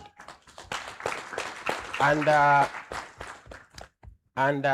we are also still working with UFAS to ensure that after this event is done, there are normally great stories that you need to talk about. So we're also trying to engage with one of the radio stations to ensure that we get a team that can go and speak about what was this event about? What were the key actions and what are the key reflections? So I want to say thank you. I bring greetings from World Vision, our leadership. They would have loved to be here, and I know probably you'll see another person come. Thank you, thank you, thank you.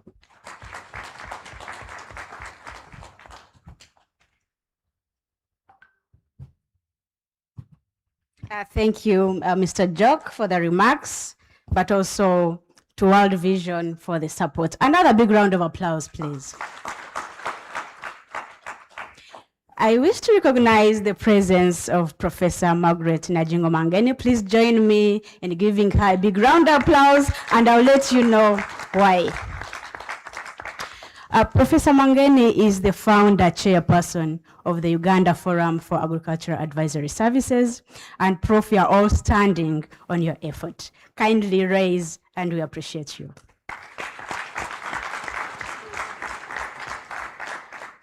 So our dear participants, we know very well that you may have some questions, but we thought that we could have our lunch first, and when we return, we take the questions and then dive into the next session. So lunch is ready. The coupons are ready. At the exit, there are some ladies that will give you the coupons. It is now 2:20. Let's use 1 hour for lunch. Bon appetit.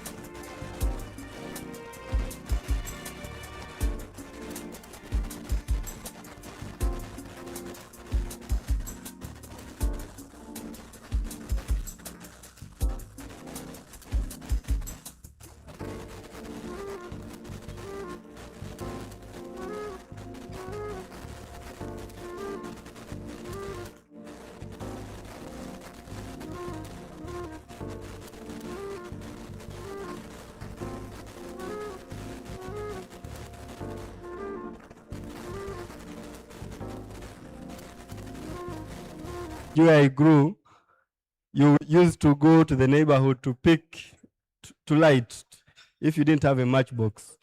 You go pick some, either you go with wood, paper, or grass, you light. Yeah, but by you picking a source of fire from your neighbor, it doesn't mean that that person will have less fire.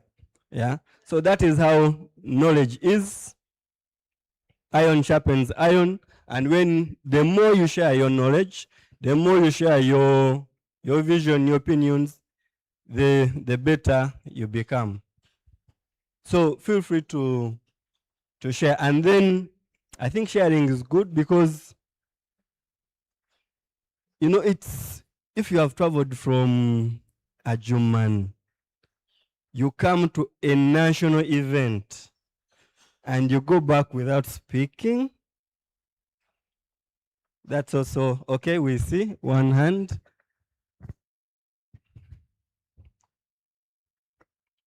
Maybe let me come over.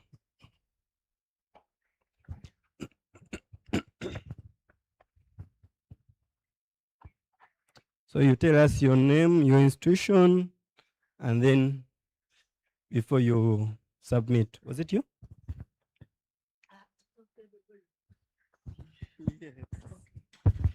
Seated, standing, standing. Second. Yes. Yes, I'm Dr. Flavia Kabede. I've been in the, I have an I have experience. I've been associated with the Ministry of Agriculture for over 50 years. Wow. Yes. Since the time of my graduation from Makerere University. But the issues of extension have been the same throughout all this period. So now we are talking about change. How radical are we going to be? Why couldn't we at least improve? Instead, we are worsening. in our extension activities to satisfy the farmers. So we need a radical change, not just ordinary. But which one now? Who is going to shape it? Thank you very much, Dr. Kabede, for that submission. So we have elders in the house that have been around to see regimes come and go, but the issues seem not to be going away. Yeah. What is that fundamental change that we want to, she used the word radical. Allow me to borrow, yeah, the NRA terms. What is that fundamental change? What is that, what's new about the approach that we are proposing? Yeah, how different are we doing things right now so that we can see the change that we desire to see on ground? Any person wants to share their thoughts about that? Or else I can randomly pick any person, since we are all extension officers. How radical, what is the missing middle? Yeah. Yes, thank you very much. My name is Andrew Oboth Wakera. I work with World Vision as economic empowerment specialist. I see a lot of opportunities, and the question or the concern our elder there highlighted, she's also right. But I think we may not call it radical, but how do we tap on these opportunities together? We are talking about everyone is in extension, but how do we harmonize all our efforts to achieve the best? I cannot even say that we don't have resources. When you look at this, this workshop alone, we have the brain, we have the professors in here, we have the doctors in here, we have the really frontline person here. But how do we align all this, harmonize this, and we are well coordinated so that we know if World Vision is doing mobilization, who next is supposed to, what else do we need to do along the value chain so that we make sure that all the actors and promoters are brought on board. So I think it is a thought process that we just need to sit down and we harmonize this. Resources are there. We have the human resources. Look at all this. So to me, I don't see like we don't need, we cannot change anything. It is just how our mindset we set, and we align to all the frameworks that maybe the government has put in place. Talk about the sustainable development goals. How are we accelerating the achievement of all these 17 goals? Talk about to NDP 4. How are we contributing to this? Every partner should be looking at this, and there should be a reflection on our efforts. What have we done this quarter together? What can we do? It is just about that constant engagement and seeing how we need to be practical. Otherwise, if we focus a lot on theory, we shall not actually change like the way she has put it. Thank you very much, World Vision. So we need to, what I pick from him, we need more coordination. We need, the World Bank has introduced a way. Do you have any M&E officers in this house? M&E expert. Oh, now I know the problem. Do we have any, okay. We don't have any monitoring and evaluation officers and experts. Maybe that is part of the problem. How do we report our outputs? Yeah, the national frameworks may be there, but you as your institution, how is the outputs, the wonderful success stories that come from the project that you have implemented feed into either the targets.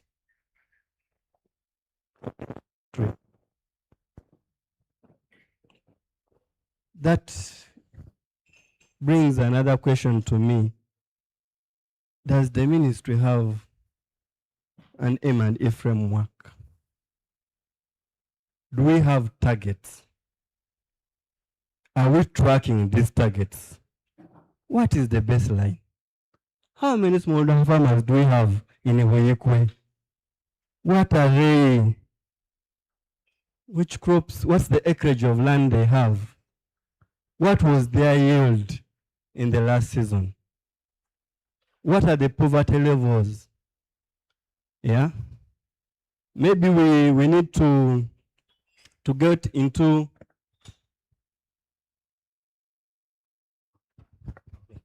so we need to ensure that we report, we ensure that we have Maiv is in the house. I've seen Mr. Joseph, okay.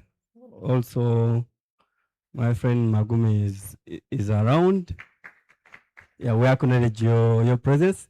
So we hope that going forward we shall have a framework or a platform where the input of each stakeholder or actor, the output of their project is consolidated and put somewhere, and then they know which targets and which indicators they are tracking. Without wasting much time, allow me to invite our next speaker. We are going to have about three presentations this afternoon. And the first presentation will be delivered by Dr. Rosmita Birungi, who happens to work with AFAS. She has quite a heavy CV, yeah, but I've known her to have worked with the UN FAO organization before she came to AFAS. We are really honored to have you here and share with us your insights. You're welcome, Dr. Rosmita.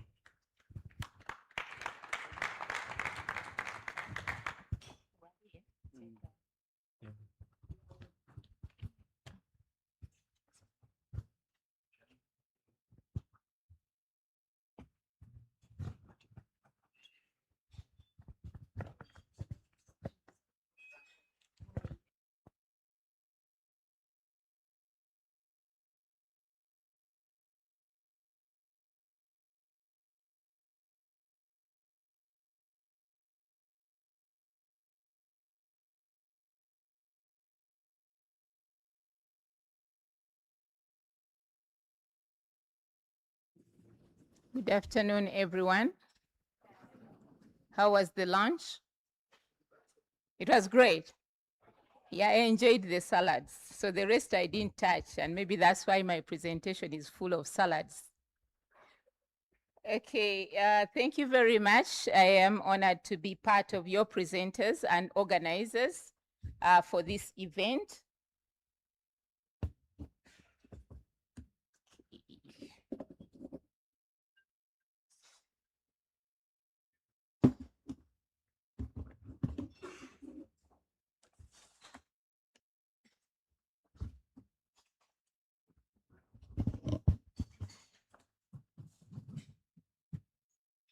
So in the interest of time, I would like to make this a little bit fast so that we can have enough time for the conversations, because that's what matters for us. I am giving a very small and simple discussion about scalable and market-driven AES delivery and business models. I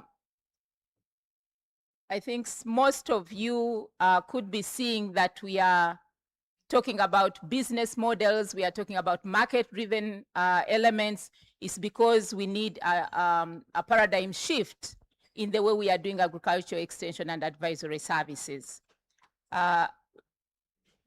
In the region across Africa, it is becoming evident that we need to make money out of agriculture, that we need to make sure that agriculture makes money rather than being a sympathetic sector where we are saying people are poor, they lack this, and yet other countries and regions across the world are making money out of agriculture. So with that kind of understanding, it brings us to the backdrop of this theme. Why are we talking about scalable models? Why are we talking about market-driven agriculture extension services? It's because in Africa, we have very, very pertinent issues to deal with, and among them is the weakening extension services, which are culminating into low productivity, low profitability, and very important is that we are having natural resource degradation because agriculture takes place in the farming systems that are situated within the natural resources. Another element that brings us together to talk about business and models and market-driven agriculture extension and advisory services is the fact that, as we had in the morning, the Assistant Commissioner was saying, holistic extension services became very prominent because the public sector needed other actors who are non-state actors to push for agriculture extension services. So the public extension advisory services faces some critical challenges, especially in reaching the farmers with very specific content for advisory and extension services. Another aspect that is very important is the ratio. You had in the morning, the issue of farmer to extension ratio became very, very important when my ED, Dr. Lilian Lihasi, was giving her maiden speech to this event, that the number of people that we are reaching, we cannot reach everybody at the same time. So there is need for a paradigm shift in the way agriculture extension and advisory services is being done. And the benchmark here is the UN indicator for 1 to 500 ratio. But I'm telling you that across Africa, the ratio is about 1 to 10,000. For instance, in Burkina Faso, we were there a few months ago, and some of the farmers have never seen anything called an extension worker. The same thing with Madagascar. We have just launched the extension strategy for Madagascar. The same thing they are saying, we have not seen extension workers. With this project, GPSIA, we are trying to have rural advisory services to accelerate farmer access to extension and advisory services. Lastly, very interesting, on the positive note that we are seeing opportunities that are emerging for non-conventional users. We are getting demand for business-oriented services from the agro dealers. They are coming on board as extensionists. We are getting export logistic companies coming. The other day we were talking with Prof. Miro here, and the private sector is saying if we can get somebody to provide us extension services and link us to farmers and link us to value-adding entities that give us the right quality, quantity, and timely products, it is the game changer. So these unique non-conventional users of agriculture extension and advisory services trigger that we need to have a paradigm shift in the way we are doing extension and advisory services. Looking at your program, this session is to help us appreciate market-driven agriculture extension and advisory services. So what is this market-driven AES? There are clear pertinent issues, and one of them is that it is farmer-centric. When you deliver the service, the farmer should be at the center because the farmer is the one developing, is the one producing the commodity, so it is not about anybody else but the farmer. The other aspect that is what we cannot leave behind is the fact that digital integration is a given. We must have digital integration, which is in the payment system, which is in the information system. I was talking to David before lunch. He has the solution for upstream value chain solutions on market information. So this digitalization of market information across the agricultural value chain becomes very imperative because we can no longer collect data using physical or manual aspects and then present the data. We go for dashboards. We go for spot-on reports. Collection of data, we no longer go for manual. So all this kind of transformation is very, very important. The other aspect is the public-private partnership. Like Dr. Ramigisa said in the morning, the government needs support from the private sector. The other final aspect of market-driven AES is that we have to look at multi-country success stories, because if Uganda becomes competitive in terms of production, you see what is happening in the global logistics. You cannot move the commodity across to the European Union because you have intermediaries. So we must work together as countries, and that's where AFAS becomes very relevant, because we have this continental mandate, and we make sure that whatever the European Union is saying that should be done for Africa, then we look at how Africa can reposition itself to be able to address issues in the other part of the continent. So it means that if we are to move the kind of produce that we have from Africa, then we need a lot of value addition, and that's why we need business models that can upgrade the products that we have, which are in such a state to fit into improved food systems. So on that note, we need to have scalable last mile business models that can move the products from such commodities, add value, understand the elements that are needed in the market. Therefore, what do we need to do to have scalable business models? We need to look at extension and advisory services for a fee. It's no longer charity, but it is business. So extension is business, it's not charity, it's not a given, and we need to treat it in terms of revenue streaming. The other aspect in terms of the business models is we need to have subscriptions. I was talking to my colleague here, and she told me, yes, I had to come because I paid for myself because of the value of the event. So if an extension professional can pay for an event like this one, then why can't we pay to get the value for the farmers to be able to get their products onto the global market?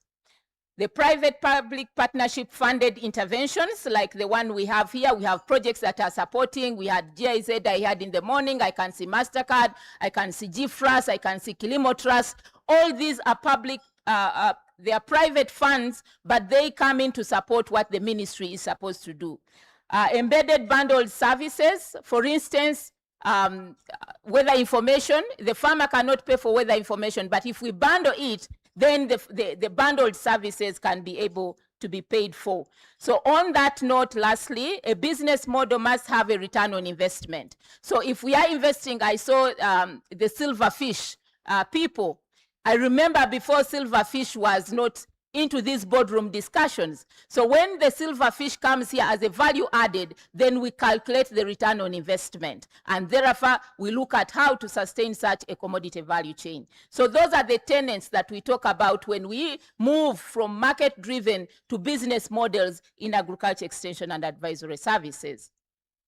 In the nutshell, AFAS has been able to look at a compendium of about 36 business and extension models in 5 countries supported by AGRA, and that is Burkina Faso, Rwanda, Malawi, Uganda, and Nigeria, with Kenya and Malawi as Kenya and Mali as spillover countries, which have been facilitating in the development process.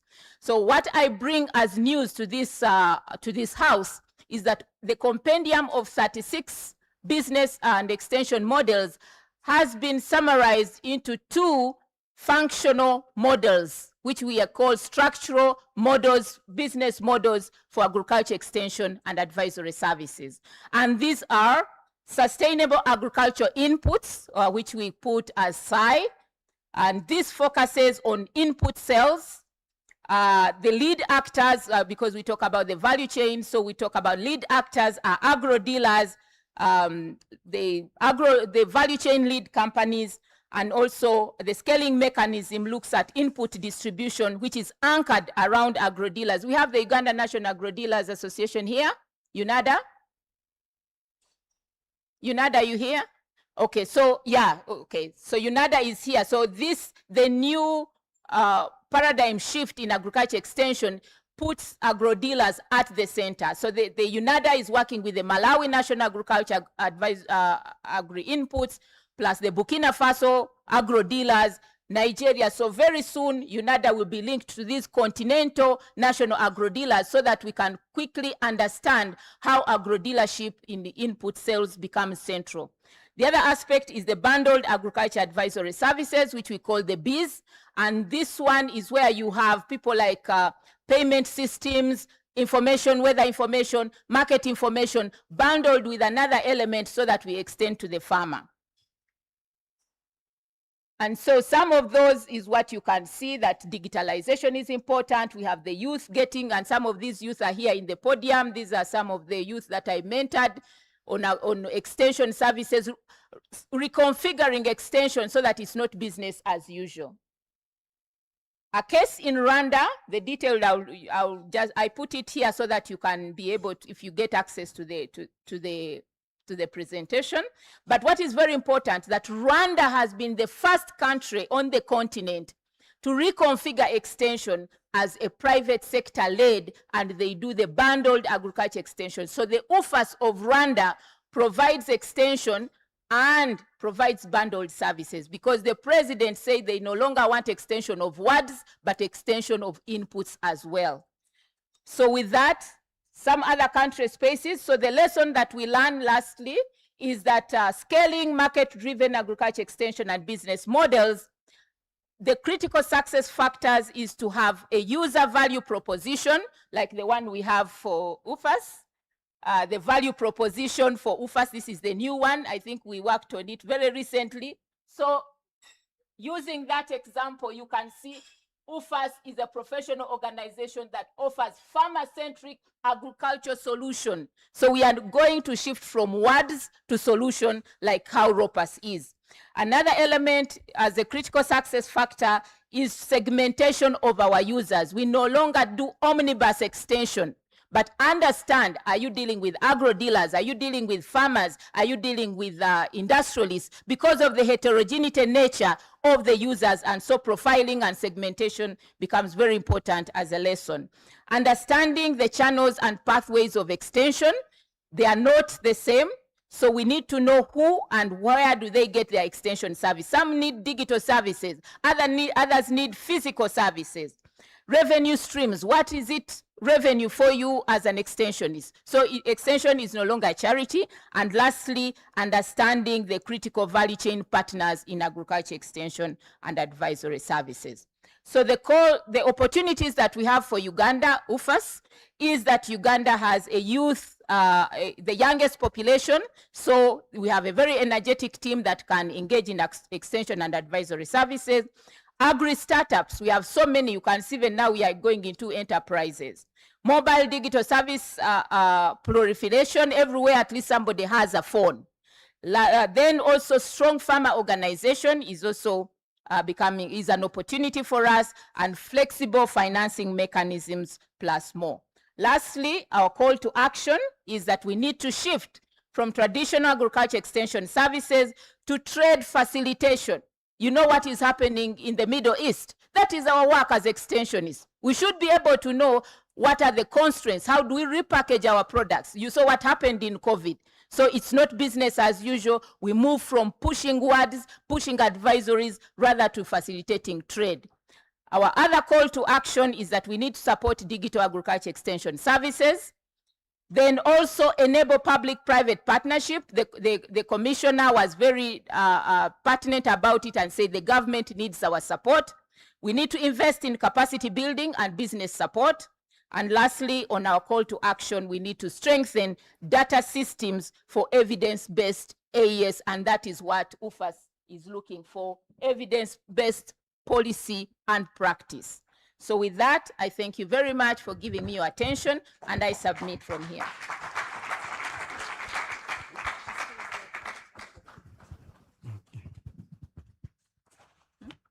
Thank you very much, Dr. Rosmita, for that wonderful and energetic presentation.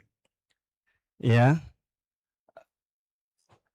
A few words I've taken from her is that extension is no longer charity. Yeah. It's time we define the value proposition. Yeah. We may be saying, okay, the farmers are not willing to pay, especially for the extension services to crop producers. Have you ever wondered why for the livestock farmers, the farmers are willing to pay for extension services, for the vet to come and treat their animal. So I think it all depends on value. But I may not be fit to speak about value of a commodity. In-house, we have Dr. William Maiso Dixon, who's going to tell us on extension in high value chain commodities like coffee, banana, and livestock. So you are most welcome. Allow me to invite you to come to the podium.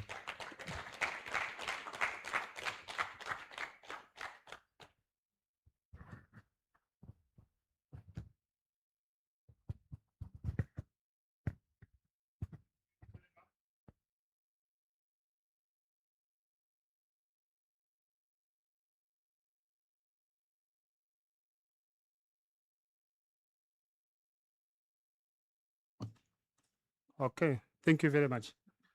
My name is William Maiso Dixon, and I'm happy to be here to share with you. Thanks a lot, Dr. Mir. He has been looking for me, and finally I said, yes, this is great, and I'm not disappointed. I see very many people full in the house, and I hope I will be able to share something for all of us based on the small experience I have.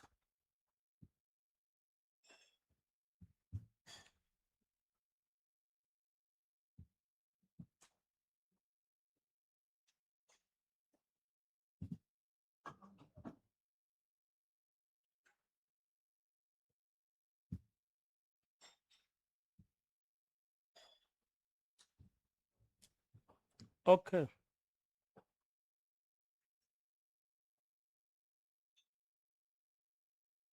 Okay, thank you very much. I looked at the theme, but also the topic that I was given, which is about extension for high value chains. And they gave me like coffee or livestock, aquaculture, entomoculture, among others. And I will try to digest, but also based on a few value chains, but which in instance can cut across. Let's see. On that photo, and unfortunately I don't have a pointer, but on that photo you can see some cashew nut, you can see coffee, and I also tried to put different logos. That is the Uganda National Agriculture Development Organization. That is a member-based organization, the honey value chain, if you like. And I happen to be the executive director for Tunado since 2011 to date. So at least I will give experience based on that. I put a logo for Makerere University because I teach in Makerere University in Department of Extension, and therefore I will try to blend the experience and also what I've seen in academia world.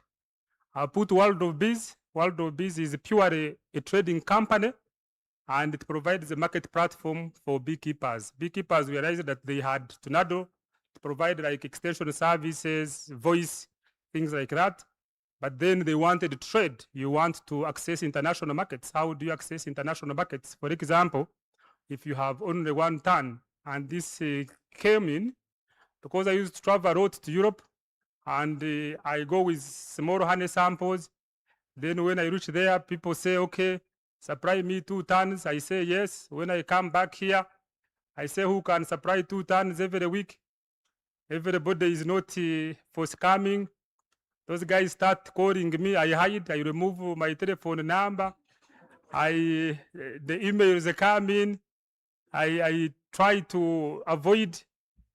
I said, but why? So that's how World of Busy came in too. I said, no, we can actually have all the beekeepers have one single kind of market. So whereas they can sell through their various cooperatives or companies, but then they can sell together to access bigger markets like for within the region, but also outside. So like, for example, when we started in 2016, it was not easy.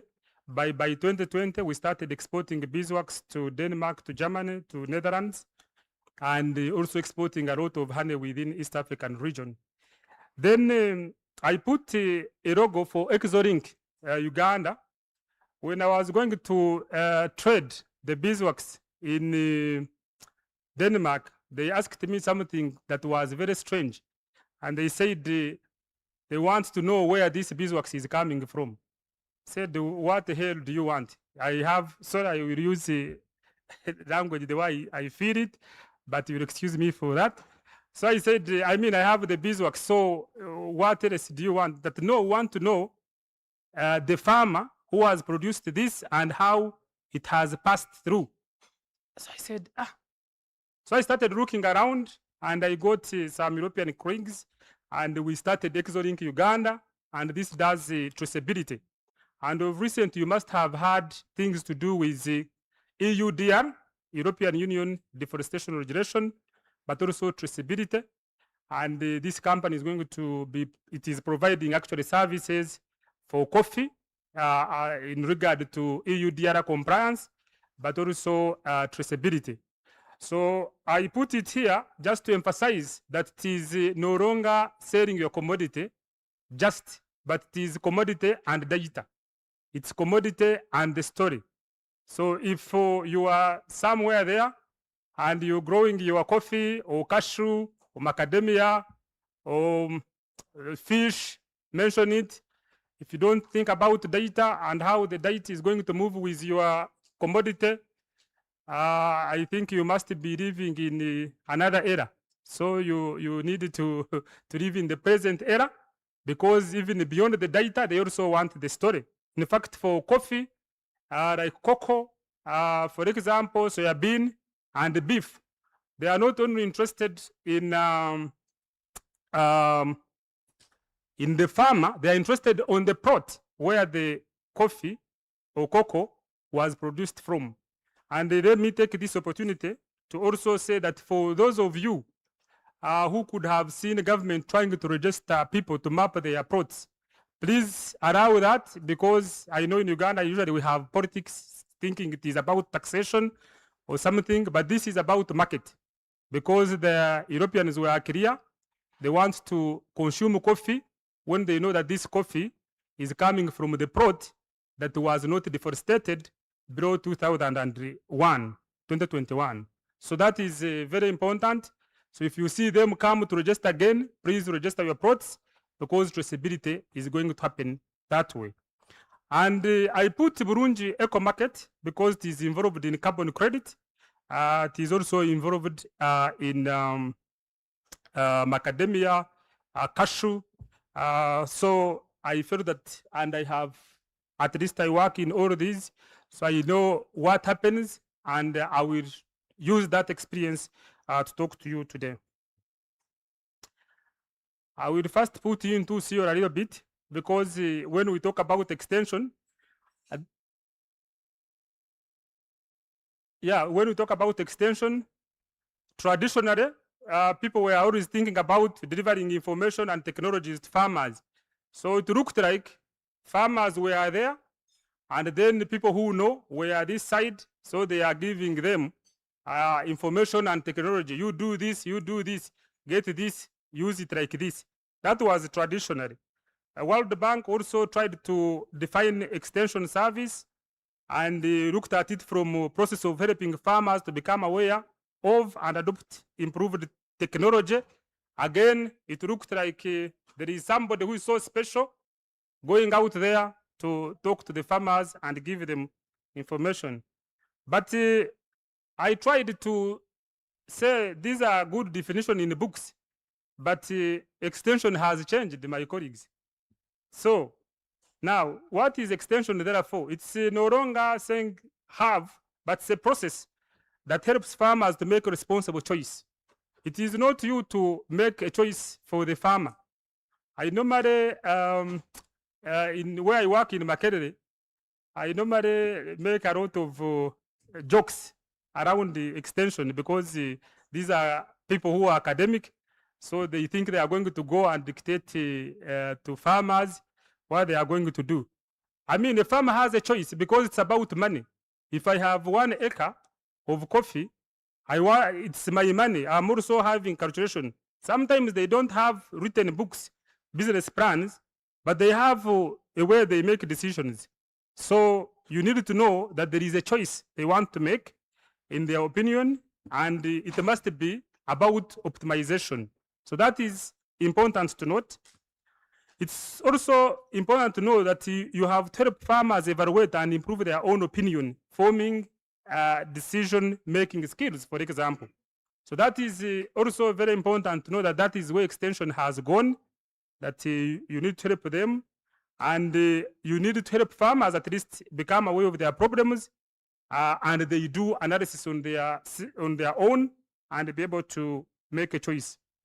Now, I tried to digest in Uganda to give us a little bit of history of the evolution of extension. Then I will come to what I want to really say, because this is what I have read also. I was not there, but I want to relate what used to be there and what it is. We had the pro-colonial era, and during that time, we used to have the chiefs and clan leaders, and those ones were seen as alpha and omega, and therefore they would say, do this or don't do this on this land. And people would do that. It changed a little bit during the early colonial period, which was also purely top-down and very coercive, because they were interested in cash crops. In fact, I had my European friends and I was talking to them, and they said coffee as food. Then I said, what do you mean? Because for us here, we were told, mention 5 cash crops of Uganda, coffee, cocoa, what? But for them, they knew a long time ago that actually coffee is also what? Is food. But for us here, I think all of us must be taking tea when we produce coffee. Please start drinking coffee also. We produce it, we should provide our own market. Probably we would have a better way of negotiating with Europeans if we were also taking our coffee. But now 70% it is their market. So now, how can we fail to do what they want us to do? I will show you why private sector actually is the best extension service provider based on that. And of course, during colonial period, extension services now started going through the chiefs. They introduced those administrative offices that we still almost use up to date. But then at least we see that in the area between 56 to 63, we had extension now through progressive farmer. And by 1997, extension services started becoming professional. Because I don't think that's when also like universities like Makerere University started awarding of Karasa or something like that. And now we started having a little bit of okay. Now I will cut my stories. This one I will go. I will not explain that. But let me at least analyze this. All those I was saying, I say it is, however, that is history. But what is the reality actually? If we analyze, who are the actors? Whose business is it? And whose interest is it to have extension for high value chain work? Is it you who has a degree in Makerere University? Because for you, I think also your interest is to earn. If you are a graduate, you are looking for, because when they are teaching us and when we are teaching, we say you finish, go get a job, go make money. But now, okay, we can argue because we all belong to government. Therefore, we can say government has interest, and therefore they make central policies, like central government make policies, regulations, mention them, local government, extension, because they have the production offices. You can say NARO makes research, mention it. But I say, this is the reality. We need to know that business-oriented actors are the extension providers, actually. Because it is their thing. It's internal. It is self-motivated. They are looking for money. And that's why I agree with the previous speaker, who was saying, like, for example, agro-dealers. Let's look at importers and exporters. I have talked to you about coffee, cocoa, how the EU DR is going to come in. They have not put this regulation on the government. They are just putting it on the exporters and the importers in Europe. Now the importers in Europe are telling us that for me to take your coffee, this is what I need. And because they are the market, that alone, it means that they are providers of information. So the exporters here are working around it and also communicating down. And that's why I think if you want to think that you are an extension service provider, make sure you are one of the actors I'm talking about. So are you an exporter? If no, then there you are not providing the what? Or the importer there. Because those are the people who know the market requirements. Now, let's look at the trader. The traders in Uganda are the ones who move actually commodities, if you like. So these traders, they know what is required. And if I know what is required, it means I'm going to tell you what you are supposed to do. So that's why the traders become very important part of extension services. So if you want your information to go and go for free, then pass it through the what? The traders. Because once they know, for them they are going to command. Because for us in business, we command with money. You are going to command with words. Words don't work on a business person. It's only money that the business person actually what? Listens for. So if I say, I want honey of this quality, of this and this and this, that is what they are going to bring to me. And they are going to give this information downwards. So the more they have good information, the more they will take it down. And let's see, aggregators. These aggregators could be cooperatives, for example. They can be rural transformation centers. They can be companies. They can be self-styled business persons at lower level. These people now, they are the ones who know the moisture content, simani what, all those kind of things. For them, once they know, they provide better what? Extension services. That's why they even sell a lot. Nowadays, it is no longer about agri-input having a shop here in Chikubo and you think you are going to sell. You need to, okay. I think my time is off or not. Agro-input dealers, I wanted to explain why I saw my friend here, the association head of agro-input dealers. These ones can provide extension because every day they ask them. And do you know where the problem now is? Look at all agro-input dealers in villages. They are not educated. So now which information are they giving? And yet, when you go there, you ask them, Kanukakora katya. I don't know those who know English to translate Uganda, but it means, how does it work? But you're asking this person who has not gone to school and is just selling. And they only use licenses of the educated people to be able to what? To sell. So we need to target these people, educate them on things in the market, the new things, and then they will provide better extension services. Because remember, extension has changed. It's about money. In reality, farmers don't think that it's a long time when farmers were not educated. Nowadays, we have educated farmers, by the way. So they are also extension service providers because once it is their business. So once they know, they want others, they want, because people have come to appreciate that you cannot sell if you are alone. If you are in per day alone growing, say, coffee, who is going to come there? You need to convince others and train them and be able to have product that is significant in terms of volume and quality that is going to attract the buyers.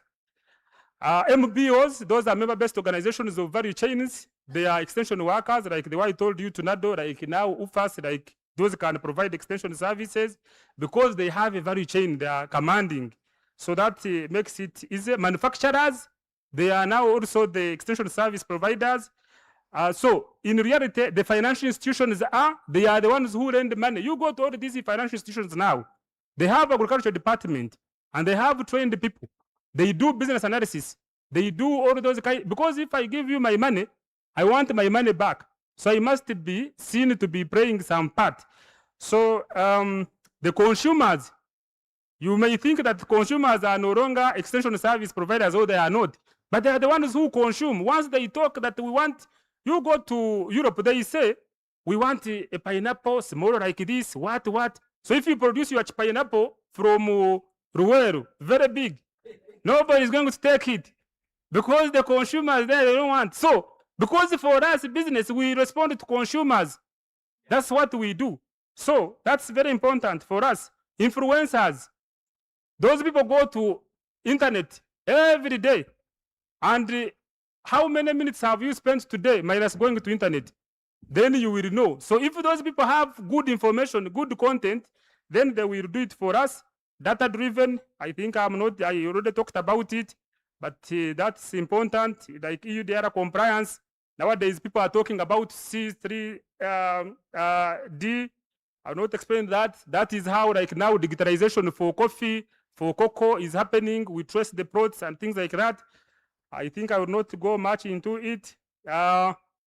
So people want to see innovation, show organizers, I talked about them, agrotourism farms, those are now also emerging extension service providers. People want to go to a place, enjoy it, but also run. Incubation centers, in extension service, free or commercial, no free food. And is there money to make in extension? Smart money to make, please. Note that. But how do you make it? Make sure that you are an actor in any of those I've talked about or add, but incorporate your extension costs in your business. Nobody wants to just pay. Just incorporate in your business. And for you, in business, MTN cannot show you that they want to make money out of us. They say they want to communicate. That's how also we have to do it. Be ahead, because if you don't have knowledge, have digital data, be consistent, reliability, availability, trusted. Tomorrow, by the way, my colleague will come here and present about the approach we are using in Tornado. Don't miss. That is our export hub. That is honey from Karamoja. And between 25th to 27th August 2026 at Hotel Africana, we shall have the Apimondia Symposium. It is the fourth in Africa, actually, of 104 years of existence. So don't miss. And whenever you are going to take a drink, don't miss honey from World of Bees. Thank you very much. Thank you very much, Dr. Ravi. So please take your seat. That was a wonderful talk. Yeah. Money follows value. So sell value. Yeah. Don't sell the product. You know why everybody wants to go for an iPhone? Even if it can, other phones do the same thing. Tell them it's cool to hold an iPhone. Yeah. Then they also want to be cool. Yeah. So thank you very much. Those are really very, very good insights on what we need to do in extension. There are several players, yeah, like we had in the morning, that maybe our count of who is the extension service provider needs to change, our definition. You may find that we have a lot of agro input dealers who are doing the extension services, and the off-takers, the buyers, are providing free extension services, yeah, and the farmers are willing to pay, but there has to be value to it, and there has to, agriculture has to be, the math has to work, yeah, the math has to work, the math has to work in farming. So when you know this is how much I'm putting in, somebody was telling me about vanilla. Yeah, vanilla coffee last year, farmers in Masaka were really celebrating. So if you do your input, how much am I investing and how much will I get? People will produce. They will be willing even to pay for the extension services. Like Rosemita said, it's no longer charity. Allow me to invite our third presenter from Naro, Dr. Mugwanya Nasib. Are you around? Please come and speak to us about the use of, I wanted to say chat GPT in agriculture, but here it's written AI. Yeah. How can we leverage on the power of artificial intelligence in extension service provision? You're welcome, Dr. Mugwanya.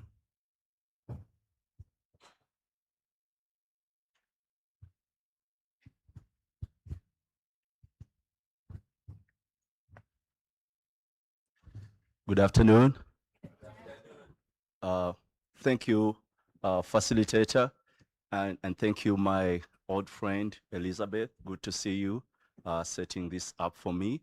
Just to clarify, I'm not going to be talking about ChatGPT, but I'll give you the details later. A little bit about me. My name is Nasib Mugwanya. My background is agriculture extension, and I'm excited to see some of my former mentors here in the room. Dr. Miro, good to see you. I saw Dr. Mangeni. I've seen colleagues and other folks that we've worked together along the extension journey in this country. So today I'm here to talk about AI for agriculture extension practice. And I'm not here to sell you AI. The companies will do that.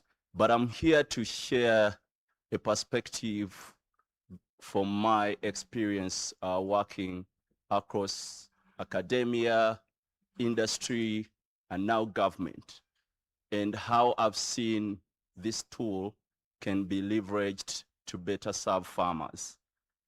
But before I dive into the presentation, I want you to turn next to your neighbor. Smile. And take a moment to ask them, what is that one question a farmer has ever asked them that was difficult to answer?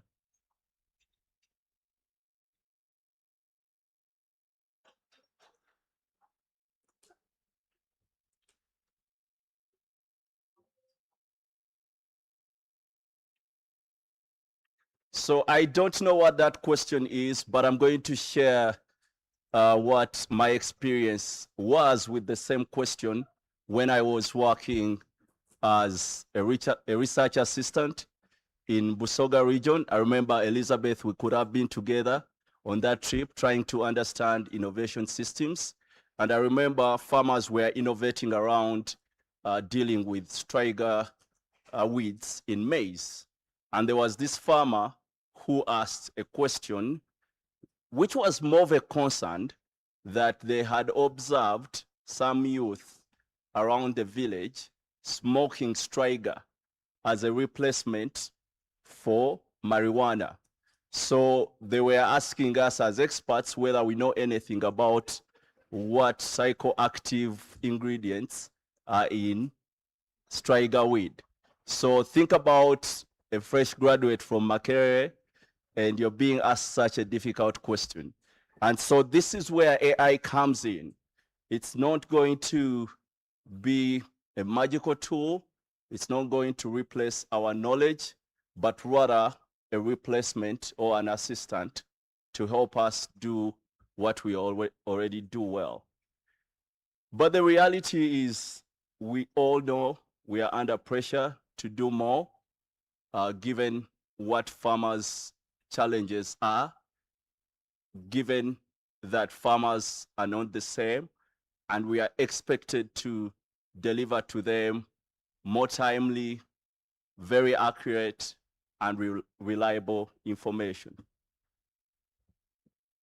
But to appreciate the value AI is really bringing on the table when it comes to extension practice, we need to put it into a historical perspective. How did we get here?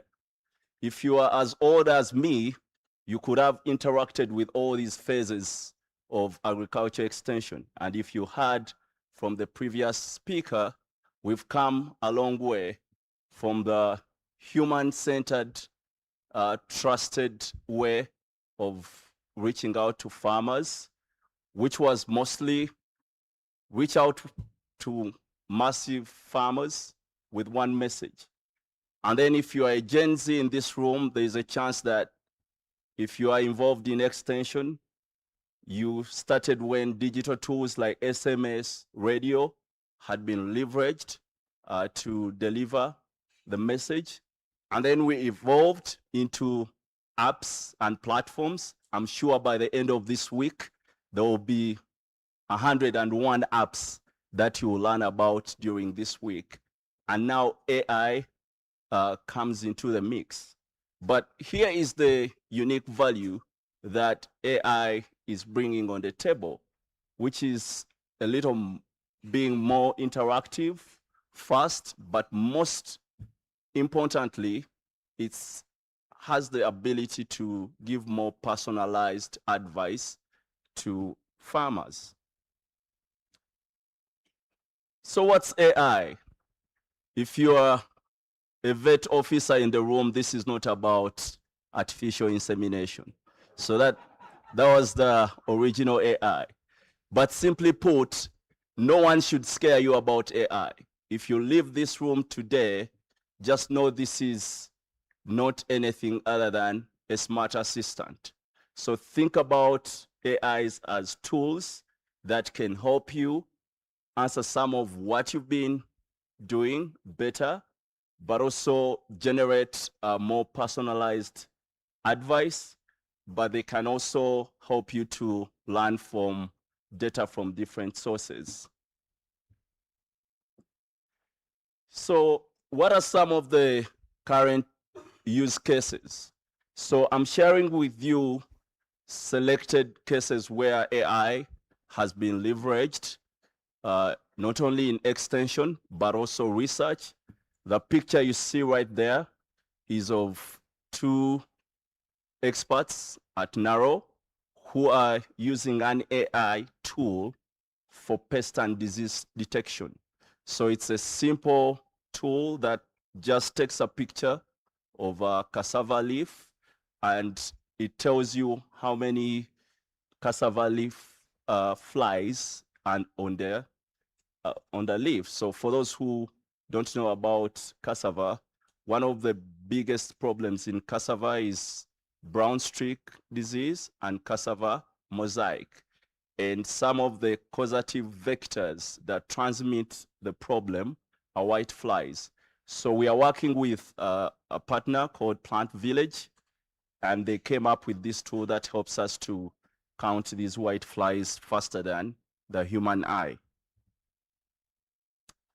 But here is the big debate. If you've not been following AI like I've been following, even beyond extension, the question is on, is it going to replace humans?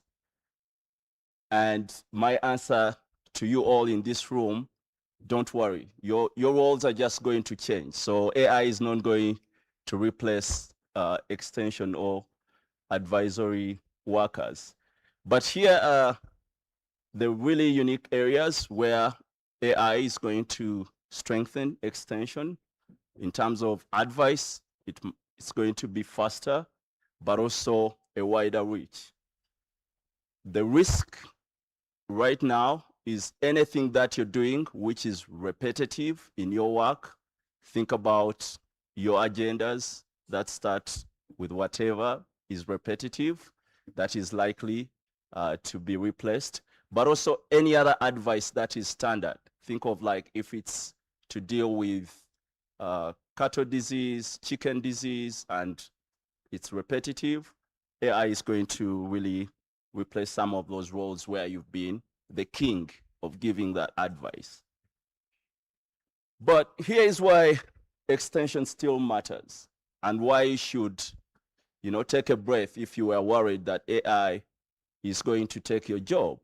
That no matter how amazing and smart these tools are going to get, they can never replace humans.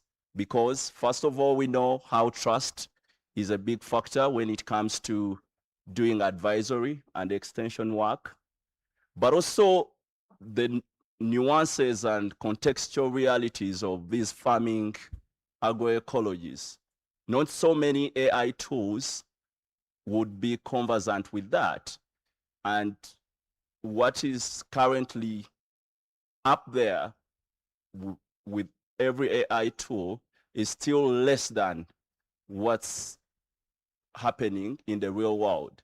So these tools just know they are still being trained and the humans still remain central to extension advice. So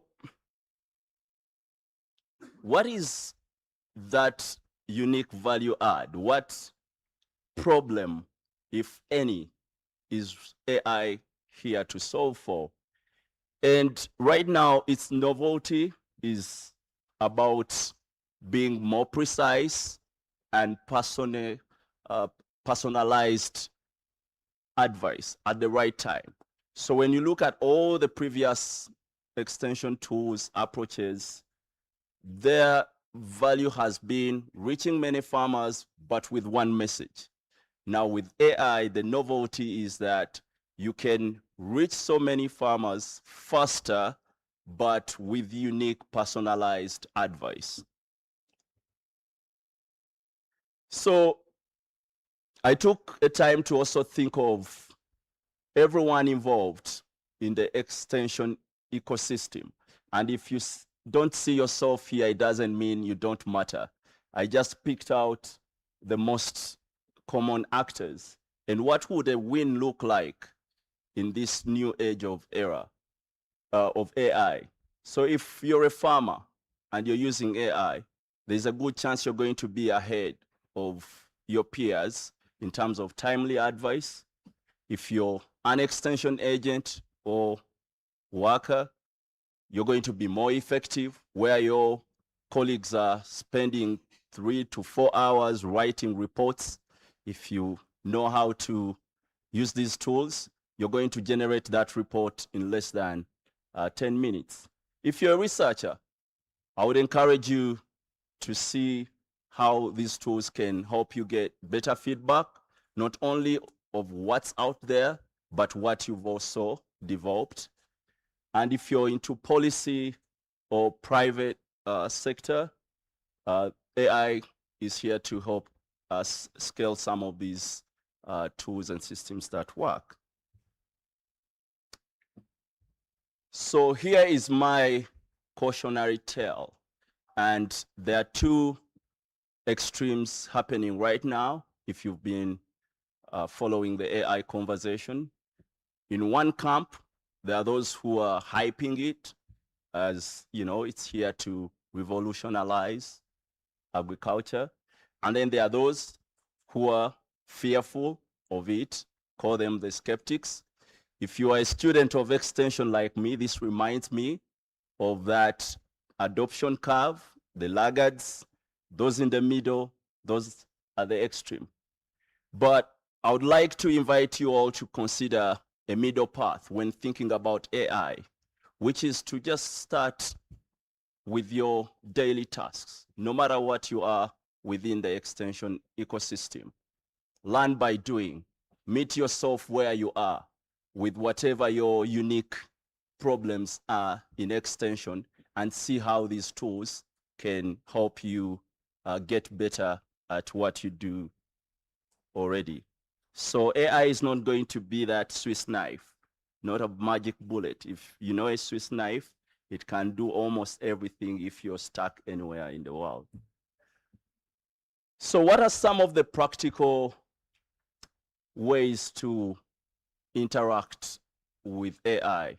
So this brings me to what you said, that I'm going to talk about ChatGPT. So how many of you all know what ChatGPT is? Okay, quite a number. So ChatGPT is just one among the millions of AI tools in the universe of AI. So that's why I didn't choose one tool over the other. I wanted you to just get the foundational understanding of there are so many out there, and ChatGPT, as you see from that word cloud, seems to suck the oxygen out of the room. If you have a smartphone and you're in this hotel, take advantage of the free Wi-Fi and download ChatGPT if you don't have it. I like it mostly because it's one of the early versions of the AI tools, and it can almost do many of the simple tasks that an everyday extension worker can use. But you can play with so many other AI tools based on what your role is in extension. And the best way to actually know what tool serves you the best is to use AI. Just download one of these tools and be like, this is day one for me downloading this tool. I don't even know what I'm going to do with it, but my background is extension. I work in Eastern Uganda and help me know how best to use you. And you'll be surprised what you'll get in terms of results. So I'm going to share with you some of the ways to interact with AI. And here I chose to be that guy who teaches you how to fish, but not to give you the fish. Because as I told you, there are so many tools, it's best to have a formula rather than this is how you should prompt.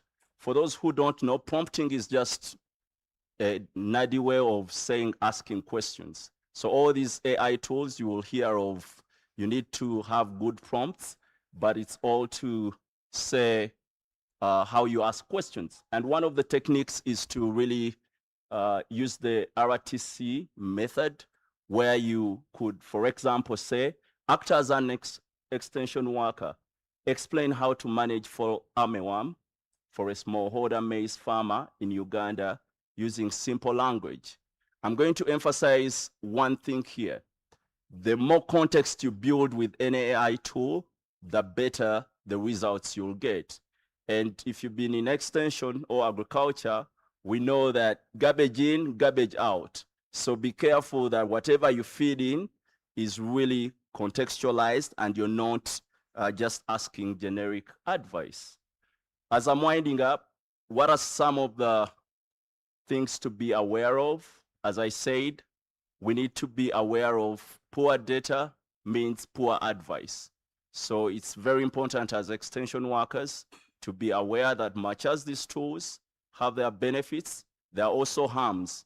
In you harming not only yourself with the wrong knowledge, but also the farmers, because you just went into ChatGPT to ask generically about a problem, and ChatGPT gives you a response on data which could have been trained on in Malawi or Zimbabwe, and it's not contextualized for Uganda.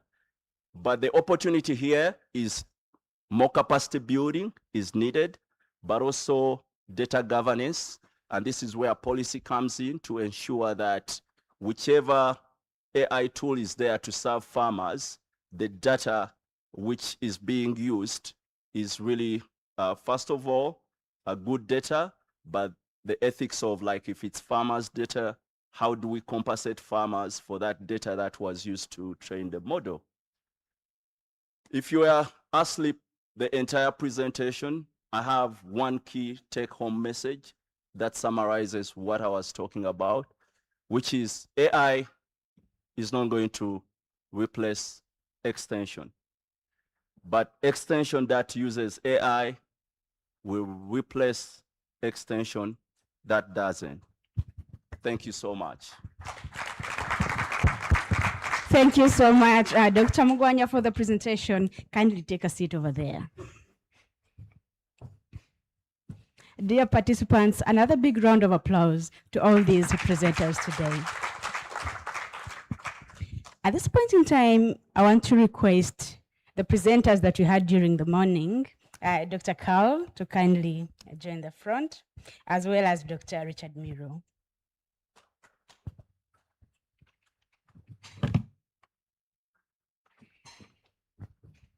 So we're going to take some questions. Remember, we promised you, we deferred some questions to the afternoon.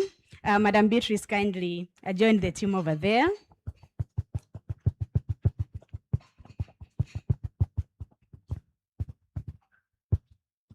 And we are going to take some questions from the audience. These could be reflections. These could be questions directed to the specific speakers. This is the time. Dr. Okonya, kindly check over that. Name, institution, question. For the benefit of the rapporteur. Good afternoon, everyone. Thank you very much. I'm called Ochen Omar Bashir. I work as an ERA under the Access Agriculture. My question is on the AI. We have been in school and lecturers have been cautioning us, if you make a coursework with the AI, if we detect, you are going to see trouble. And of course, I've also tried my level best, and I've understood that AI has got all that information. Actually, they said I tried to abuse AI. I told AI, I wrote there that you are stupid. And it told me, it answered me that fair enough. I don't have any problem with you. If you have any problem, maybe it's better to point it out. But of course, how can we also inform the institutions? How can we make the institutions aware that technology has advanced, and how can we use it also in education purposes? Yeah, thank you. Okay, so we're going to take the first round of questions, or 6 questions, and then we'll take another round. Yeah, and each panelist must get a question. So the next question should go to a different person. Yes. Thank you. Christine Alokit from Kabi. I have actually been wondering, I don't know who exactly this question applies to, but might be to all of us. We have talked about the private extension. We have mentioned about the actors who are in the extension system, the farmer, the researcher, and so on. But going back to the villages, he asked about the question. I think there's a missing middle somewhere that we don't have here. There are so many apps that could talk about where to sell your produce. There are so many brokers who will tell you about the quality of passion fruits or potato they want. But at the production level, the farmer is dealing with all sorts of laborers. Where are these laborers in our thinking? For us to ensure quality, we have to deal with those laborers. You train me as a farmer, probably I have 20 of them, and some of them actually have groups. They will say you want to weed your cassava, they'll do it in one day and they go away. You want to spray, some young man will come naked as he is with his pump, he will spray and go away. And I'm just thinking that these people have a very, very critical role to improve the quality of our produce. Okay, thank you so much. Can we think about them? Thank you. All right, and I would like Dr. Bidomisha to talk about that. And I'm mindful of the gender as well. So gentleman, lady, gentleman. Okay, next person will be lady. Okay. Thank you very much. I'm Desire Hakizimana, an East African from Kilimo Trust. So mine is short but related to harmonization.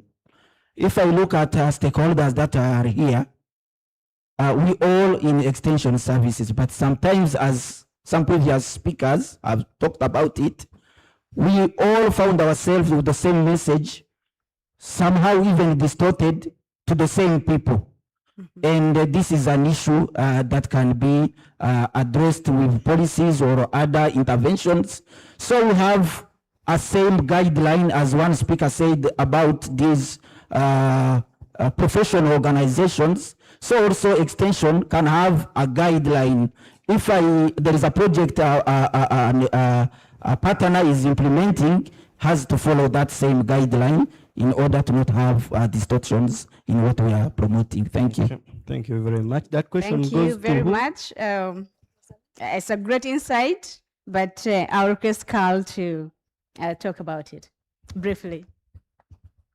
Yes, good afternoon, colleagues. Damali Magala is my name. I work for NARO, and I'm based at Mukono Zadi.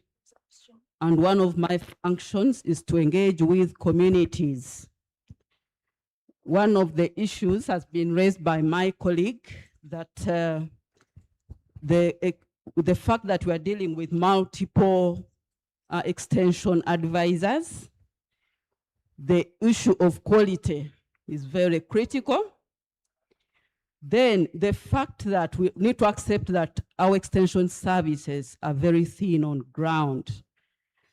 And we know very well that one of the objectives is to ensure that our extension services are standardized and registered. But right now, we need to think what are the short-term strategies we can have in place before we are registered, before our services are standardized, and we must have answers. We should have some answers during this forum. Thank you. Okay, thank you so much. And I request Dr. Rosemita to speak through that. Somebody has the mic? Okay. Good afternoon, everyone. This is Nyadai Mariam from Shambogo University. I have a question on AI. AI tends to generalize information, and yet we have different localities. Even within the same district, you may realize we have different agroecological areas. How can we help the farmers, the local farmers down there, to get the information that actually suits their local environmental conditions in order to benefit from this AI? Thank you. Okay, some people are missing questions. Liz, anyone? Okay, this is about real-time and location specificity. Yeah. And I'd like Dr. Mugwanya to take that. That is the second question that goes to him. So we are missing a question Yes, for Beatrice and Dr. Miro. What is the question for Beatrice? Allow me to go to the back benches. Sorry to use that one. Okay. Good afternoon, everybody. Good afternoon. By names, I'm Collie Gerald. I work with Naro in West Nile Agroecological Zone. That's Abizade. My question will have gone to the main ministry which hosted us here. In West Nile, we are really getting a big challenge of uncoordinated extension service between MAIF, Ministry of Water and Environment. One aspect is that the land has been degraded because of presence of refugees and no alternative livelihood strategies for the community. And yet, here we are promoting smart agriculture, but cannot be practiced without the other MDAs. My question to the gathering is, how best can we unify the mother ministry together with other sister ministries to ensure that at least service delivery is targeting one user with one statement? Thank you. Thank you, and that will be taken by Dr. Miro, but it is also okay to draw on the audience to respond to some of these questions. Yes, a very good afternoon, ladies and gentlemen. Good afternoon. My name is Stuart Ategeka. I serve at Easy Agric, Uganda's leading agritech platform. My question, also a comment, goes to Dr. Mugwanya. Right now at Easy Agric, we are embedding AI into our digital platform. But one of the biggest challenges we are facing is training our model on localized data. Responding in something similar to one of the participants, which they asked that farmers in the different areas are having challenges. The data is generic. So at Easy Agric, we are trying to make sure that it's not generic, but the biggest challenge we are facing in doing this, that some data, for example, at district level, never voluntarily gets into the IoT, the Internet of Things, if I can say so. For example, district-specific production data, there is data that you'll find seated at districts in hard copies.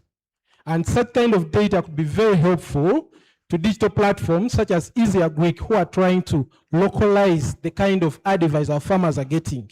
So how can we collaborate in a coordinated manner, like they already highlighted before, to make sure that as long as we are not violating the data protection policies, we have sufficient data and any research that has been done available within the Internet of Things to help companies like Easy Agric train our AI models to be more efficient. Okay, thank you so much. We can take those for now. We'll have another round. In the meantime, maybe we have some people write their questions and they'll bring them to you so that you read them Sure. out and award them because the time. Okay, very important. Dear panelists, this is the time to respond to the different questions that have come through. And I'm going to start with the panelist on my right here. There was a question about standardization of extension. Someone indicated that, yes, it is a process, but what are some of the short-term measures that can be put in place so that we have quality extension messaging? Thank you very much.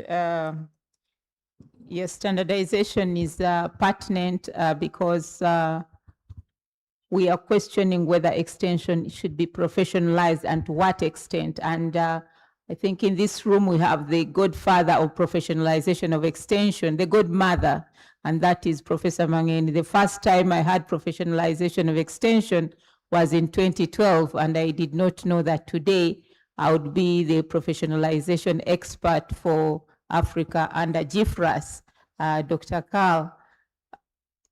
I don't know whether you knew that you put that in the project design. Can we, at this point in time, can I ask you to stand up for recognition, Prof?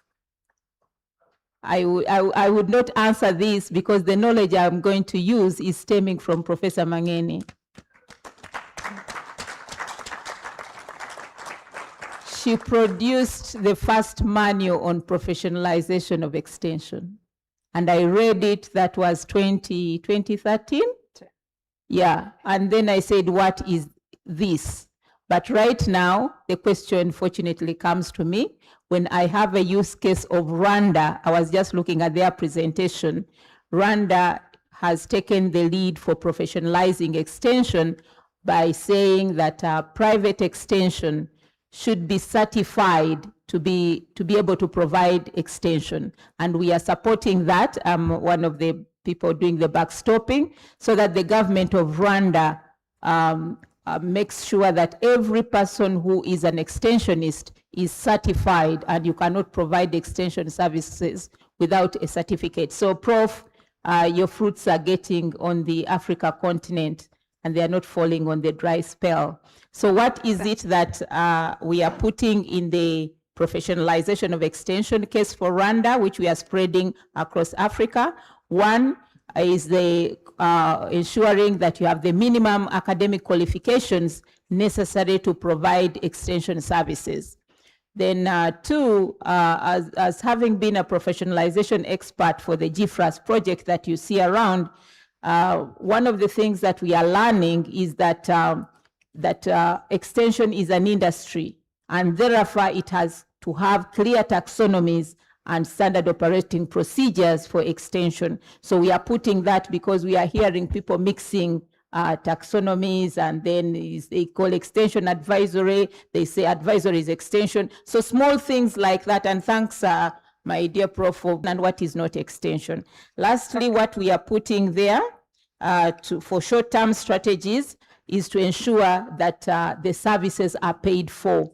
So there is some bit of recognition that there is need to tag value for extension so that they can know that when you provide quality extension to this tune, you are paid this amount of money, and therefore professionalization is attracting tiers of expert revenue. Thank you very much. Thank you so much. A big round of applause, please. As we take the next question, this was about quality. Who is looking at the laborers down there? Because we very well know that whatever they do at that level will affect your exports and that level. Dr. Abido Misho. Thank you very much. Thank you very much. I hope the press. Okay, thank you very much. That's a very good question, by the way. But I will use my experience to answer this as a commercial farmer. What I have seen, casual laborers are not interested in all the science, and they actually think, usually like educated people, when you are trying to tell them a lot, you are a wiseacre or you don't understand. They will say, for us who have been here doing these things, we know. But what I've seen that works is for you to be able, as a farmer, now I'm just trying to say that this work is now for you as a farmer, not them. But it is you to be able to break it down for them.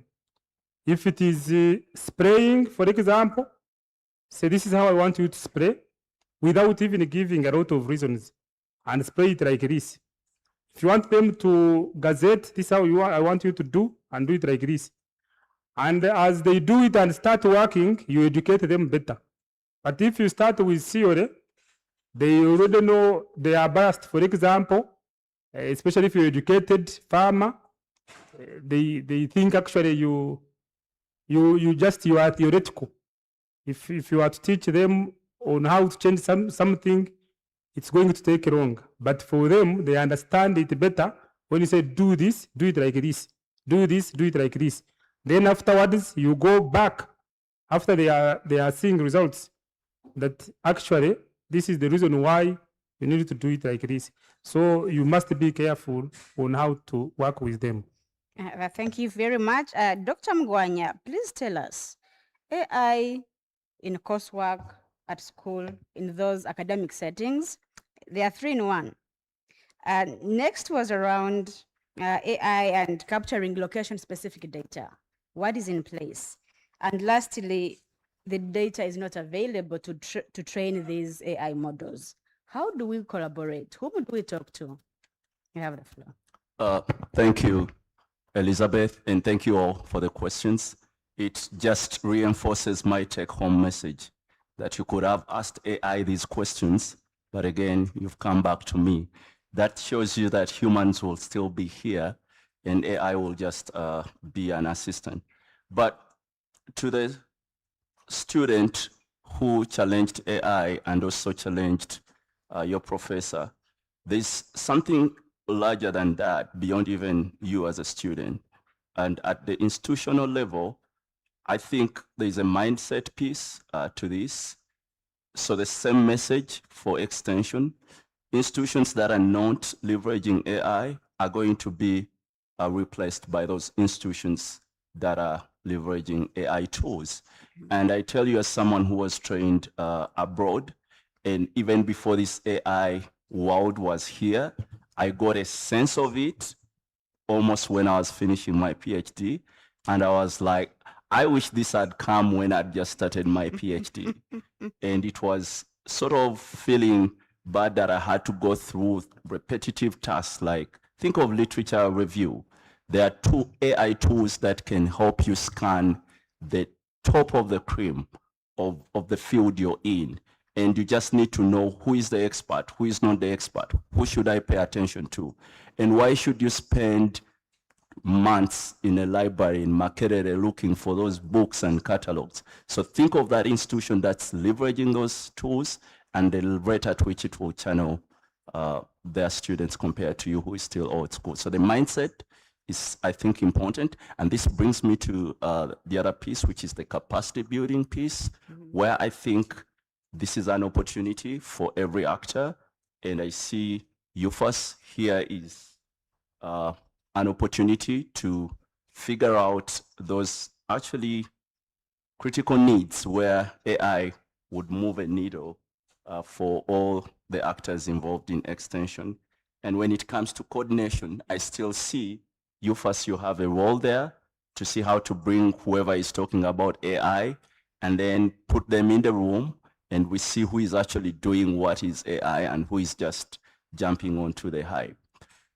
Overall, I think on when it comes to data and how to get the models to be a little more localized, that's going to take the policy angle to some of these questions where we need to interrogate some of those tough questions around whose data are we using to train the model? What are the ethics surrounding that? And how do we, as practitioners, go away from using generalized sort of data to inform farmers and be more ethical in, being open that, okay, we are giving you this information based on data which was for Kamuli, and it might have limitations for you who is in Mbale. So this is going to call for everyone. Thank you. All right. Thank you so much. Dr. Miro, this was about uncoordinated extension. Different ministries, different service providers, same clients, same location. What do you have to say? Thank you so much, Madam Moderator. Good afternoon, ladies and gentlemen. Good afternoon. Okay, good. The way I see from my point, the Minister of Agriculture, Animal Industry and Fisheries, Minister of Water and the Environment, Minister of Local Government, and other ministries, I tend to want to suggest that we need a body that they all respect, to bring them in the same house and to demand that they work together and be coordinated. I see here the Office of the Prime Minister, and I stand to be guided by the DPMOs. We even have the Senior Agriculture Officer here, Bwana Joseph Oke. Who will you listen to? That I think this party can help coordinate and deal with these potential wastages. The other one you can guess, UFAS. But I think government is the best. But I think as UFAS again, and as a network who are in this room, we can agree with mutual respect. And I think it was Dr. Kasim who talked about humility. In fact, I wanted to suggest, I wished I could take this question of standardization. We already have the standards and guidelines produced by our great team leader, Professor Mangeni, through UFAS. We have the ethical code of conduct. We can agree in this house to go back and start implementing those standards. So again, UFAS, I believe, with all of your support and the board, of course it will be you. We want you to be the conveners together with the OPM. So you and I, we're going to lobby OPM, and we shall bring the ministries together to do work. But a DPMO can guide as well as Kulu Joseph. Okay. Right. Thank you so much, Dr. Miro. And then to you, Carl, there is a lot of distortion of messaging out there. And in fact, the person who has said, at times the messages are conflicting. And he even went ahead to suggest guidelines. Whenever partners are coming to implement something, they need to have a guideline so that they all adhere to them. Please share your thoughts. Yeah, that would be nice. In honesty, I think it's impossible, because who should make these guidelines and who decides which of the guidelines are the right guidelines? Yeah. I mean, just take the whole issue about climate smart agriculture, agroecology, permaculture, regenerative growth, organic agriculture. They're all centered around the same thing. And it makes everyone confused. It makes the scientists confused. It makes the extension workers confused. It makes the farmers confused. It makes the government officials confused, because everybody comes and says more or less the same, but with a different label. And that is what we see again and again and again. And it's like the international community has to come up with a new concept every decade or every half decade. And then they are pushing it like the only solution in the world and forget all the ones we had before. And it's just frustrating. So I fully acknowledge your need for better guidelines, but we lacking anybody who has the authority to make that guidelines. And before the guidelines had been printed and sent to you, we need another guidelines because another concept have been dumped our desk. Yeah. This is the reality. I mean, I think what extension can do is the whole standardization things. What is the minimum requirements? It's it is to be working in the space of extension. So having a very clear frame and a lot of flexibility within that frame. Basically, what your best guideline if you work in extension and advisory services, what makes sense for farmers? Whatever the concept is called, whatever it is, how do I translate it to something that makes sense for the farmer's daily livelihood? That's your job. And then don't bring all these concepts and all these things. Just make it into simple dialogue with the farmer about their issues. That was how I would do it. And then if you go into academia and if you have to write a degree, you have to struggle with it. If you go to meetings and have to present, you have to struggle with it. But in your dialogue with the farmers, keep it simple, keep it relevant. That would be my advice. Thank you. Okay, thank you so much. Madam Beatrice, this is not to bombard you, but I know you participated in the activity to develop the standards and guidelines for extension. Would you like to share, in addition to what she said, your experience and some of the things you considered in just 2 minutes?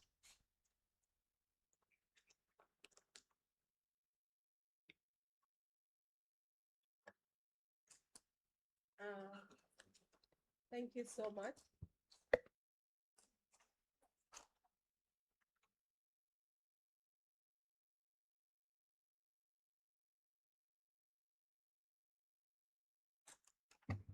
Thank you so much, Elizabeth. And yes, we participated, we supported the ministry to develop these materials as I think one of the ways of unpacking the policy brief. I mean the extension policy. And there were actually 3. I think there's one which we are forgetting. The first one was guidelines and standards for the agriculture extension. And then the second one, the ethical code of conduct. And the third one was procedures for registration and accreditation of extension actors. And I think for me, one of the biggest pain is that it looks like those materials are stayed on the shelves. I ended up following up and was saying every DPMO got a copy, and that means that they are, they are on the shelves of the DPMOs. I don't know whether they ever went down to the sub-counties. But also, of course, they are on the website of, if you search them, they are actually well placed and really present on the website of MyIF. So whenever I want to really refer to them, I look for them. But the painful thing which I've said that they have not really been, some of them it's because of the bill they talked about, because some of them were law. The issue of like ethical conduct, you cannot actually, I cannot go to Liz and say, you are not, you are not acting ethical. That is not ethical. She will ask me under what law. Yeah. So some of them, even the issue of accreditation and all that. And I think with the government, with the Directorate of Extension, we had agreed that let us do the registration. And the biggest issue was the registration of the non-state actors, because the ministry say they have the list of all the public extension, though eventually we had decided that to have a one uniform thing, because there was a lot more information than what they had on the extension workers. For them, it was just a profile, like, the name, the contact and all that. But the other one was going fast. So we agreed on developing the portal. We developed the portal with our ICT person working on the website. We actually agreed that we start the registration, but that registration was launched in the e-registration, the e-symposium, which I talked about in 2020. It was commissioned by the minister, and we actually went down to discuss because the ministry had a role of scaling it down to see that every actor, especially the non-state actors within the district, is registered and known where he is. It is a beautiful tool which has also sat because we developed a separate website because they said it was too heavy for our website. It is sitting on its own website, which we have been paying for annually and waiting for, because scaling it out to the whole country, it was supposed to be the minister having a few people, a few districts or whatever being registered there, but it would have been a good tool. For me, I think it's one of the things which will say, how do we, in the morning, you remember that the commissioner said that actually we are not lacking policies and we have them. The biggest problem is whatever we have put, we have done, how do we implement it? In some cases, even where it doesn't need any law, we have failed. All right, thank you so much. A big round of applause to our presenters. So we'll take the next round of questions, but before we do that, I request each one of us to stand up and stretch a bit. We've been sitting for quite a long time. Stretch a bit. We'll use just 1 minute, and then we get back to the task.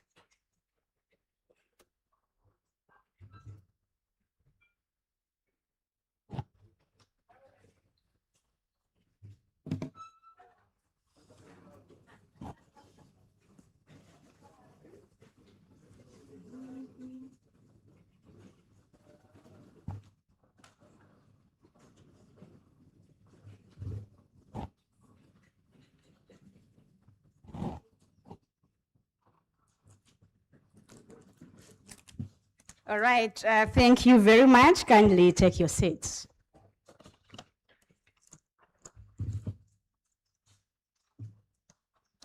So these other questions have come from us, the audience, and we have them here and we'll read each one of them. To Dr. Rosimita, you talked about opportunities like the young population and strong farmer organizations. How does this influence the scaling and marketing the questions? So kindly take note and then you'll come back to answer.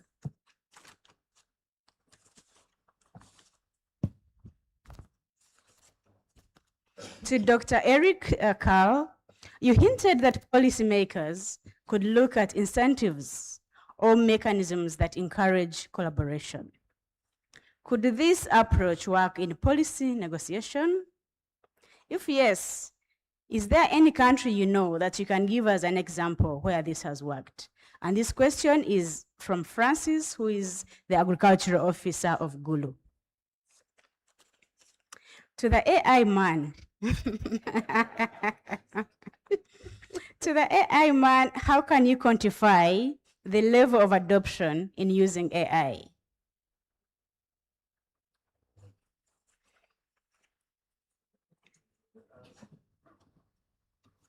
So this goes to Dr. Miro and also to Dr. Abiro Mesho. How can we make our extension trainings from the value chain approach, not only producing extension workers with only one production node?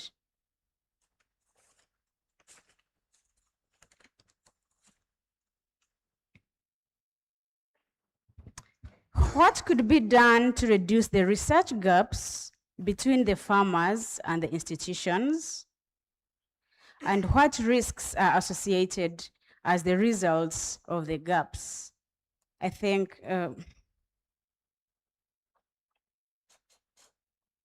yes. What could be done to reduce the research gaps between the farmers and research institutions? And then what risks are associated as a result of the gaps?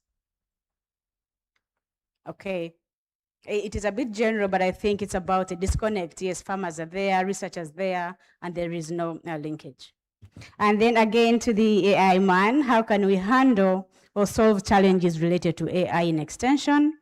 And these include resistance to change, language and content, as well as the ethical and security concerns.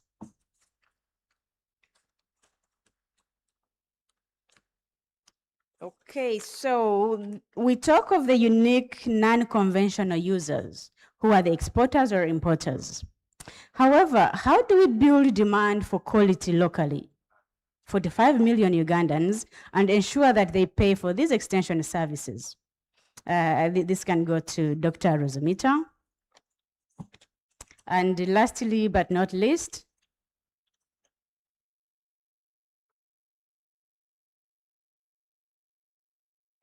some questions I may need AI to read the, the handwriting. Yes, to the Ministry of Health acknowledges the value of the village health teams, these are the VHTs, in bridging the gap on the last mile health service support. What is the barrier for the ministry or the district local government to recognize and integrate the farm enterprise trainers or the CBFs, the community-based facilitators, in offering extension? And this, I will go to Beatrice. The VHTs are working in Ministry of Health. Why is it hard for agriculture to have the VHTs at a lower level? And the very last one, how should extension agents determine the prices they charge for their services? Okay, and I'll also direct this to Dr. Rosomita. Dr. Rosomita, would you like to start us off? Yes, yes. Dr. Abidro Misha. Okay, thank you very much. I think the question that was given to me was about how do we ensure that the extension workers indeed understand like value chain as opposed to the node. It's an interesting question for me, but what I think is there are different approaches indeed. So if you know you want to work with a value chain or provide extension services in the value chain, I think the first thing, if you saw in my presentation, you need to be ahead. You need to know, you need to understand, you need to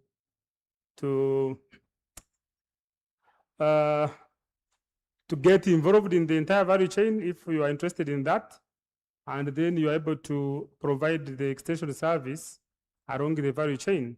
But quite often, sometimes it is hard, especially if it comes to really value addition of like product making. I understand value addition, people want to think about it from only when you are making a product out. But also if you are a farmer, for example, and you're able to sort like the spoiled from the good ones, that is also value addition. But if you are interested upwards from the farmer up, then I think you have to invest indeed in the entire value chain and understand it and be able to provide the service, but you need to put cost into considerations. Okay, thank you so much. Dr. Mugwanya, the AI man. Thank you, Elizabeth, and thank you for the questions. The question on quantification, a good question. The literature right now shows the adoption is low, and even where it's happening, it's still in pilots. And now the question and debate is on scaling some of those pilot cases that have shown real value in terms of AI having a leverage to help with issues such as pest and disease detection. Okay. Then when it comes to challenges in AI and how to handle those, there's no easy answer to that depending on what the challenge is. And I've tried to group some of the challenges that could be capacity building related challenges. That's where the likes of UFAS, institutions that are in advisory and capacity building can jump in to help at least give the basics, like what happened today, consider that as, the baby stage of capacity building. The other challenges relating to data ethics, just like any other innovation and technology that is emerging, there will always be associated socio-political aspects around it, and those are normally regulated through policy. And this is where policy has to evolve as fast as AI is also changing, so that some of these pertinent concerns are really taken care of. I hope that answers the question. Yes, please. Thank you so much. Dr. Miro, about the training. Also, okay. I think my colleague, Dr. Bidomisho, has endeavored to suggest what to do, but I would just add, I think the training, for example, at universities or agricultural colleges, giving opportunity for internships that are also in market-oriented systems, so that the intern is actually within that value chain itself and is required to appreciate what happens right from production to the final consumer. The other so that way the person in training knows what goes on. But I also hope that during that training, we can offer some functional skills around collaboration. And I think some interns also provide for space for teamwork, learn to work in teams, but maybe not so much. But there's a lot of importance on collaborating and networking, the way Dr. Kasim told us how he was leveraging networks. So I think collaboration also should be considered in there. All right. Thank you so much. Dr. Carl. As a learning outcome. Thank you. Thank you.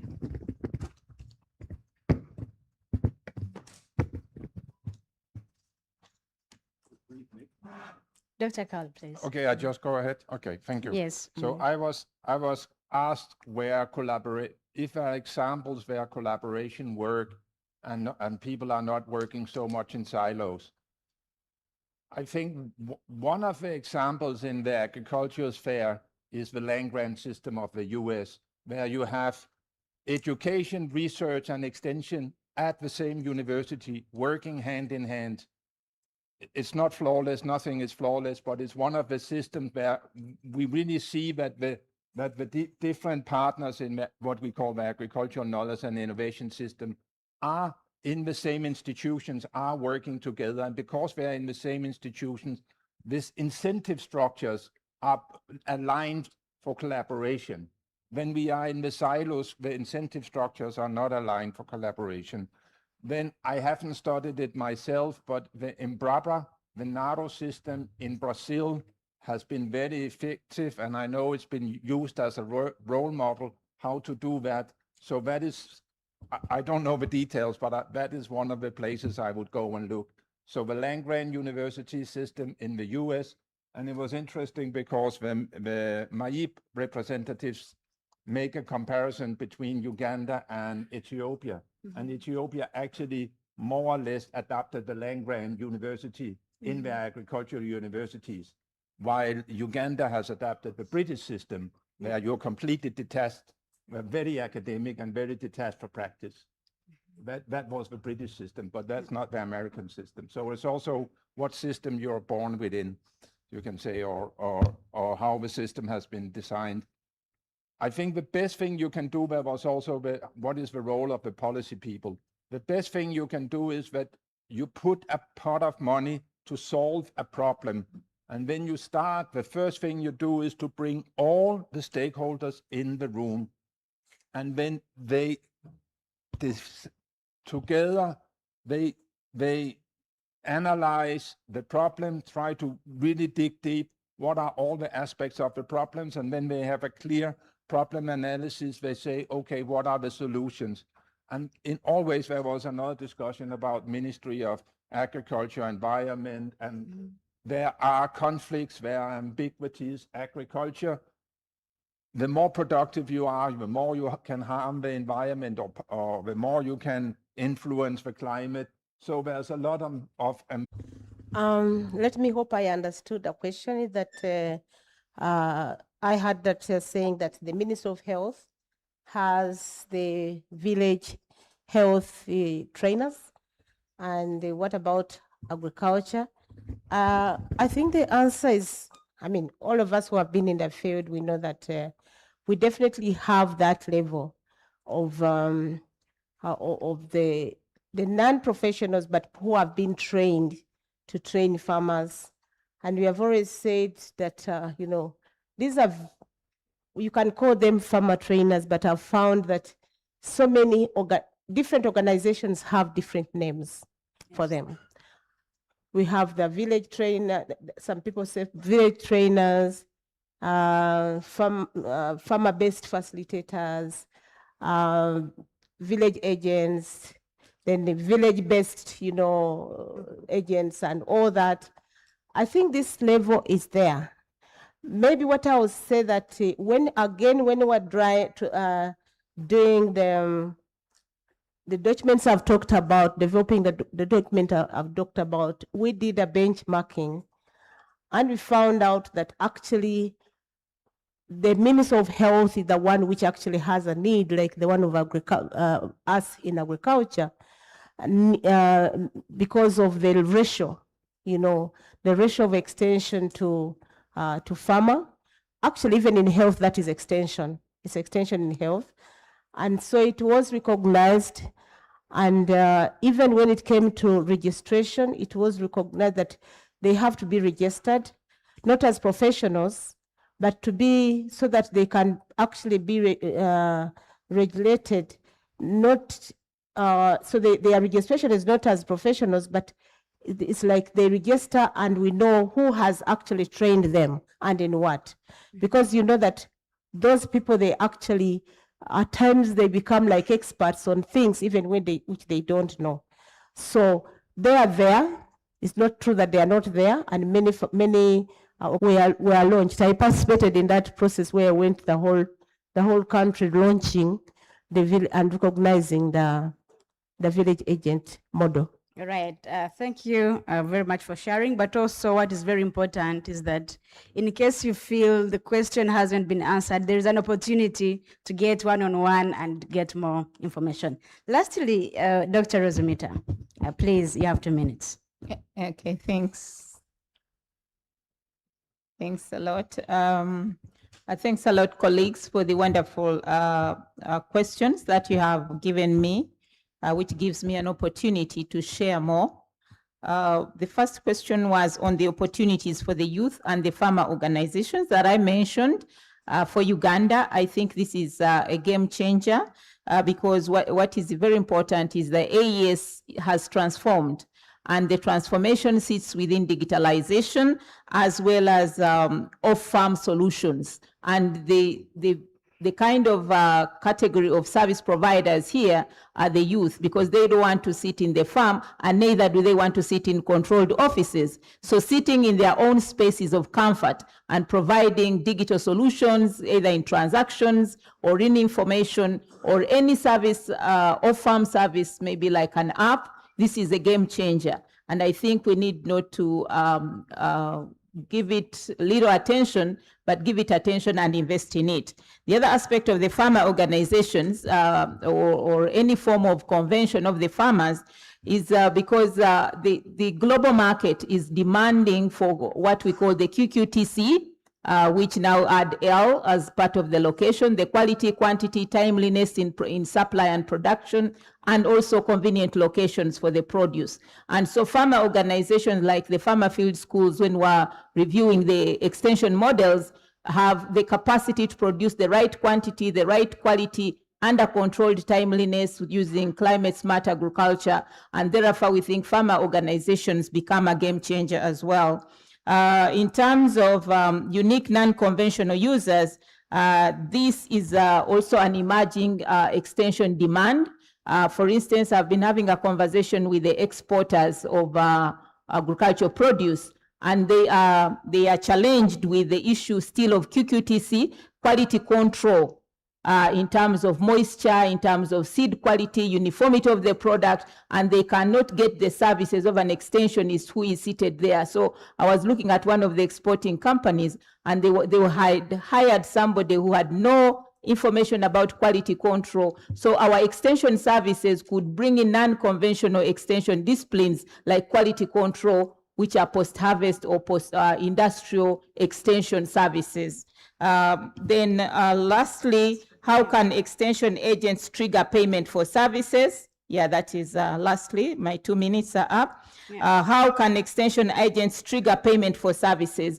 I think what is very imperative is that the value proposition in your services has to be clearly defined, because so you don't need to trigger. People have to come to you once you have a competitive offer to provide. So I gave an example of the quality control officers who are highly required. Even the international protocol has said you cannot export a commodity unless you have a certified QC, a person who has been trained, but we have not considered them in extension. So these are important extension disciplines that have been neglected but are fetching a lot of international revenue. Therefore, our traditional extension has to look at serving non-conventional extension users like industrialists, exporters, logisticians, and other service providers downstream the export value chain. Thank you. All right, thank you so much. A very big round of applause for our panelists this morning. Thank you so much, panelists. We are concluding this with a group photo while standing. Thank you.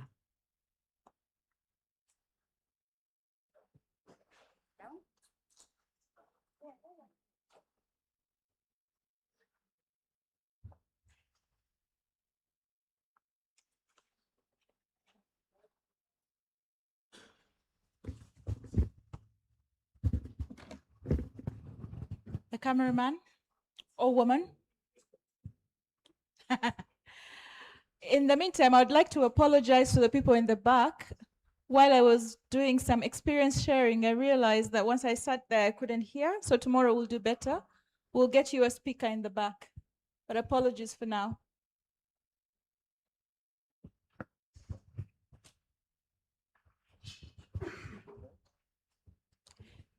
So invite Christabel.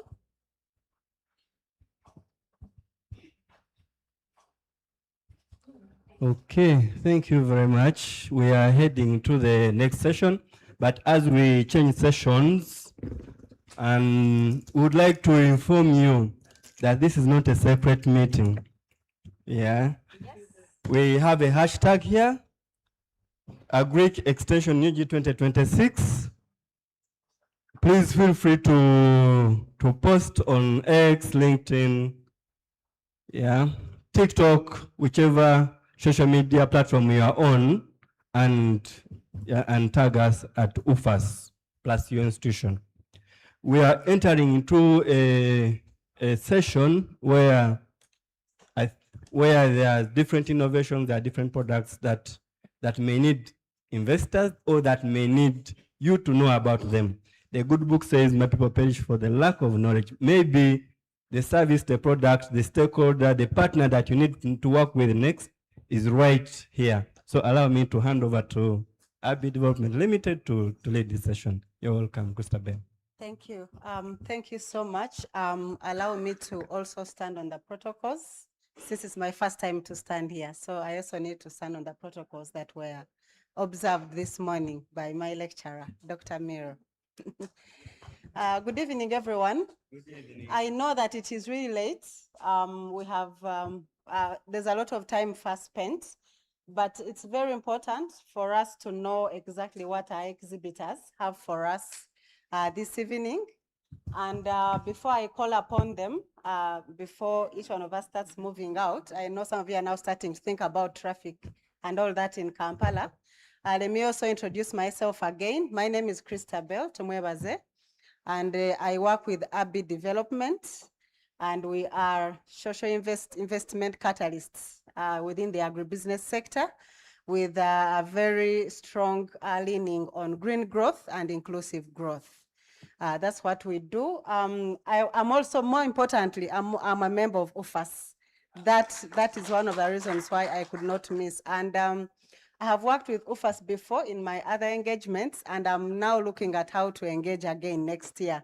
So I'm already cooking in the kitchen, and as Abbey Development, we should consider ways of partnering in this extension week.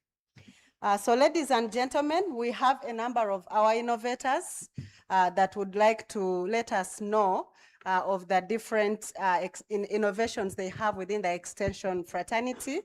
And at this point in time, allow me to invite Farm Africa. Farm Africa, where you are. Mr. Fred, are you around? You have moved out. Are you around?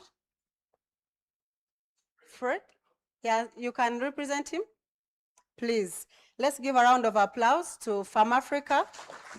Their stall is right there, and they're going to tell us exactly, just use only 2 minutes in the interest of time, just to inform our audience.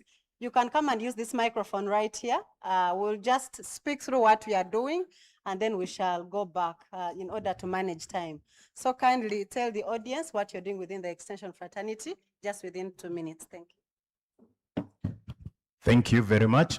Good evening. My name is Godfrey Omon, and I'm working with the Farm Africa. My colleague is not here, but I still should be able to represent him. So what is Farm Africa doing around agricultural extension services? We are implementing an approach for agricultural extension, which we call the last mile delivery.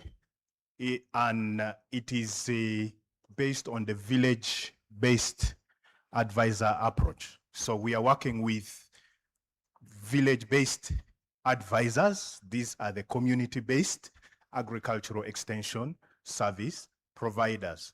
Now, this is led by the market, and this is the uniqueness about this.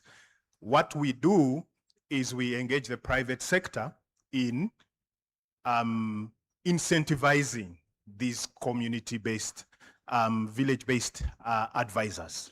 So how do we do that? We are working with anchor farms, farms that offtake commodities from the farmer groups, but also farms that supply inputs to the farmers. And they supply it on a cash basis by purchases. And then, so the role of these village-based advisors is really to do what we call aggregation. So they work with the communities, the groups that they are working with, they aggregate these demands, and so whatsoever supply is coming through them, they are paid a commission by the private sector. So it is being driven by the private sector, and not only for agricultural inputs, but also for services. These are the very same village-based advisors who work with financial service providers. So when it comes to aspects of onboarding the farmer, the groups, mostly the Village Savings and Loans Association groups and farmers, they earn a certain commission from the financial service provider. So this is the approach we call the village-based advisor model, and we'll be very happy to share with you. We are at the same stall where Equator Seed is. Equator Seed is one of the off-takers, but also the suppliers of the agricultural inputs. Thank you very much. Thank you. Thank you so much, Farm Africa, for sharing with us the extension model that you are using. And indeed, I think that speaks to what Beatrice was talking about, the village agent model that was rolled out so many years ago by Maif. And now this Farm Africa is saying these are village-based advisors. So it's more or less the same thing, just communicating in a different way, but also it demonstrates private sector extension services. Very key. Thank you so much. We are not able to use these seats because they are not as many. They are not enough, but please stay around because we are going to take a group photo at the end. Ladies and gentlemen, allow me to invite Enzia Greek. Please come and also tell us what your innovation is so that we can have, you can create traction around how to use that digital system. A round of applause for Enzia Greek.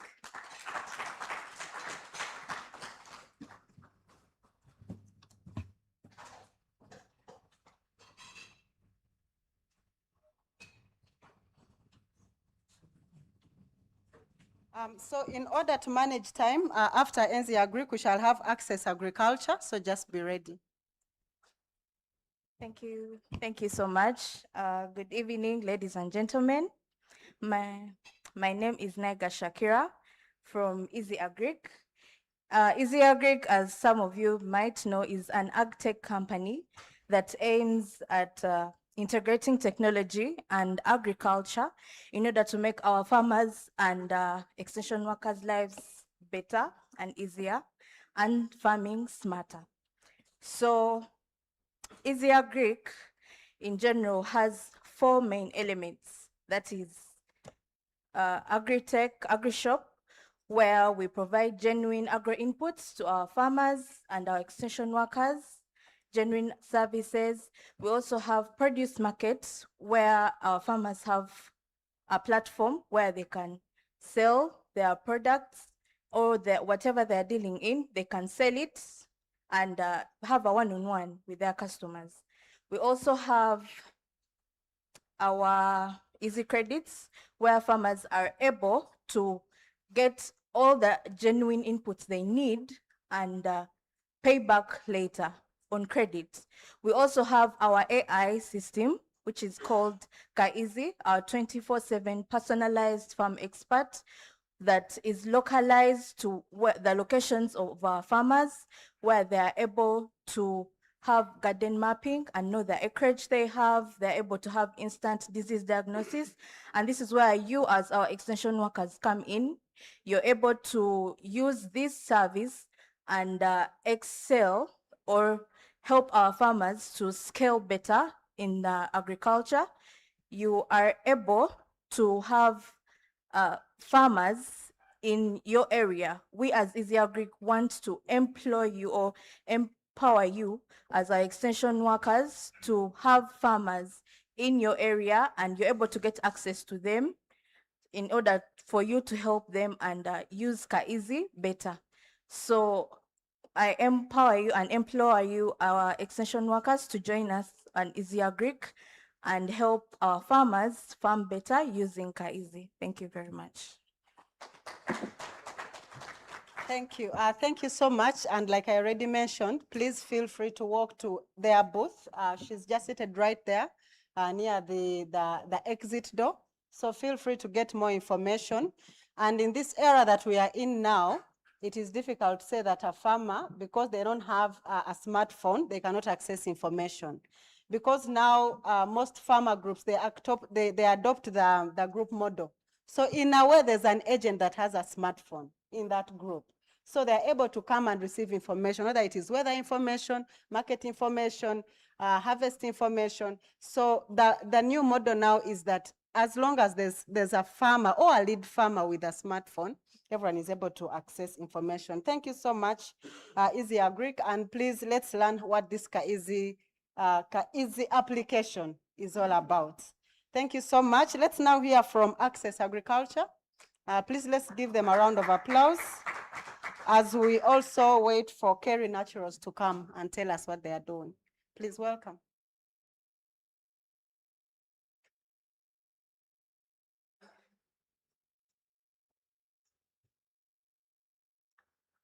Yeah, good evening, ladies and gentlemen. I'm by name Sochen Omar Bashir. I'm an ERA, that is Entrepreneurship for Rural Access. I'm very happy to stand in front here.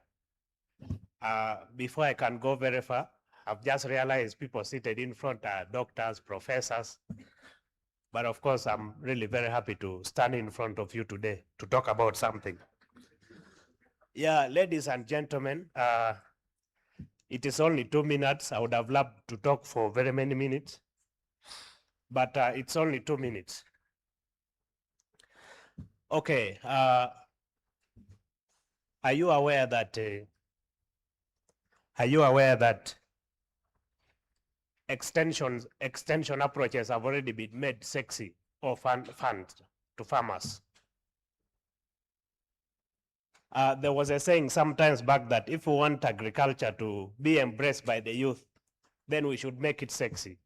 But of course, also one of the extension approach that Access Agriculture has brought on board using the smart projector approach it has made extension very sexy and fun to farmers in a way that farmers right now, they're able to learn through smart projector video screening sessions using their local language. They're able to listen to trainings in the local languages through videos. So that is one approach that we are using. As ERAs, we have been given these smart projectors to train communities in the rural areas. Of course, we are aware that not all of us are in the same level. There are those ones who have studied, there are those ones who have not studied. So if you go with a flip chart and a marker pen, sometimes you are abusing specific people.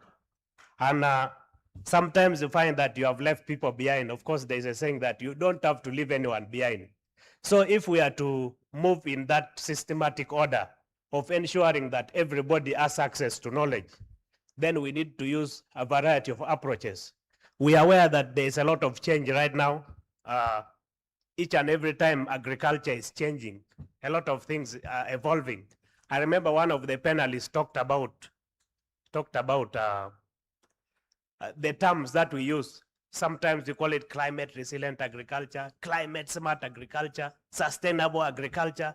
At the end of the day, it confuses the community. However much for us, we have access, we can go to Google, that farmers sometimes tend to look at you like you brought money or something like that. But when you go with that video-based cinema, training farmers, you find it's like a source of entertainment. Yeah, it's like a source of entertainment. And one example which I did one time, the first day I was given this smart projector, I said, let me try this approach in this community. And of course, I come from a community where, a pastoralist community. And what I did, I just went and put music, first of all. I put a serious music. People were like, what is happening there? So after putting music, people started coming one by one. Then I entered inside the church and I projected the videos without any participant. But of course, as I was watching my video alone, people kept on coming one by one. Hey, what is happening? You also enter. What is happening? So people entered, and before I realized, the hall was full. And when they saw what I was projecting, they were like, these things, we don't know these things, but oh, I wish you can come back. That's how I started entering the community. So I implore all of us to ensure that we adopt this approach, because it is a simple approach that we can really get results from farmers. Thank you. Thank you. Thank you so much, Bashir. Thank you for the good work you're doing. And this is one of the proven methodologies. You go to the village, you put the videos, people will show up. They'll show up and they will listen. And I know there are several organizations that are using that. You don't have to replicate the same work. You can just go and access that service from them. Thank you so much, Access Agriculture. Let's hear from Kerry Naturals. Please come and tell us how you are extending extension services in your sphere. Please, let's give her a round of applause as she comes through.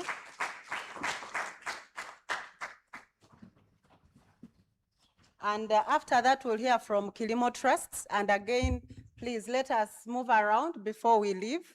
Get more information. You're not getting the details now because of time. So let's ensure that we pass by the different booths and get as much information as possible. Please, you're welcome. Good evening, good people. I need energy. I'm still young. I'm almost clocking 30, so before I clock 30, I need energy. Good evening, good people. That's beautiful.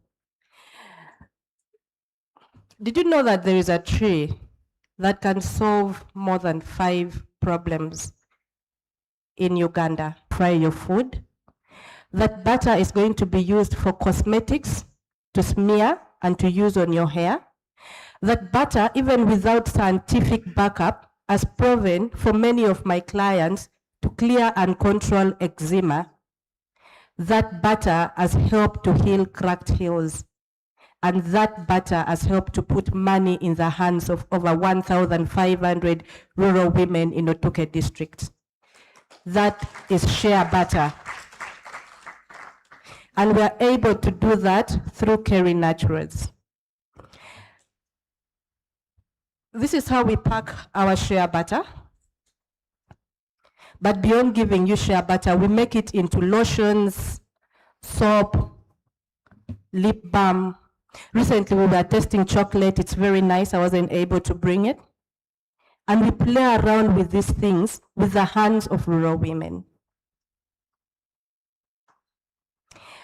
For us as Kerry Naturals, we understand that if you want somebody to protect a tree, you need to motivate them.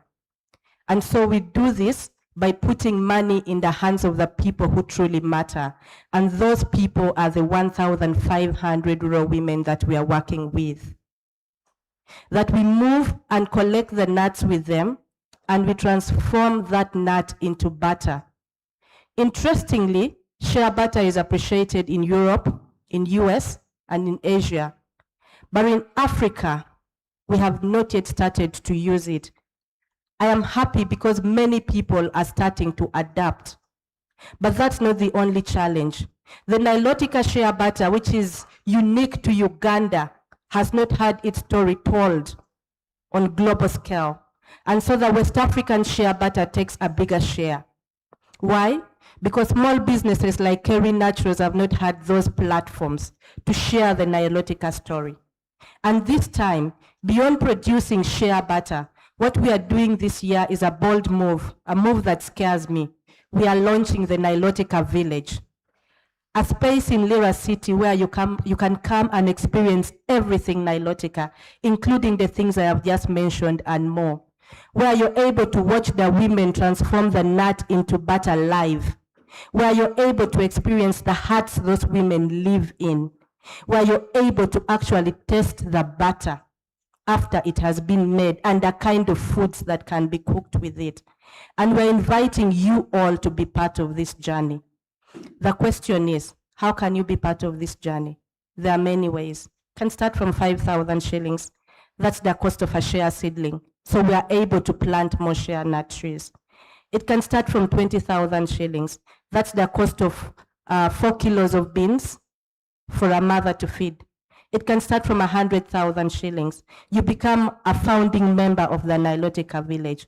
Or 500,000 shillings. You build a hut where this story will be told and your name remains on the walls of the Nilotica Village. In a very special way, I want to thank GIZ and Prudev too for believing in my crazy dreams and ideas, because they picked me up from a little ambitious girl and they gave me a platform to tell my story. But they also held my hand. They mentored me to put my story out there, and the world was able to watch me. They mentored me to document my financials, and now I have a registered company and a fully functional bank account that if you give me your money, I don't receive it as me. The company receives it, and so you hold me accountable. They have also brought me in this room today to tell my story. Maybe I wouldn't afford it. Maybe I didn't, even if I could afford it, maybe I didn't even know that it was going to happen. But GIZ and Prudev recognized me and brought me here. And I want to say thank you to the mentors that you have given me. They have been very instrumental in my journey. And I hope that I am able to put money in the hands of rural women in Otuke district. One last thing before I go, I also want to say that we are now moving beyond Otuke. This year, we are going to be entering Acholi sub-region with support from Prudev too as well. Out of here, we are going to be signing a contract with a cooperative in Agago district who has more women, and we are hoping that by that we'll be able to double the number of women we are working with. That means putting money in their hands, putting food on their table, and giving them a reason to protect the shea nut tree so as to respond to the climate crisis and reforest northern Uganda. With love from Kerry Naturals, I appreciate you all for listening. Tell us the prices of your products. Oh, yes. So this goes for 35,000 shillings. This is 700 grams. We have smaller sizes there as well. This goes for 30,000 shillings. This is an hydrating lotion. I love this lotion because when it's hot, your skin is able to produce moisture to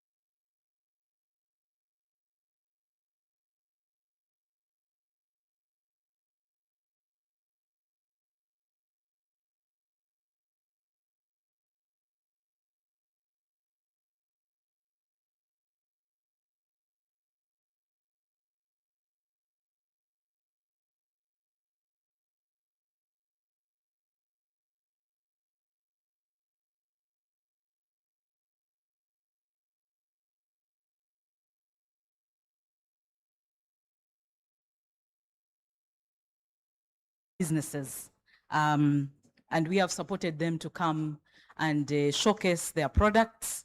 We are developing a network of professional training of trainers, but also mentors who provide the last mile training to our young people. That is the agenda we are contributing to. So I'm here with a group of some of the young people. We call them TOTs, and those provide last mile mentorship for our young people to create business opportunities for themselves to better their livelihoods. We are also, of course, working to make sure we are adopting the village agent model. We do have TOTs, but we also have village agents.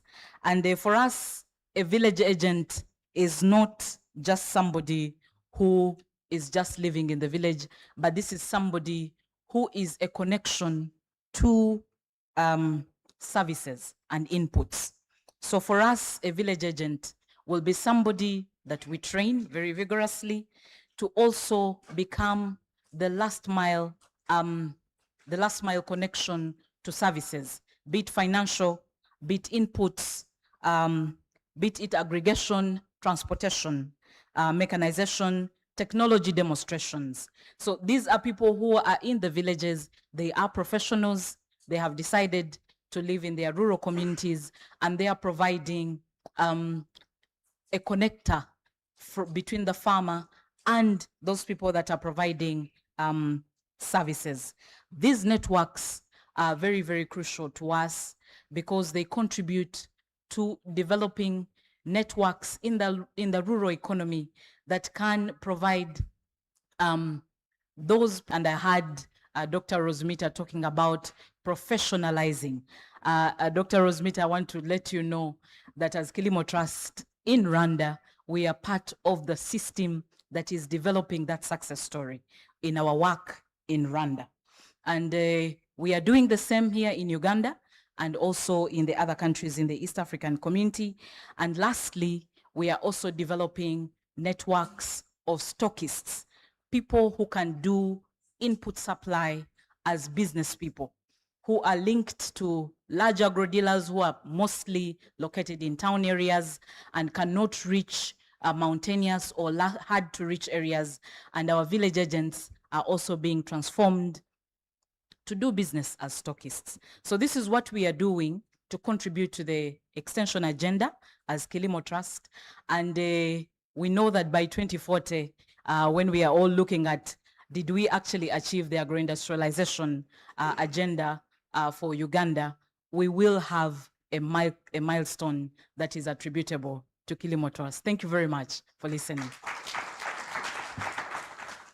Thank you so much, Rachel. My sister had taken some time without seeing you. These forums are good. They help us to catch each other again, just like Beatrice mentioned. Thank you for what you're doing in these communities. So I would like to invite Forum, Gordon, please start to. These are creating jobs within communities. These are jobs being created. And these are jobs for young people who would otherwise be here riding motorcycles in Kampala, which has become, it's too much. We are now staffed. So any initiative that we ask that is coming up in the rural communities that is contributing to job creation is something that we should be able to invest in. So thank you so much, all you innovators that are doing of our young people are struggling with employment. So it is very important. So let's give a round of applause to Reform as they tell us their contribution to the extension sector. Welcome. Okay, good evening, everyone. So my name's Arfan Paji. Arfan. It's quite a complicated name for most of you, but yeah, happy to be here, and thank you first, especially Professor Miro, for inviting us to make a contribution. And of course, a disclaimer, I'm here to talk about people who know better than me what agricultural extension is, and who know better than me what business is. They make more money than me. they interact with more farmers than me. So I'm just a facilitator. So I work at Reforum. Can use this microphone. I work at Reforum, and Reforum is a network science-based organization, but it's with an education, transformative education agenda, with impact-oriented research agenda, but also does a lot of extension. And of course, today we are going to talk about some of the means or some of the tools or some of the models we use for the extension, reaching the last mile participant. So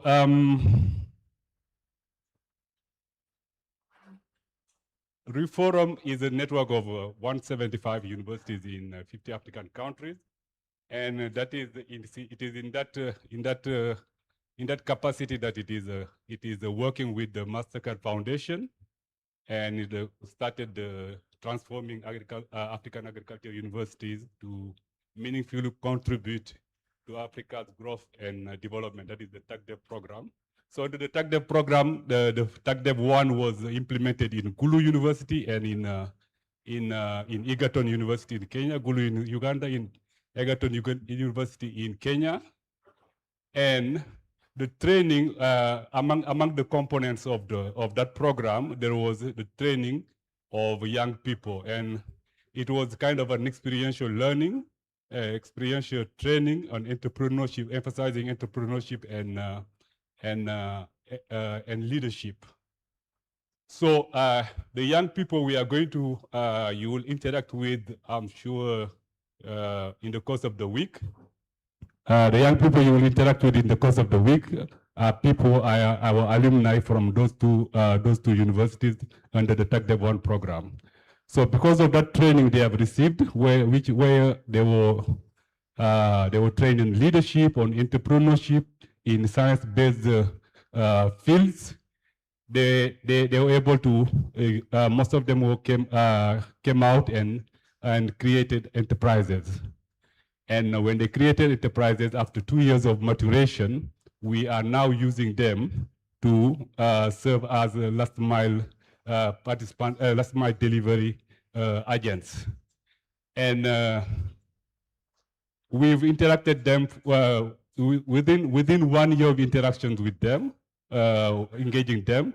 They have reached over 135,000 smallholder farmers and created or enabled jobs in the tunes of 35,000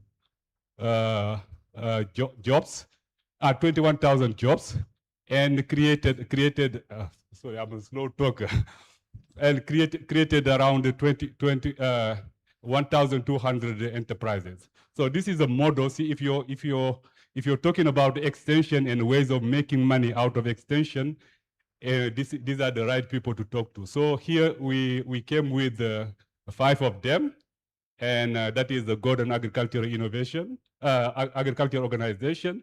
It is Divine Vanilla Extract. We have Juma Farm Agribusiness Consultants. We have Agrobiodiverse.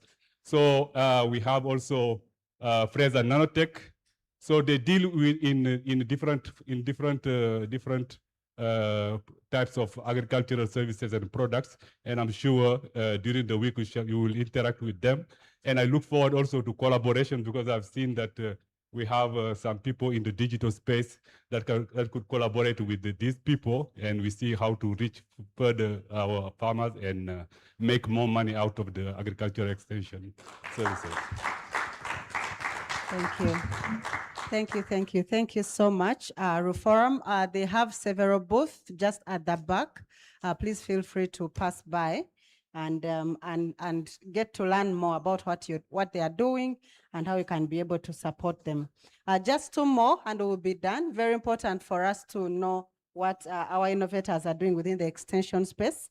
Allow me to invite Facilitation for Innovations and Sustainable Productivity to come. Please give him a round of applause. Please come and tell us what you're doing within the extension fraternity. Good evening, ladies and gentlemen. My name is Hudson Ogwali. I lead the team that works at FINAPS as the executive director. We are a very proud member of UFAS, and we are privileged to coordinate the extension and the GPSIA program in Lango and in Teso sub-region.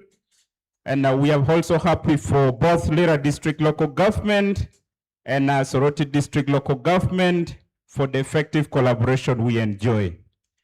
FINAPS is an NGO. We started as a students association from Makerere University. Our commitment was that we didn't want to join the street and make a lot of noise like other people. And so when we finished, we opened an office in Soroti, and currently we run 3 offices. We have an office in Soroti, we have an office in Lira, and we have a contact office in Kampala here. We do 4 key things in terms of our extension. We work on sustainable agricultural interventions. We work on climate change adaptation and natural resource management. We work on skilling for decent jobs. And then we do research and innovations. We do 2 key approaches. For the mass, the critical mass, the community, we use an approach which is called participatory integrated planning, where we encourage the community to come together, think through their problem, generate solutions, and then they lead. We also do, under our research and innovations, we position ourselves as a middleman between research institution and the end users of research. And we promote an approach called FRN, the Farmer Research Network. And then for the household levels, we use a farmer family learning approach, which is a peer-to-peer extension approach that we have been speaking about. But in summary, our commitment is that we want to practice what we preach, and therefore we have established for ourselves an innovations and business incubation center where we demonstrate every single technology. And at that center, we do energy, so we construct efficient energy stoves. We do black soldier fly technology. We are establishing a Zola there. We have established plantations of dragon fruits. We have both the improved goats, the local goats, the doper sheep, and every kind of technology that you may think about in terms of innovation. And so our commitment is that you cannot give what you don't have. And so we want to adequately prepare our extension staff, and so they do hands-on practice, and then they go to the community to share what has happened in their lives, and so they can inspire. Thank you very much. Thank you. Thank you so much.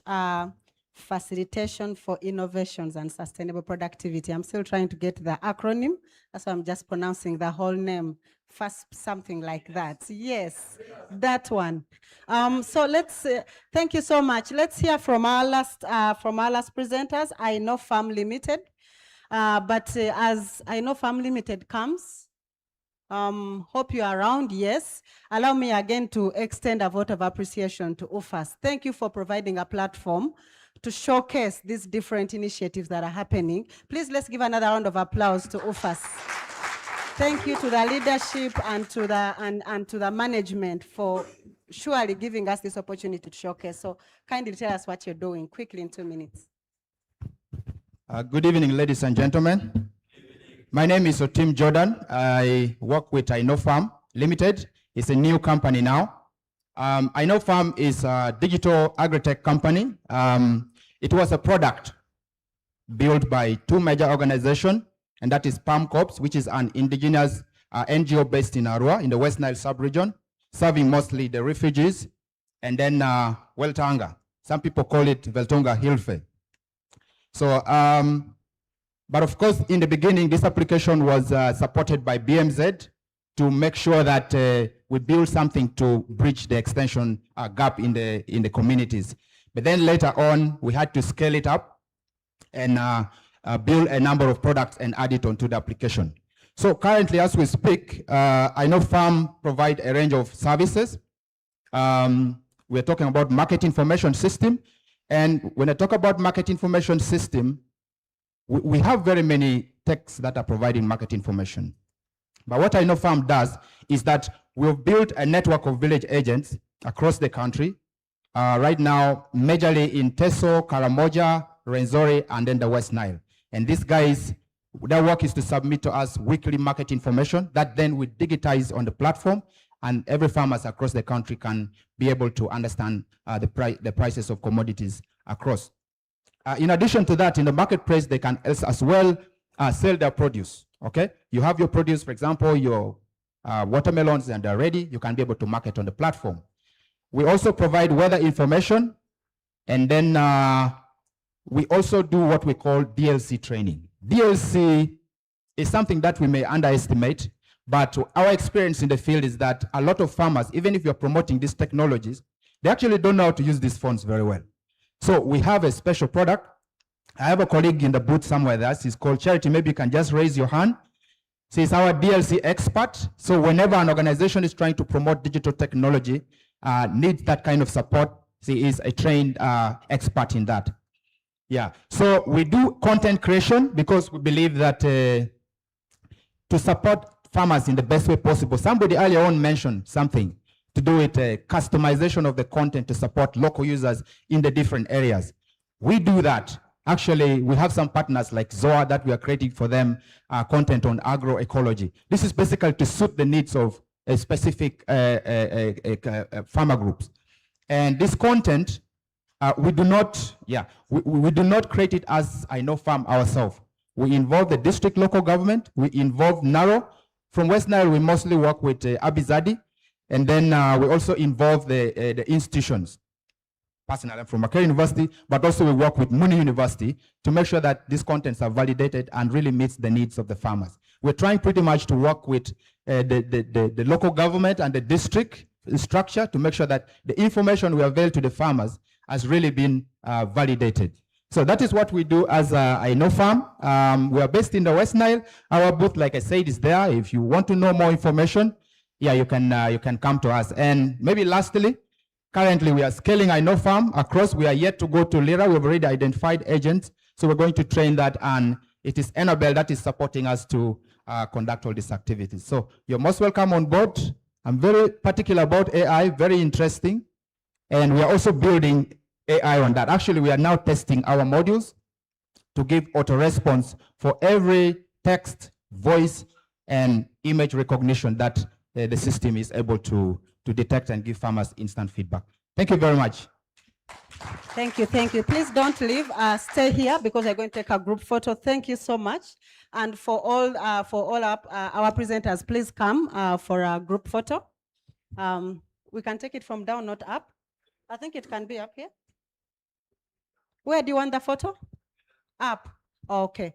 So please come for a group photo, just right here. Thank you so much, our presenters. I like this group because these are young people. This is a very young man, yeah? And even the lady right there is a young lady. So this is what we need to be doing, making agriculture as nice. Me, I'll not say the other word, because for us person, in a way you keep talking about how Allah or Jesus is coming back. Do you stop? No, you keep talking about that too. So we are not going to give up on the gospel of being able to accredit or having our profession certified. Very, very important for us. Otherwise, thank you so much. You've been a good audience, and allow us to close here. Please, let's have a group photo, and then we hand over. Thank you.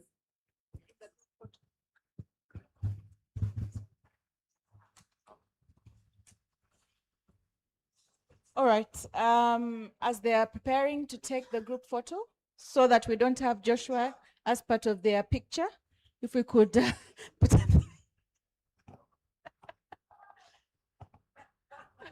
if we could put up the program for tomorrow as a background. Okay.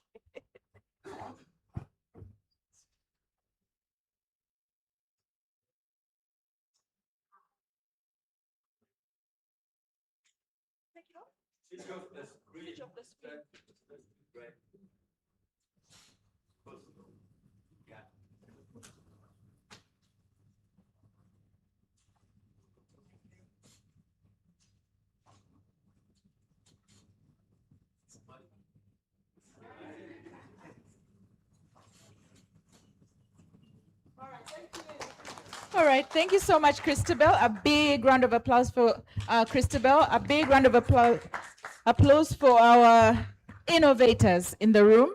Please, we have 40 minutes in which you can go around, interact with these exhibitors. There's a lot more that they couldn't say in 2-3 minutes.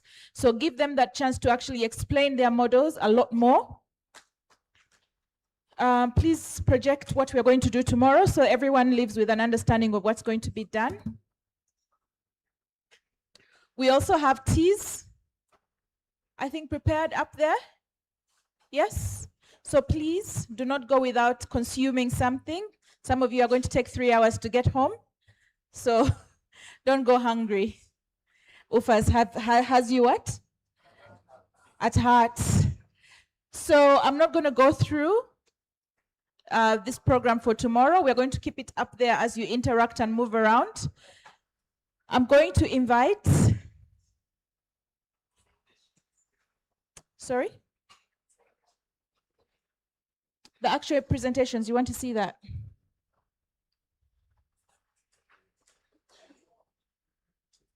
Yeah, the presentation is there with the scientific goggles. So that's actually quite interesting and exciting. It's going to happen tomorrow. Elizabeth, you want to tell me the actual title? We don't want people to just think it's scientific goggles and that we're going to wear them.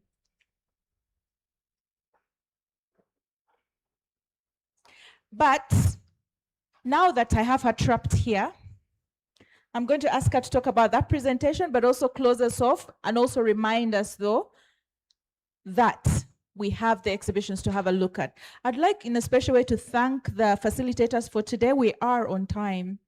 So I think that's a great thing that we've done. Thank you very much. I just want to excite you about one of tomorrow's presentation that is wearing the scientific goggles. We talked about it somewhere and someone thought that we were going to be given. But this is a new initiative which is coming up, and it's actually coming up through GIFRAS, AFAS, and the country chapters. It is about the practitioners wearing scientific goggles. And the person behind it, that is Dr. Lami Ngwenya, she's going to actually talk about it.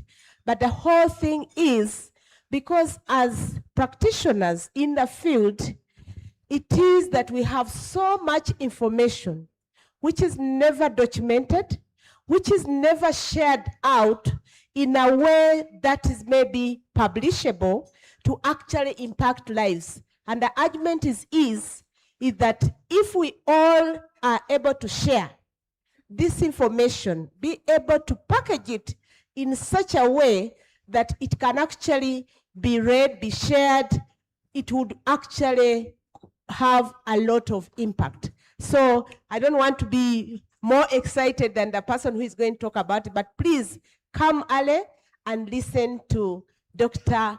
Lami Ngwenya. She says, she actually always tells me, Beatrice, you have 10 PhDs with what you know about, with what you have concentrated in 30 years of extension, So you just come and listen to her. Come early. She's going to be online, but you like it. That's also that's my pitch.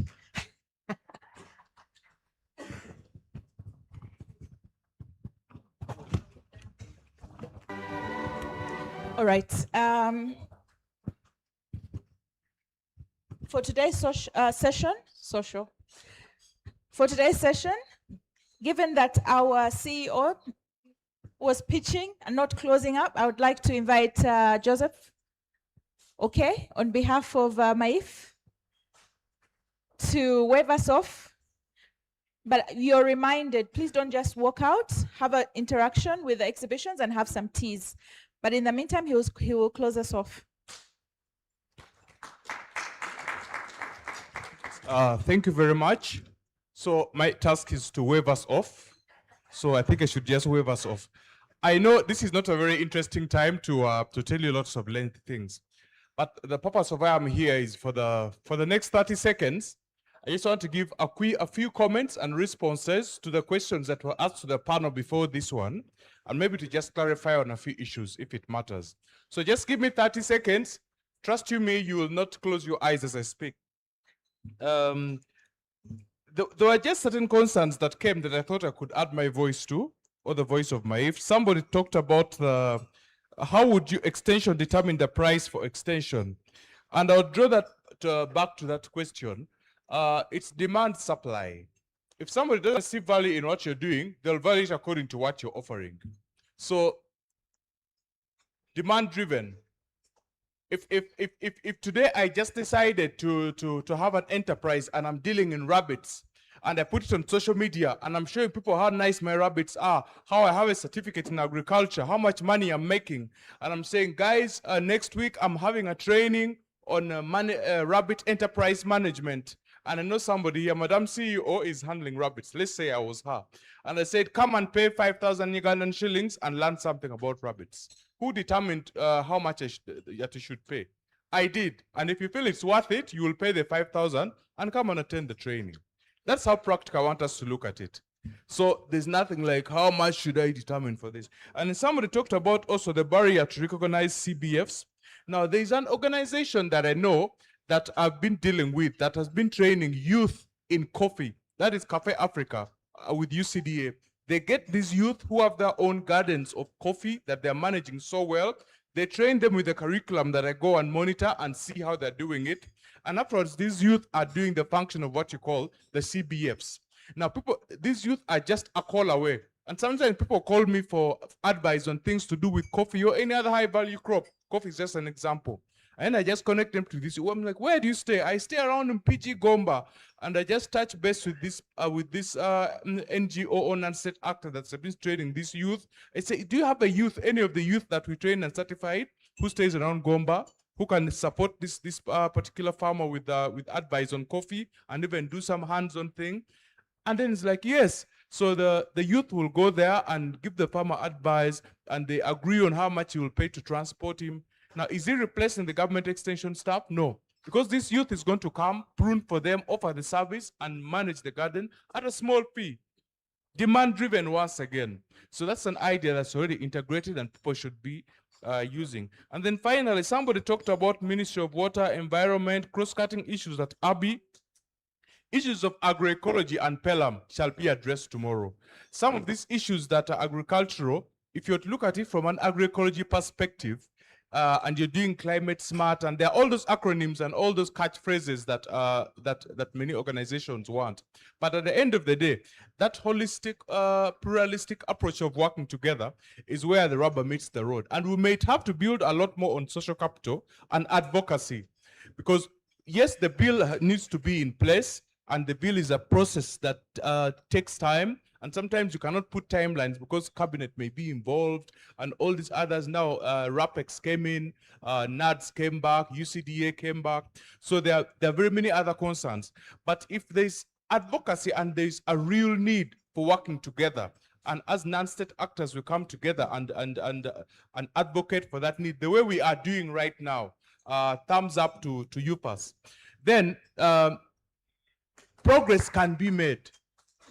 From 2016 to date, we have been riding on just the policy and the strategy. Some progress has been made, but you know, if there's the clear understanding and there is need, demand-driven.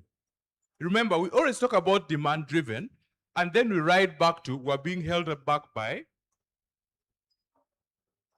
the law. But you see, the demand is what drives. Are we seeing the antithesis? Are we seeing we're saying it is demand-driven. If it is demand-driven and demand is created through good advocacy and also building social capital and working together, then the issues of the law will come in, yes, but it will probably not be a hamper to the process. Yes, the Prime Minister's office has the function of coordination, central coordination. But you see, the mandate of agriculture and the understanding and the responsibility that's given to agriculture, by default, we should take a lead role in some of these things which are technical in our field. There's a saying that you cannot cry louder than the bereaved. In this sector, we are the bereaved as agriculture and as agriculture non-state actors. So it is our voice which will carry along that coordination. That is why there's a whole ministry of, there's a ministry and there's a Department of Agriculture Extension. So we can't expect OPM, we can't employ them at our own, let me use the word funeral, if we understand the context, to come and cry loudly for us. They have their function of coordination, but we have the mandate and we should drive it with the passion and with the right advocacy, which you guys are probably very well placed in doing, and you're already doing well with the coordination of UFAS. I know there's a lot we can talk about that, Professor, who has been out the trade. If you've studied extension and you don't know Dr. Miro, then I wonder whether you actually, and Professor Mangeni, of course. So those are the grandparents of this. And then finally, we talked about extension of high value crops. It costs what it costs. Extension of high value crops must come with a perspective of you're not helping somebody who is desperate and who's supposed to market his things out of sympathy. You know, we're helping the poor farmer. No, it is aggressive, it is tight. There must be understanding of standards, understanding of phytosanitary issues, understanding of market requirements, understanding of quality for what it is. It costs what it costs. In Central here, they say, "Chabay, chabay." So you will not go with a beggarly mentality, or poor farmer, or you need to survive, or poor. No, it's high value. You're going to hit the market. So the perspective, even as we go with as NGOs or as non-state actors, when we're talking about high value crops, it must be with that perspective of you have to hit it. You have to do something valuable. You have to understand the phytosanitary regulations. You have to understand the barriers, technical barriers to trade, and the non-technical barriers to trade, and all that, in order for us to see a change in the high value aspect. I say 30 seconds. I don't know where the 30 seconds are, but the 30 seconds are over. So I think it's now time to officially wave us goodbye, as I was expected to. And I'm sure tomorrow we shall be together. Thank you very much. For God and my country, have a blessed evening.